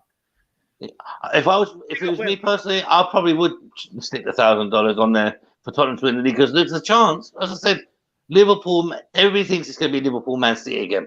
I don't think that's going to be the case. I hope not. I do think one of their dominance is coming to an end. It's not going to be a 2-horse race. Not this year. I hope not so. This year. This is going to be a 3. This is going to be a 3-horse race, and Tottenham are going to win it in the end. Yeah. Look, David, I haven't been this optimistic since early 2000s about Tottenham.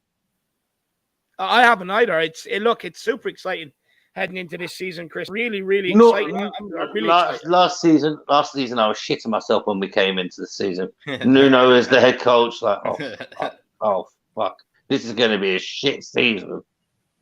Yeah. Struggled to sign players. Kane was going to leave because he wasn't happy. And all the bollocks around it. Now look at the season. It's a total 360. We signed 6 players, possibly another 2 to come in. Yeah. Who knows what's going to happen? Who knows, my man? Who knows? I mean, look, it's who knows what Paratici is cooking? Who knows what Paratici is cooking up next? Hopefully, one more big. It's going to be delicious. One more. Endon Fat. Yeah, Endon Fatas has been signed by McDonald's FC. That'd be nice. That'd be very nice if he. Look, I don't care who he signs for. He could sign for fucking Kleenex. I couldn't give a shit. Get him gone at the end of the day. Yeah, Dave, this guy's gone.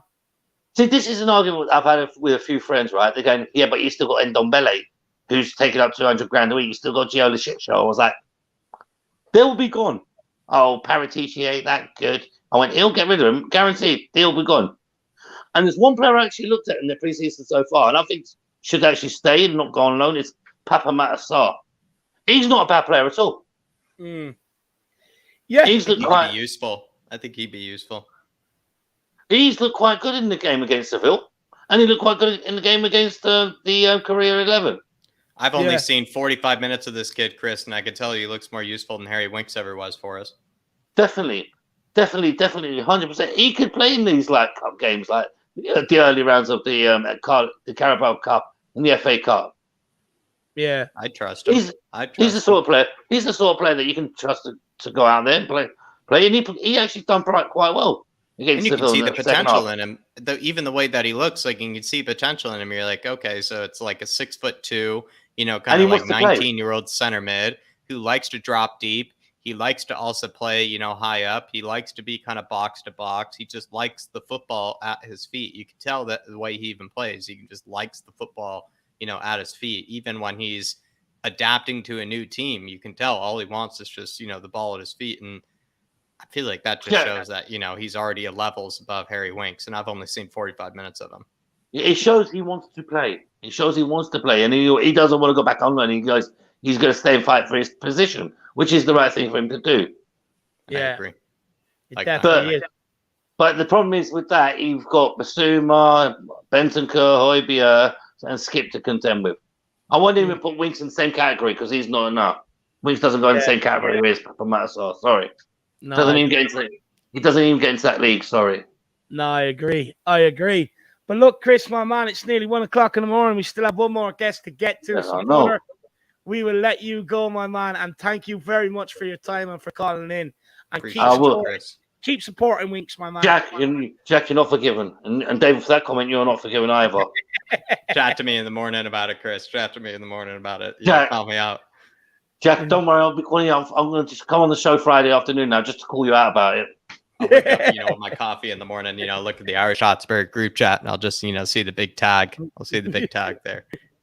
Jack, you're not forgiven in capital letters. That'll do. Chris, right, come on, you Spurs, make my day. I can't. The missus is fast asleep. She'll shut the house down if I do that. But wake her up. You never know, lad. You might. Just call the Paratici at Don. Just say Don say Don Paratici. Dave, waking her up, it's going to be fucking worse than us at losing against Arsenal. Trust me. I know. Believe me, I know, my man. But look, Chris. Anyway, come on, you Spurs. Finish the top of the league, and I'll be happy. Exactly. And William, my man.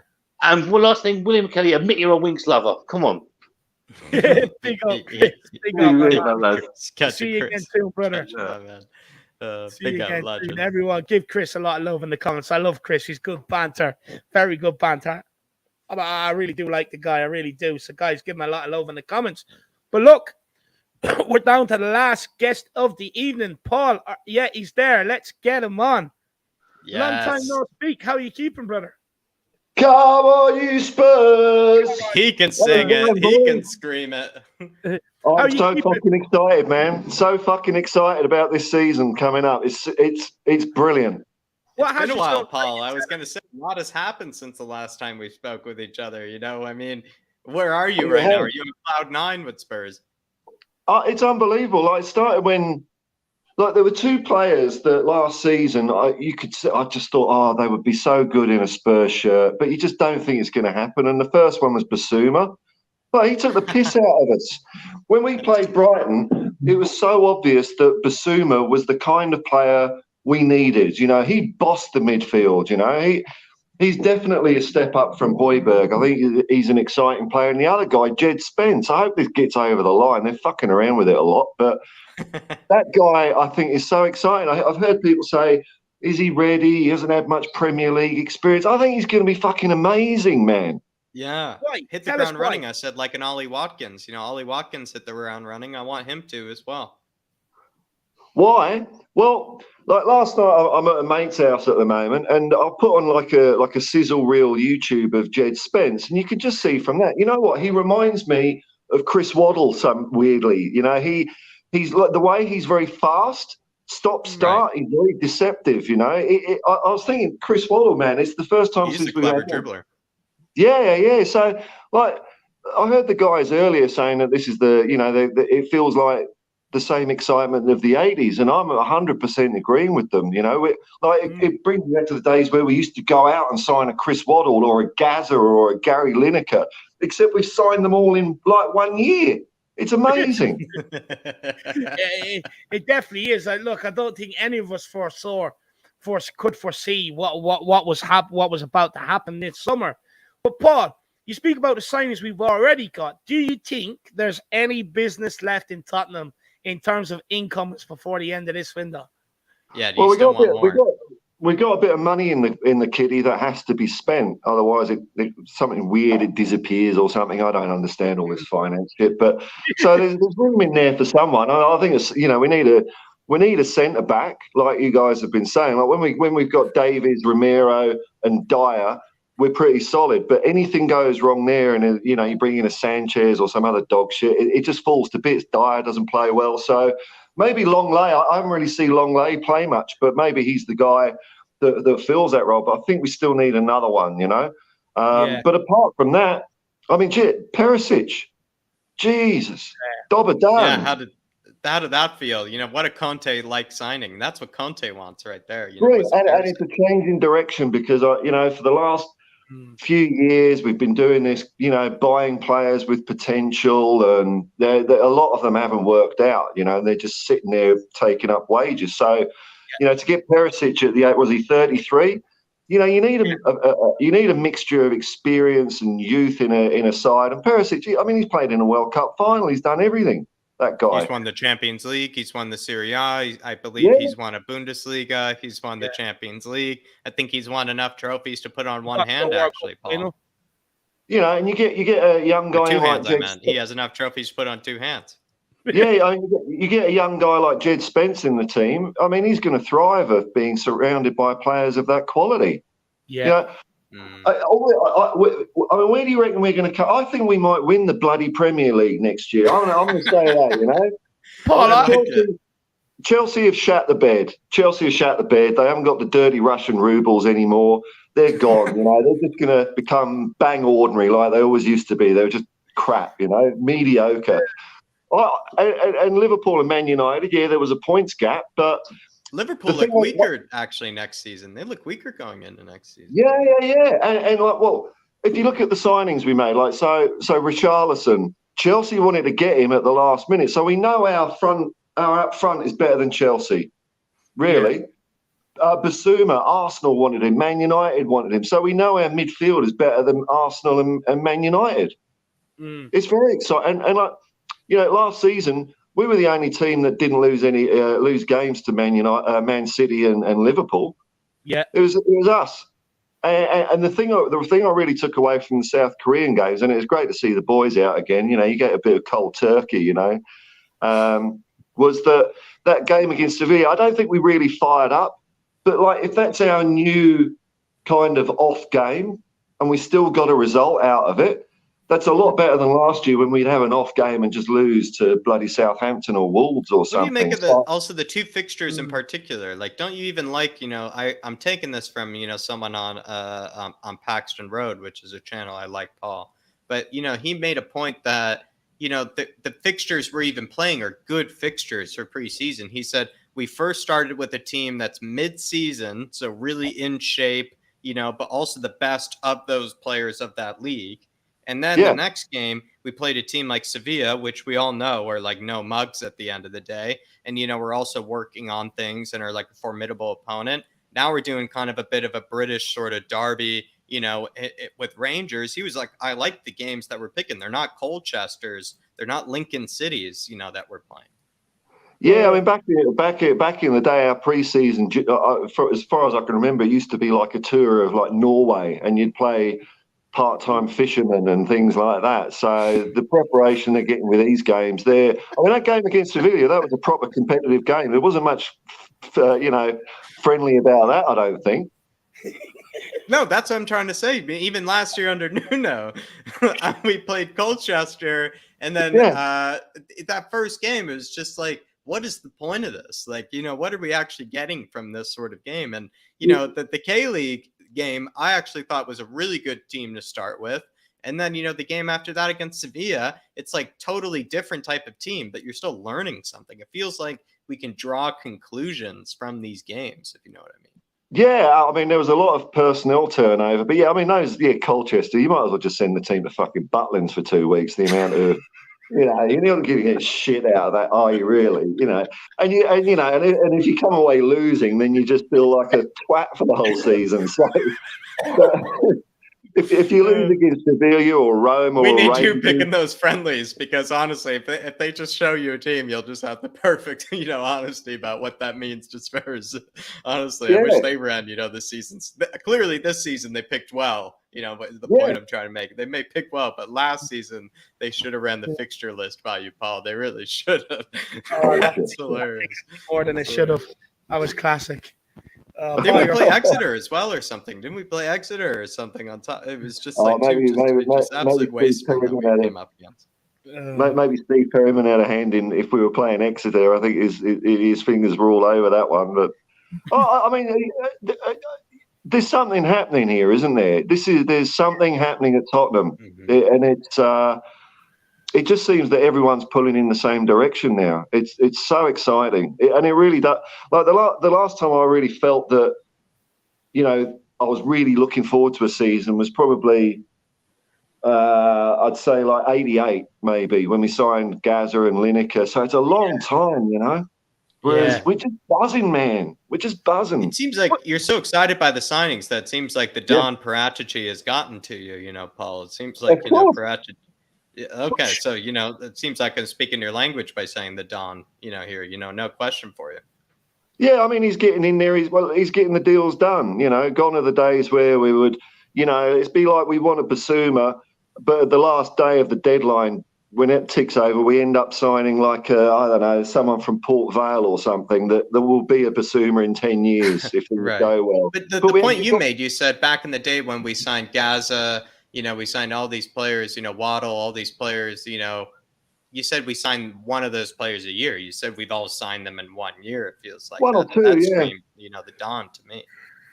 Yeah, that's right. Well, you know, I mean, I was a bit wary of the transfers because I know a lot of people saying we need, you know, 6 players and all that. And I saw, you know, glimmers last year of when Tottenham actually started playing like a team. I haven't seen that in the 2 games so far, but it's early days. But, you know, when you get that team clicking over, it's a very delicate thing. It's a very mysterious thing, this game of football. And, you know, you can think you're improving it and you end up completely stuffing it up. So I was wary of getting a load of signings in, but probably that's because I've been burnt before, like with the Bale money, where we just bought a whole heap of crap. Whereas these signings have just been out of this world. They're out of this world. I couldn't have, you know, predicted, or it's not like we're settling. We're just going out. That's the guy we want. We got him. 100%, 100%. And I just want to take it back to what you were saying about the feeling of excitement heading into the season. At Tottenham Hotspur, we should have that every season. We're a big fucking club. We've set trends. You know what I mean? At the end of the day, first one to do a double, first one to put ribbons on the FA Cup. You know what I mean? And you know, first English team to go and win a European trophy. We should be bloody excited heading into every single season. It's about time the board have got us to that point. I'm absolutely buzzing because it's what we should expect. That's right, man. That's right, man. At the end of the day, it's our bloody money. We're the ones that have been buying fucking season tickets and shirts and Spurs play and all that.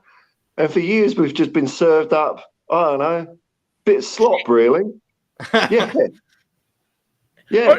Look, to be fair to the guy, if we want to be fair, right? Look, under Pochettino, great. But that was more down to what Pochettino was able to get out of the players rather than them actually properly backing him and giving him what he needed to get us over the line. But the last 2-3 years have been absolutely a load of bollocks. And I don't ever want to go through that again because that hurts. No, it has, Paul. It's been absolutely crap. You know, what, like sitting there, like begging Ndombele, massaging his shoulders and whispering sweet nothings into his ear to try and get a performance out of the fucker, to try and get him to run after a football. It's absolutely ridiculous. It should never, ever, ever, ever happen at a club like Tottenham Hotspur, ever. Most big clubs fuck them off to the side and say, okay, off you go and find yourself a new club. And I'm glad we're now reaching that point. But who do you think we owe this turnaround to? Do we owe it to Daniel Levy? Do we owe it to Paratici? Do we owe it to Conte? Because look, since there's been a shift, and what's happened, especially over last season, is the fans, the players, the management team, you know, they're all connected, which I haven't seen since Pochettino. So who do you think has brought about this change? Who do you think has had the biggest influence even? Conte, without doubt. Yeah. He came in. Well, I think Paratici, I mean, definitely, you know, he helps us in the transfer market, but I think you needed a manager to come in. And, you know, I'm going to give Levy a little bit of credit. I mean, you know, I don't like any billionaire really, but it might be possible that, you know, Conte persuaded them to back him because he made our bang average players play good. You know, like, you know, like Doherty or, you know, Sessegnon, you know, these average players, he made them play really good. And so I think he's persuaded them, well, you know, you give me some decent players and we'll start winning some cups. And I think I think Conte has just made it easy for the powers that be to back him. You know, he's done nothing wrong, really. Everything's been good. You know, the fans love him. The players love him. We were winning games. We were playing good. And now with these signings, we're just going to go up more than one level. You know, I mean, I think third minimum in the league, definitely. So, yeah, to answer your question there, David, yeah, Conte. You need a guy.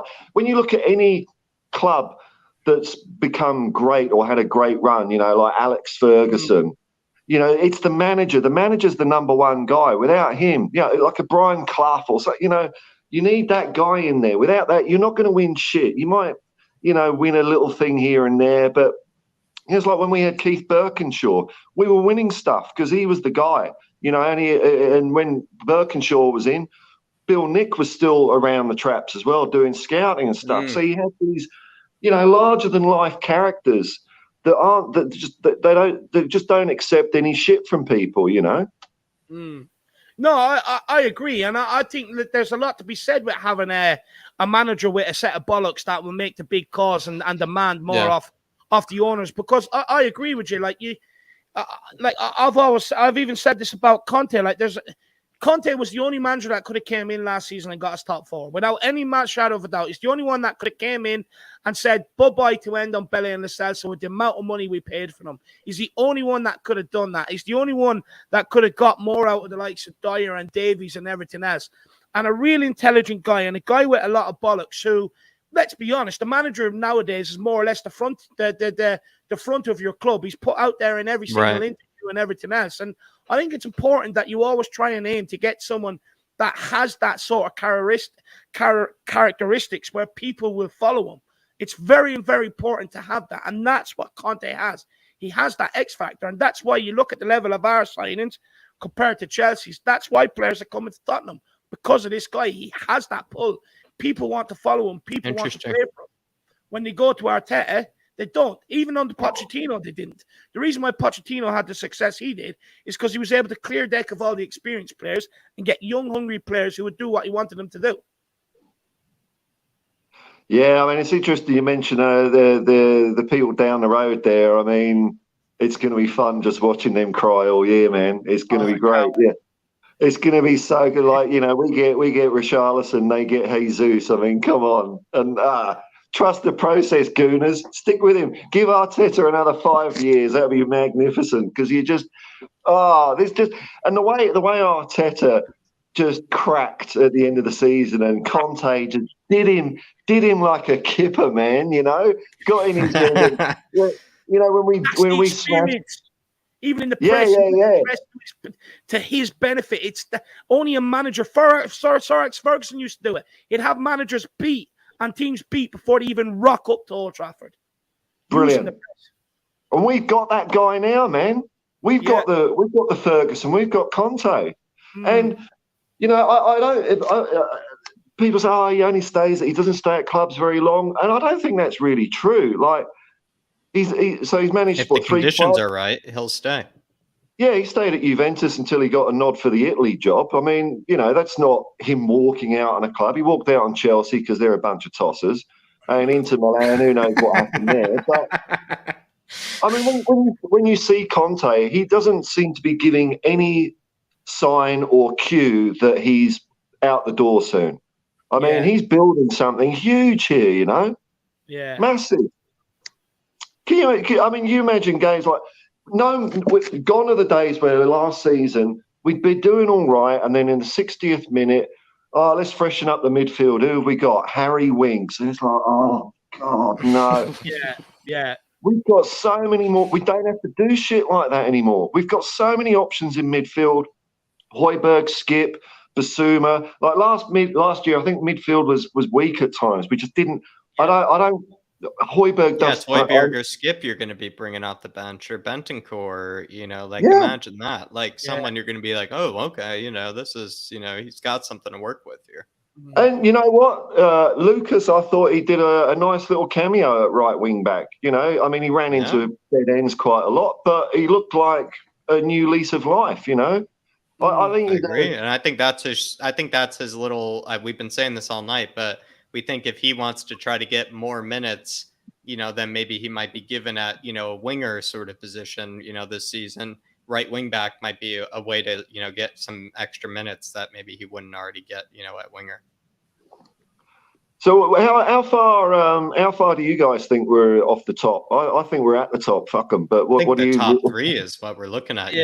Paul. I think we're very much putting our foot into top three. In fact, I would think Conte himself would be a bit disappointed if he didn't get top three. I think that's his sort of expectation, because I know third is maybe seen as, maybe to some that might not be, well, at the end of the day, it's not different from fourth.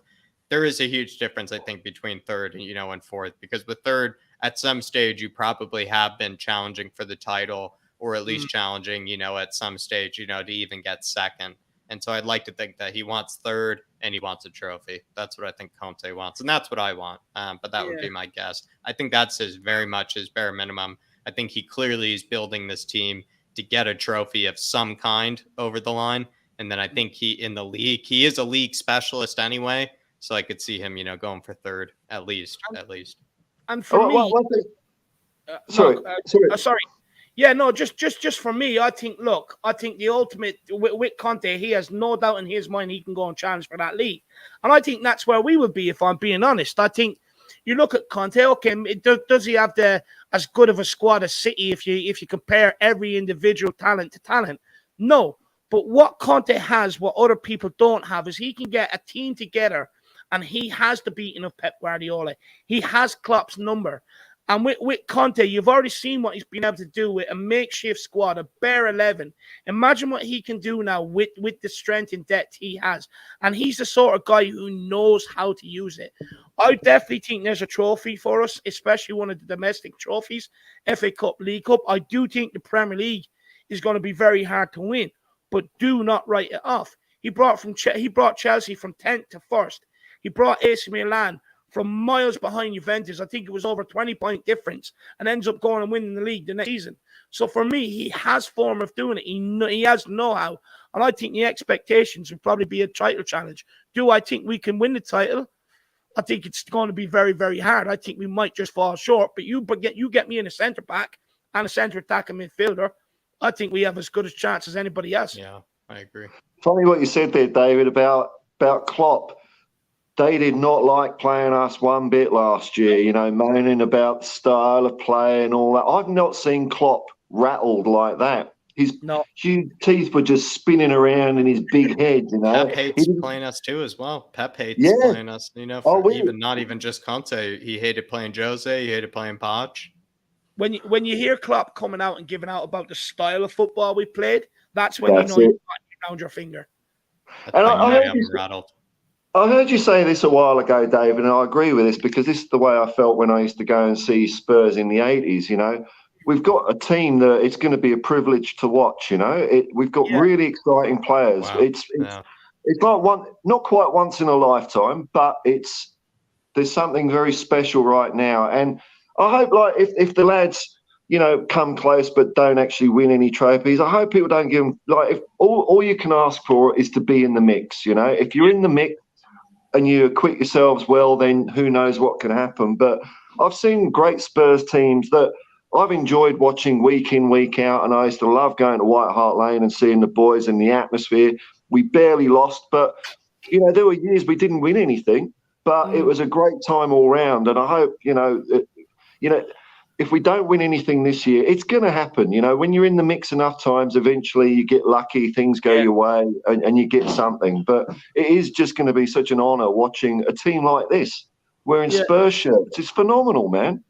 Our sacred jersey at the end of the day. It's a sacred jersey. It's a sacred badge. And I do think we have a squad and a management who will make these players realise that. And look, quickly, even if we fall short this season, we're in the best possible position, and we're only going to be one or two players away from re-going the season after.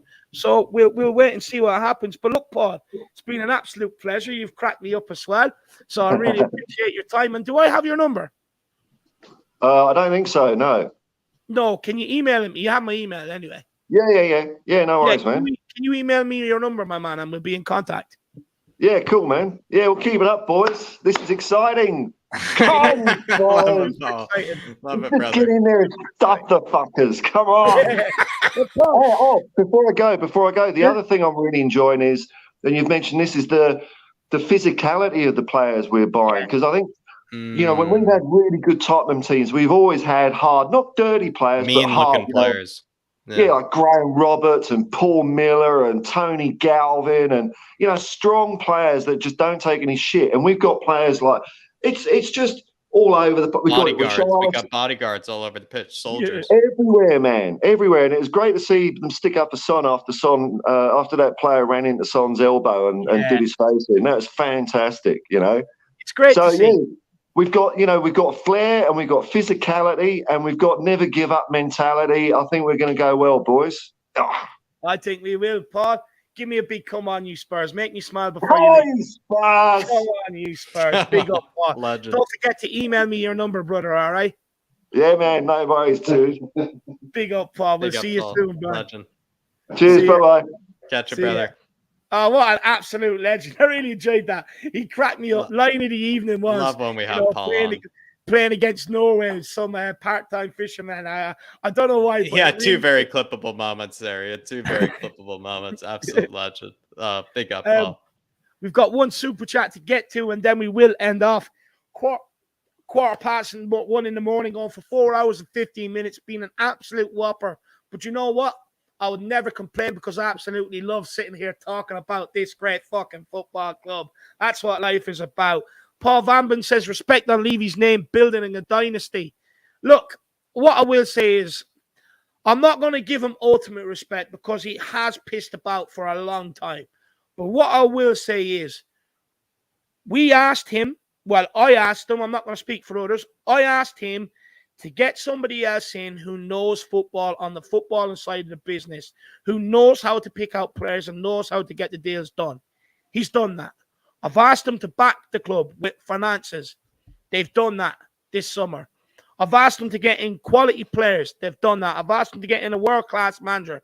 They've done that. So coming into this season, Daniel Levy has done everything that I've asked of him. So I can't really complain too much. But I will not forgive the past 21 years either, though, Paul. I can't forget that. I get, building the stadium and everything else to get us to this point. But there's other things he could have done over the last 21 years to help this club maybe further along the process than how long it's took. If you were to judge him in the last year and a half alone, you could say he's shown a lot of, humility. He's shown a lot of humility. That's all you could say. He's maybe he has looked at, where the club has been in his 21 years of tenure. And like a lot of people obviously point out, not a lot really he can really point to at the end of the day when it comes to trophies and when it comes to success. So I think maybe what he might be doing is trying to turn that around as fast as he possibly can. But honestly, Paul, love the hot take, my man. Love the hot takes. Love it, Paul. And look, we all make mistakes, but the biggest thing is you learn from them. Hopefully Daniel Levy has learned from them. But guys, big up, Paul. Really appreciate the support. Hopefully everybody has enjoyed the stream. It seems like a lot of people did enjoy it, guys. It's been fantastic. I've really enjoyed myself. We will see you all back here tomorrow. Hopefully we'll have a news update, or if we don't have much news, we'll definitely be doing a bit of a debate show. And who knows who you might see on this channel. You'll never know. We'll see if we can line up someone big for you guys. But everybody, I want to say a massive thank you to you guys out there for the support. It's been absolutely incredible. It's been relentless. You guys were absolutely bloody amazing, and never ever lose your passion for this club. Even if this channel doesn't ever exist anymore, still keep your passion for this club. I want to say a massive thank you to everybody who gets your comments in, likes, subscribes, shares, shares the streams out on social media and super chats.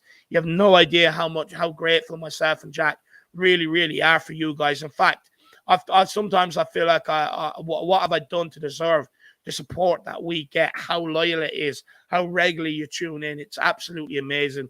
So everybody, big yourselves up. Hopefully we'll be back tomorrow with a Jed Spence announcement.